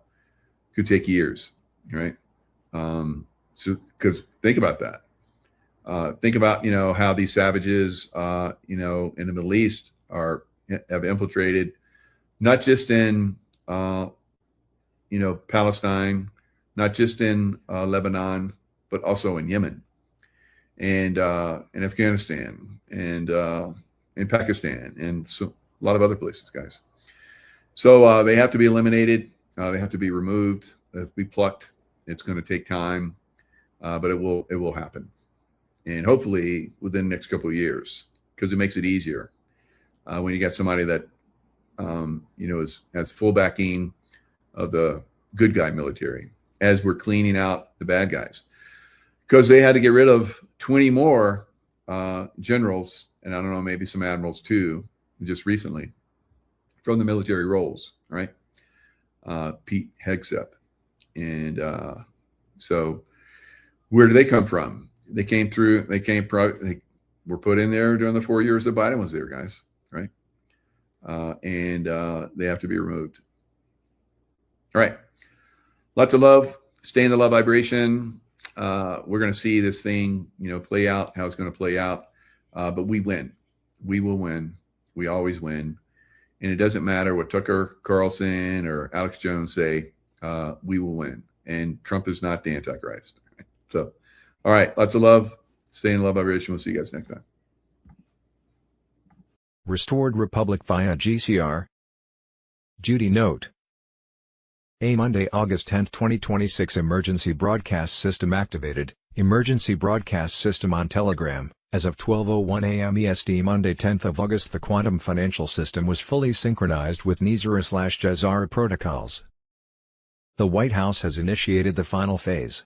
EBS signals were now active across the Starlink satellite system, bypassing all mainstream channels. Mass arrests of deep state operatives were ongoing. High-profile figures were detained under military tribunals. The cabal's last effort to stop the Great Awakening has failed.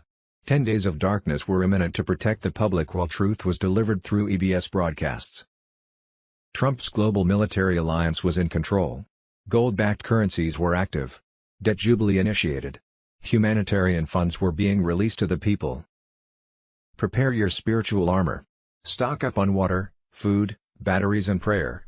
This is the final battle between light and darkness, and light prevails. God wins. Trump wins. We the people win. B2s. April 7, 2026. The NISA announcement was imminent, the official start of the new system and end of the old world structure. John F. Kennedy Jr. on Telegram. Worldwide EBS announcements will follow. All screens, all channels will air full disclosure and sequenced documentaries to awaken the masses. A temporary global lockdown window will secure the broadcast phase where truth will be delivered without interruption. The quantum financial system is already active. Global trust funds and seized cabal assets have been moved into quantum ledgers for return to the people. Central banks have been migrated. ISO 20022 is live. All transactions are traceable. Corruption has no place to hide.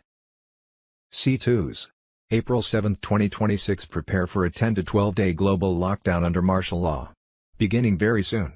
Military to distribute provisions where needed. Trump QFS Center ISO 20022 on Telegram. Patriots around the world are on high alert as the White Hats prepare for a 10 to 12 day global lockdown under martial law beginning very soon in April 2026.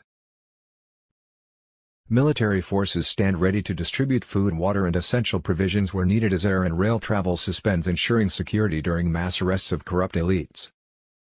President Trump has given the final approval for this historic strike, with the alliance already surging arrests of thousands of powerful figures involved in trafficking and corruption.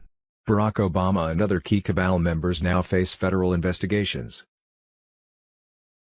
A massive worldwide blackout precedes the emergency broadcast system activation, overriding all devices with undeniable truths. Revelations expose election fraud, elite pedophile rings, big pharma crimes and satanic rituals performed in hidden tunnels. The quantum financial system activates, replacing the failing fiat empire with gold-backed NISA laws, erasing all illegitimate debt, sending the IRS and releasing prosperity funds directly to we the people. Under temporary martial law during the lockdown, special forces execute precise arrests of hiding billionaires and officials. The EBS broadcasts non-stop for days, delivering documentary disclosures that dismantle old systems of government finance, education and health.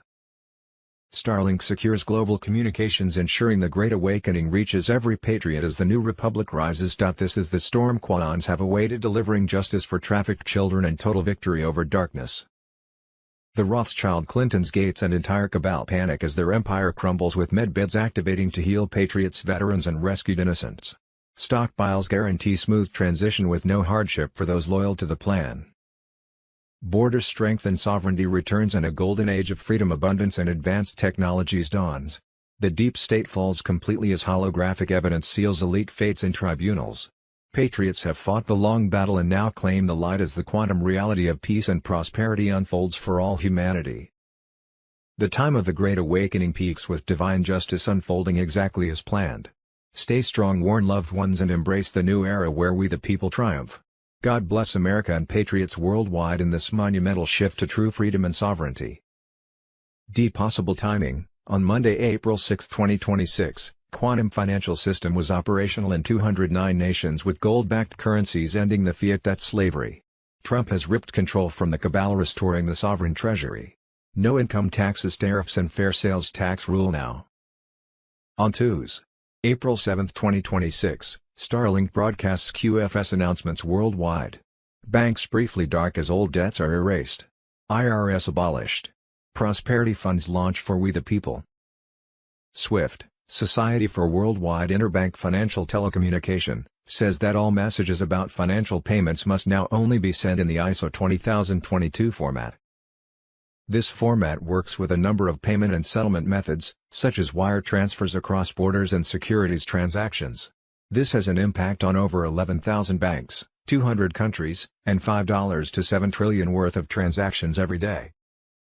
On Wednesday, Global Currency Reset. Monday, April 6, 2026, the final phase of the Global Currency Reset has been activated. Tier 4B is now live and moving. Global banking hubs in Zurich, Reno, and Hong Kong have entered their final liquidity cycle. Insiders report notifications are rolling out right now. High-value transfers are clearing through the QFS, triggering full liquidity release across multiple tiers. Private banking channels confirm funds are already positioning, the final step before public rollout.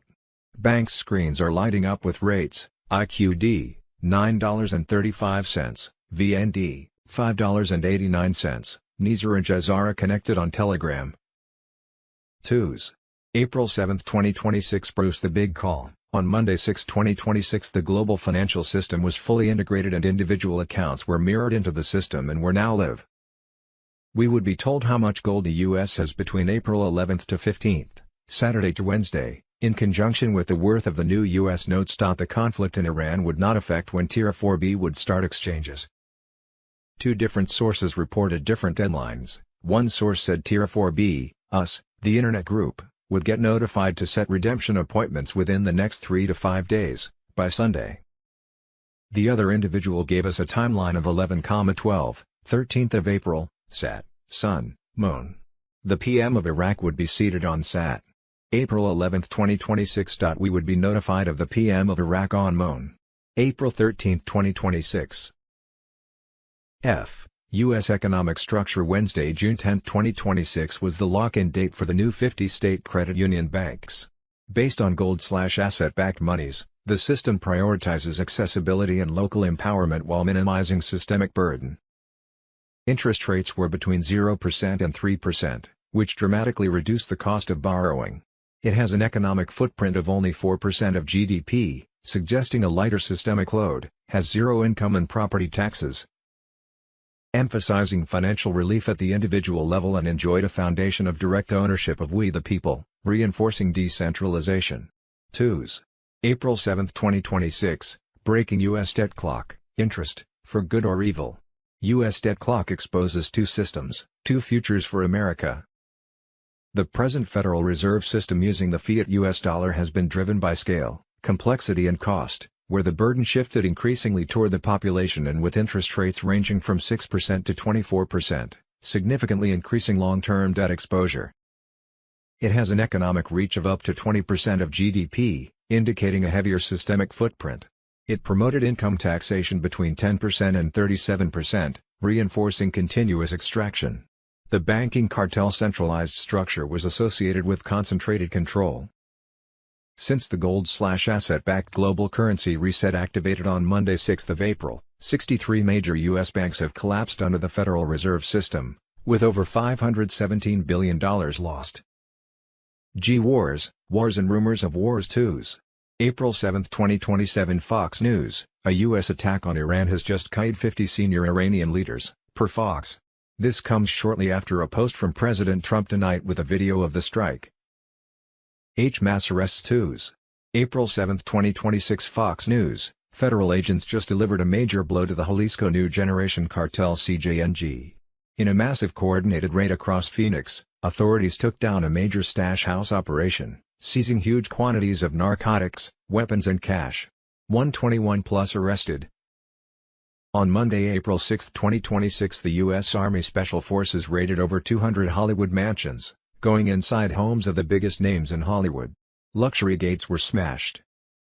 Hidden basement elevators descended into personal dump tunnels that connected to the Mount Rushmore master map.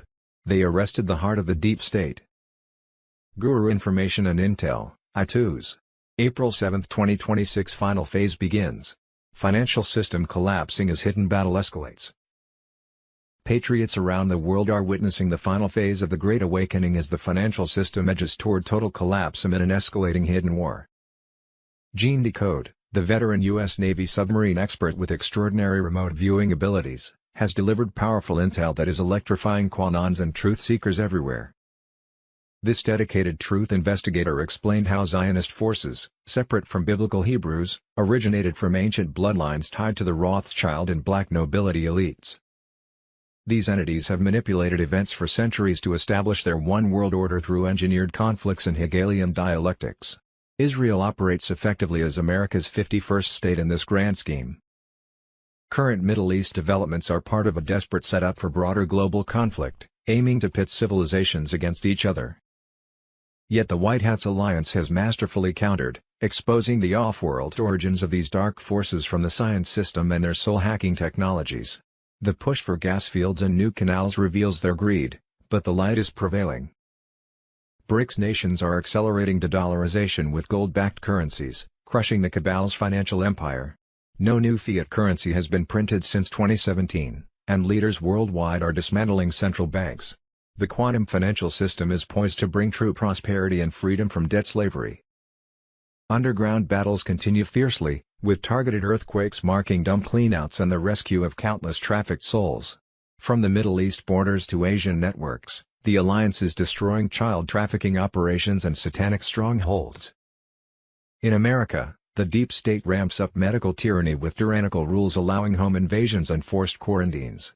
This blatant declaration of war on the people will ignite massive peaceful resistance and civil disobedience. The White Hats ensure it awakens the masses without full kinetic chaos.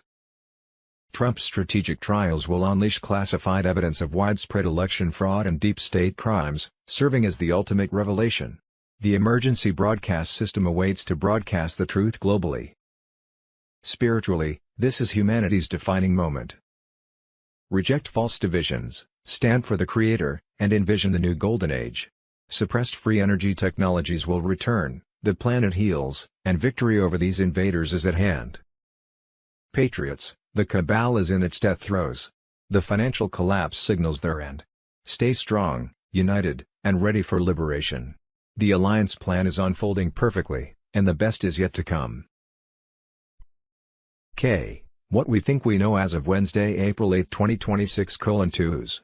April 7, 2026, did they really think we would believe there was another mission to the moon? It's all been faked so NASA could continue to launder millions of U.S. taxpayer monies into their pockets. Post from Starkey Farmstead. 2s. April 7, 2026, former Kentucky clerk says illegal aliens are being sold $200 driver's licenses all throughout the state. The undocumented workers would come into the office in groups. I found out it may have been going on for a couple of years before it was found out. A key to pulling off this scheme was making sure the required Homeland Security screening was never run. She says this happens every day. 2s. April 7, 2026, Pam Bondi was fired, in part, because President Trump believed she had tipped off Eric Swalwell, according to the Daily Mail. Trump reportedly believes Bondi had tipped off Swalwell about the FBI's effort to share investigative documents about his relationship with an alleged Chinese spy. The FBI was preparing a cache of documents on Swalwell's relationship with Christine Fang, the Daily Mail reports. She's intervening in those matters. The White House wasn't pleased she was intervening due to her personal friendship with Swalwell, a source told the Daily Mail. 2s. April 7, 2026, on July 4, 1917, Nikola Tesla's Wardenclyffe Tower on Long Island, New York, was demolished by the federal government when they found out he was planning to give the world free energy as a gift. It was an early experimental wireless transmission station designed and built in 1901 to 1902. They censored Tesla using the newspapers they controlled. Nikola Tesla was one of the most important inventors of all the time, and they never taught you about him in schools, and this is solely because they don't want you digging about free energy. Jazara Nizura on Telegram. 2s. April 7, 2026, Obama diverted $400 million from Iran's pallets of cash through the Dubai embassy to Italian operatives and Merrill Lynch in Geneva to fuel the stolen 2020 election, which was exposed, under oath, by Maria Zack. In return, Leonardo Spa officials used military satellites and CIA tools like Hammer and Scorecard to hack U.S. voting machines, flipping Trump votes to Biden along with other fraudulent methods, machines, mail-in ballots, and remote access. China coordinated the operation with tech and bribes, the CIA oversaw the stolen 2020 election, and the FBI covered it up, all to install Biden as a puppet to the cabal and foreign powers. This global election fraud cartel is the largest threat to American democracy and the world. 2s. April 7, 2026 shocker from FBI Director Kash Patel was that deep state operative Erica Kirk, widow of TPUSA founder Charlie Kirk, has been taken to federal court on alleged criminal ties to Jeffrey Epstein, Israeli Mossad, and child trafficking. 2s. April 7, 2026, breaking overnight intel drop, Trump's ultimatum shakes the world, Iran on the brink, oil explodes, global order at stake, Intel drop / April 7, 2026. Twos. April 7, 2026, breaking military intel, bleeding, alone, hunted, U.S. colonel survives the impossible in Iran, a story that defies logic and redefines survival. Twos. April 7, 2026, bombshell alert, Treasury Secretary Scott Bessent orders massive bank audits by IRS in $18 billion Minnesota welfare laundering scandal. Twos. April 7, 2026, breaking, the New World Order, U.S. moves to withdraw 100,000 troops from Europe and halt trillions in defense spending. Twos. April 7, 2026, the shocking story they never wanted you to hear. What we thought we knew, but didn't really know and now am supposed to know but don't have a clue. With clones, doubles, made-up movies Hollywood style and Trump's military alliance throwing more popcorn at us, it gets so confusing. Sunday, April 5, 2026, boom. 1913 exposed, Trump strikes final blow to the IRS, tariffs in, income tax out, Trump signature on dollar signals return to pre-1913 prosperity and true sovereignty. Twos. April 7, 2026, Jamie Dimon, CEO of J.P. Morgan Chase, says the U.S. government raising taxes doesn't do anything to help the average American. He says raising taxes does nothing because Congress just launders the money to their friends, special interest groups and 17,000 lobbying groups. I don't know anyone, and you guys in the room, you might be Democrats, Republicans who thinks that sending another $1 trillion to Washington, D.C. will actually improve anything. So when you say raise taxes, if you said raise taxes and directly give it to the people who need it, do it. That does not happen. It goes to all these interest groups, and they give it to their friends and all that. Which is why the people are considered a swamp. It's kind of a swamp, the 17,000 lobbying groups. But bank companies are guilty too. They're just fighting for their one self-interest as opposed to what's good for my country. Project Odin martial law on Telegram. Twos. April 7, 2026, former IRS agent. He spent 2 years of investigating claims of people who said there is no law to say we have to pay income taxes. He quit and has not paid in 25 years. We were lied to, misled and robbed for decades. Just give it time to roll out. We are still in the Matrix. Q. The Storm Rider on Telegram. On Monday, April 6, 2026, the U.S. Army Special Forces raided over 200 Hollywood mansions, going inside homes of the biggest names in Hollywood. Luxury gates were smashed. Hidden basement elevators descended into personal dump tunnels that connected to the Mount Rushmore master map. They arrested the heart of the deep state. With the mass arrests now in full force, a financial tsunami and global lockdown with temporary martial law appeared imminent. The new gold/asset-backed quantum financial system, QFS, was set to wipe out the Rothschild central banking system. Chase, Bank of America, Wells Fargo, Citibank could soon be offline with your bank account balance zero, bank card declined, ATMs and bank apps not working. It is advised to withdraw your bank account monies out now. This worldwide financial collapse had been coming for a long time. Dutch banker Ronald Bernard had reached the highest levels of the Illuminati, crashed national economies, bankrupt companies and was an expert at money laundering.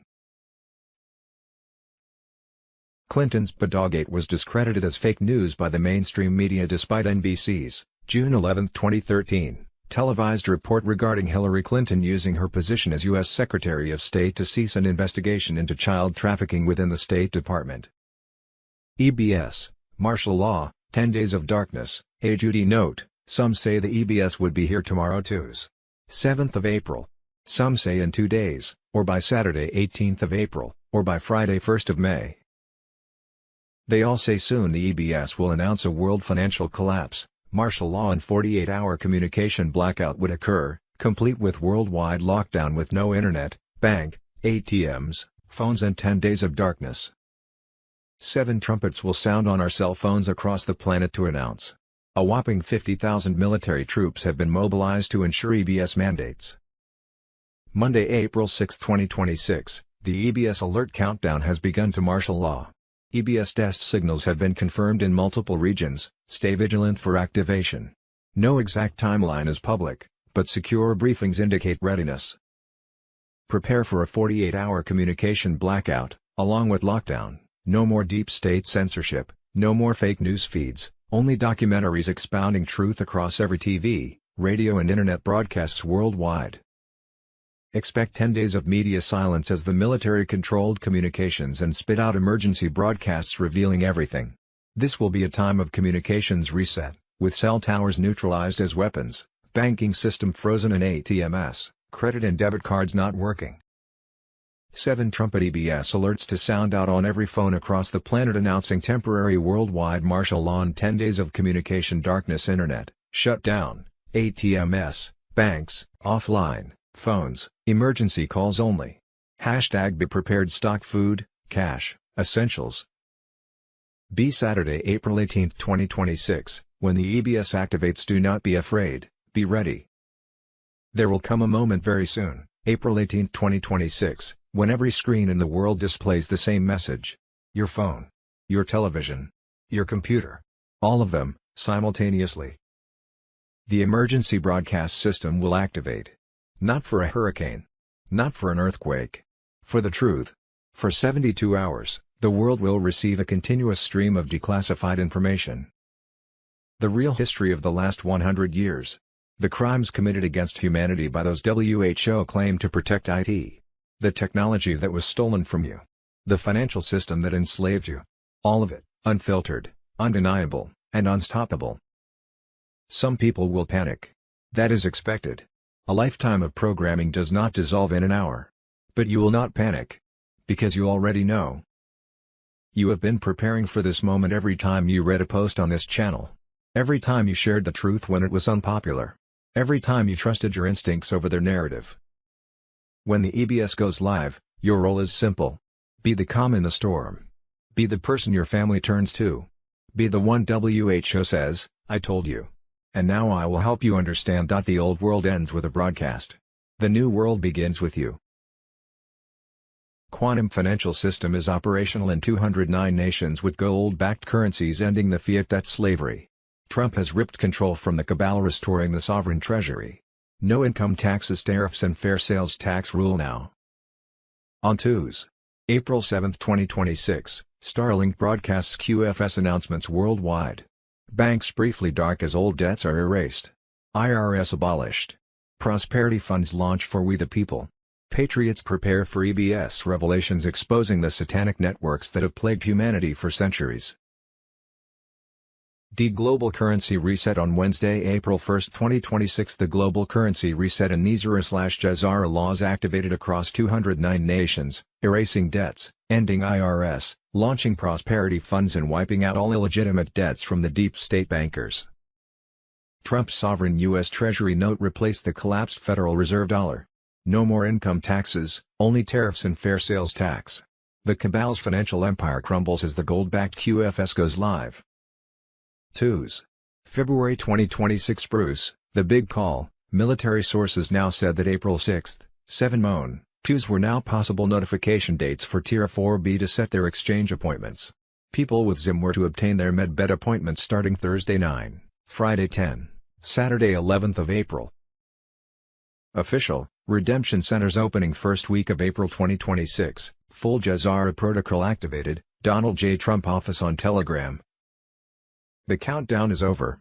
Redemption schedules are now being filled with authorized participants. The infrastructure is live.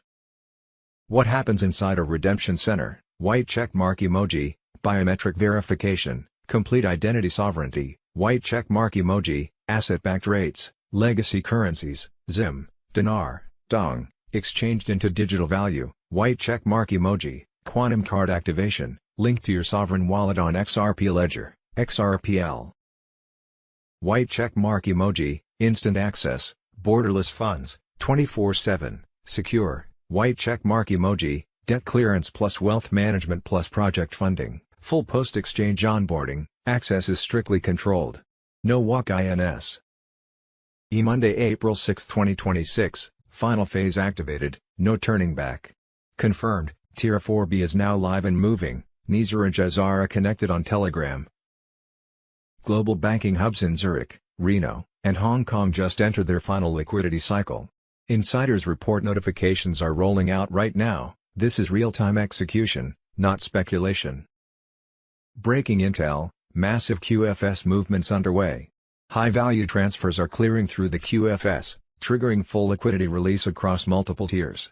Private banking channels confirm funds are already positioning, the final step before public rollout. Live Bank screens lighting up with rates. IQD, $9.35, fully active internally VND, $5.89, exceeding projected values ZIM, processing, elite groups receiving now.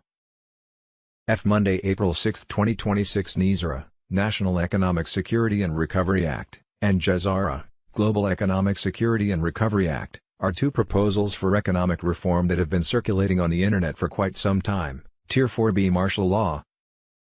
The main goal of these proposals is to make the world a better place by introducing a bunch of changes to the way we handle money. Some of these changes include eliminating debt. Imagine waking up one day and finding out that all your student loans, credit card debt, and mortgage have vanished into thin air. Sounds like a dream, right? Well, that's what NISRA and GESARA are proposing. Introducing a new currency. Say goodbye to the good old US dollar and hello to a shiny new currency backed by gold, silver, or some other precious metal. This would make the value of money more stable and less prone to inflation. Revamping the tax system. No more complicated tax forms or surprise tax bills. NISRA and GESARA want to simplify the tax system and make it more transparent, so you can finally understand what's going on with your hard-earned cash. Helping the little guy. These proposals aim to support small businesses and individuals by giving them access to low-interest loans and other financial assistance. Monday, April 6, 2026 QFS Information Center, Quantum Financial System and the Tier 4B Internet Group. The world of currency revaluation, redemption centers and NISRA GESARA payments, Tier 4B ISO 20022 on Telegram. The Quantum Financial System, QFS, and Tier 4B Internet Group. This is where the future of currency revaluation and redemption centers comes alive. The financial world is on the cusp of a monumental shift, as NISRA and GESARA payments begin to reshape global economics and individual prosperity. Are you ready for the shift from fiat to asset-backed currencies? The whispers of Tier 4B and redemption centers are no longer just speculation, they're about to transform your world. For those of you who've heard about Tier 4B, also known as the Internet Group, you might be wondering if you're part of this exclusive wave. It's about intent. If you've been involved in foreign currency like the Iraqi dinar, Zimbabwe ZIM, you could be part of the revolution. But this isn't just a group, it's a wake-up call. Redemption centers will soon be summoning those who are part of this currency revaluation. They won't be mystical places but could be your local bank or even an unassuming office. Once inside, the foreign currencies you've held on to will be exchanged for massive wealth. While many of us are aware and prepared, the general public remains oblivious. But once this hits mainstream news, expect a mad rush to redemption centers. The sleepers will wake up too late. And here's the kicker, the Quantum Financial System, QFS, rumored to be hack-proof and the future of financial security, is about to wipe out the central banking system. QFS promises to end the fiat slavery that has controlled nations for too long. What's more, it will shift the balance of power forever. And don't forget about NISRA GESARA, this treasure has been hidden from the public for decades. These mysterious payments, tied to everything from birth certificates to mortgages, will start filling QFS accounts. You won't even need a redemption center appointment for this part. The general public will be left in the dust, but you, the chosen few, will know what's coming. Prepare now, because the Quantum Financial System is here. Get your hands on foreign currency while you still can. Monday, April 6, 2026, they did not shut down the world in 2020 because of a virus.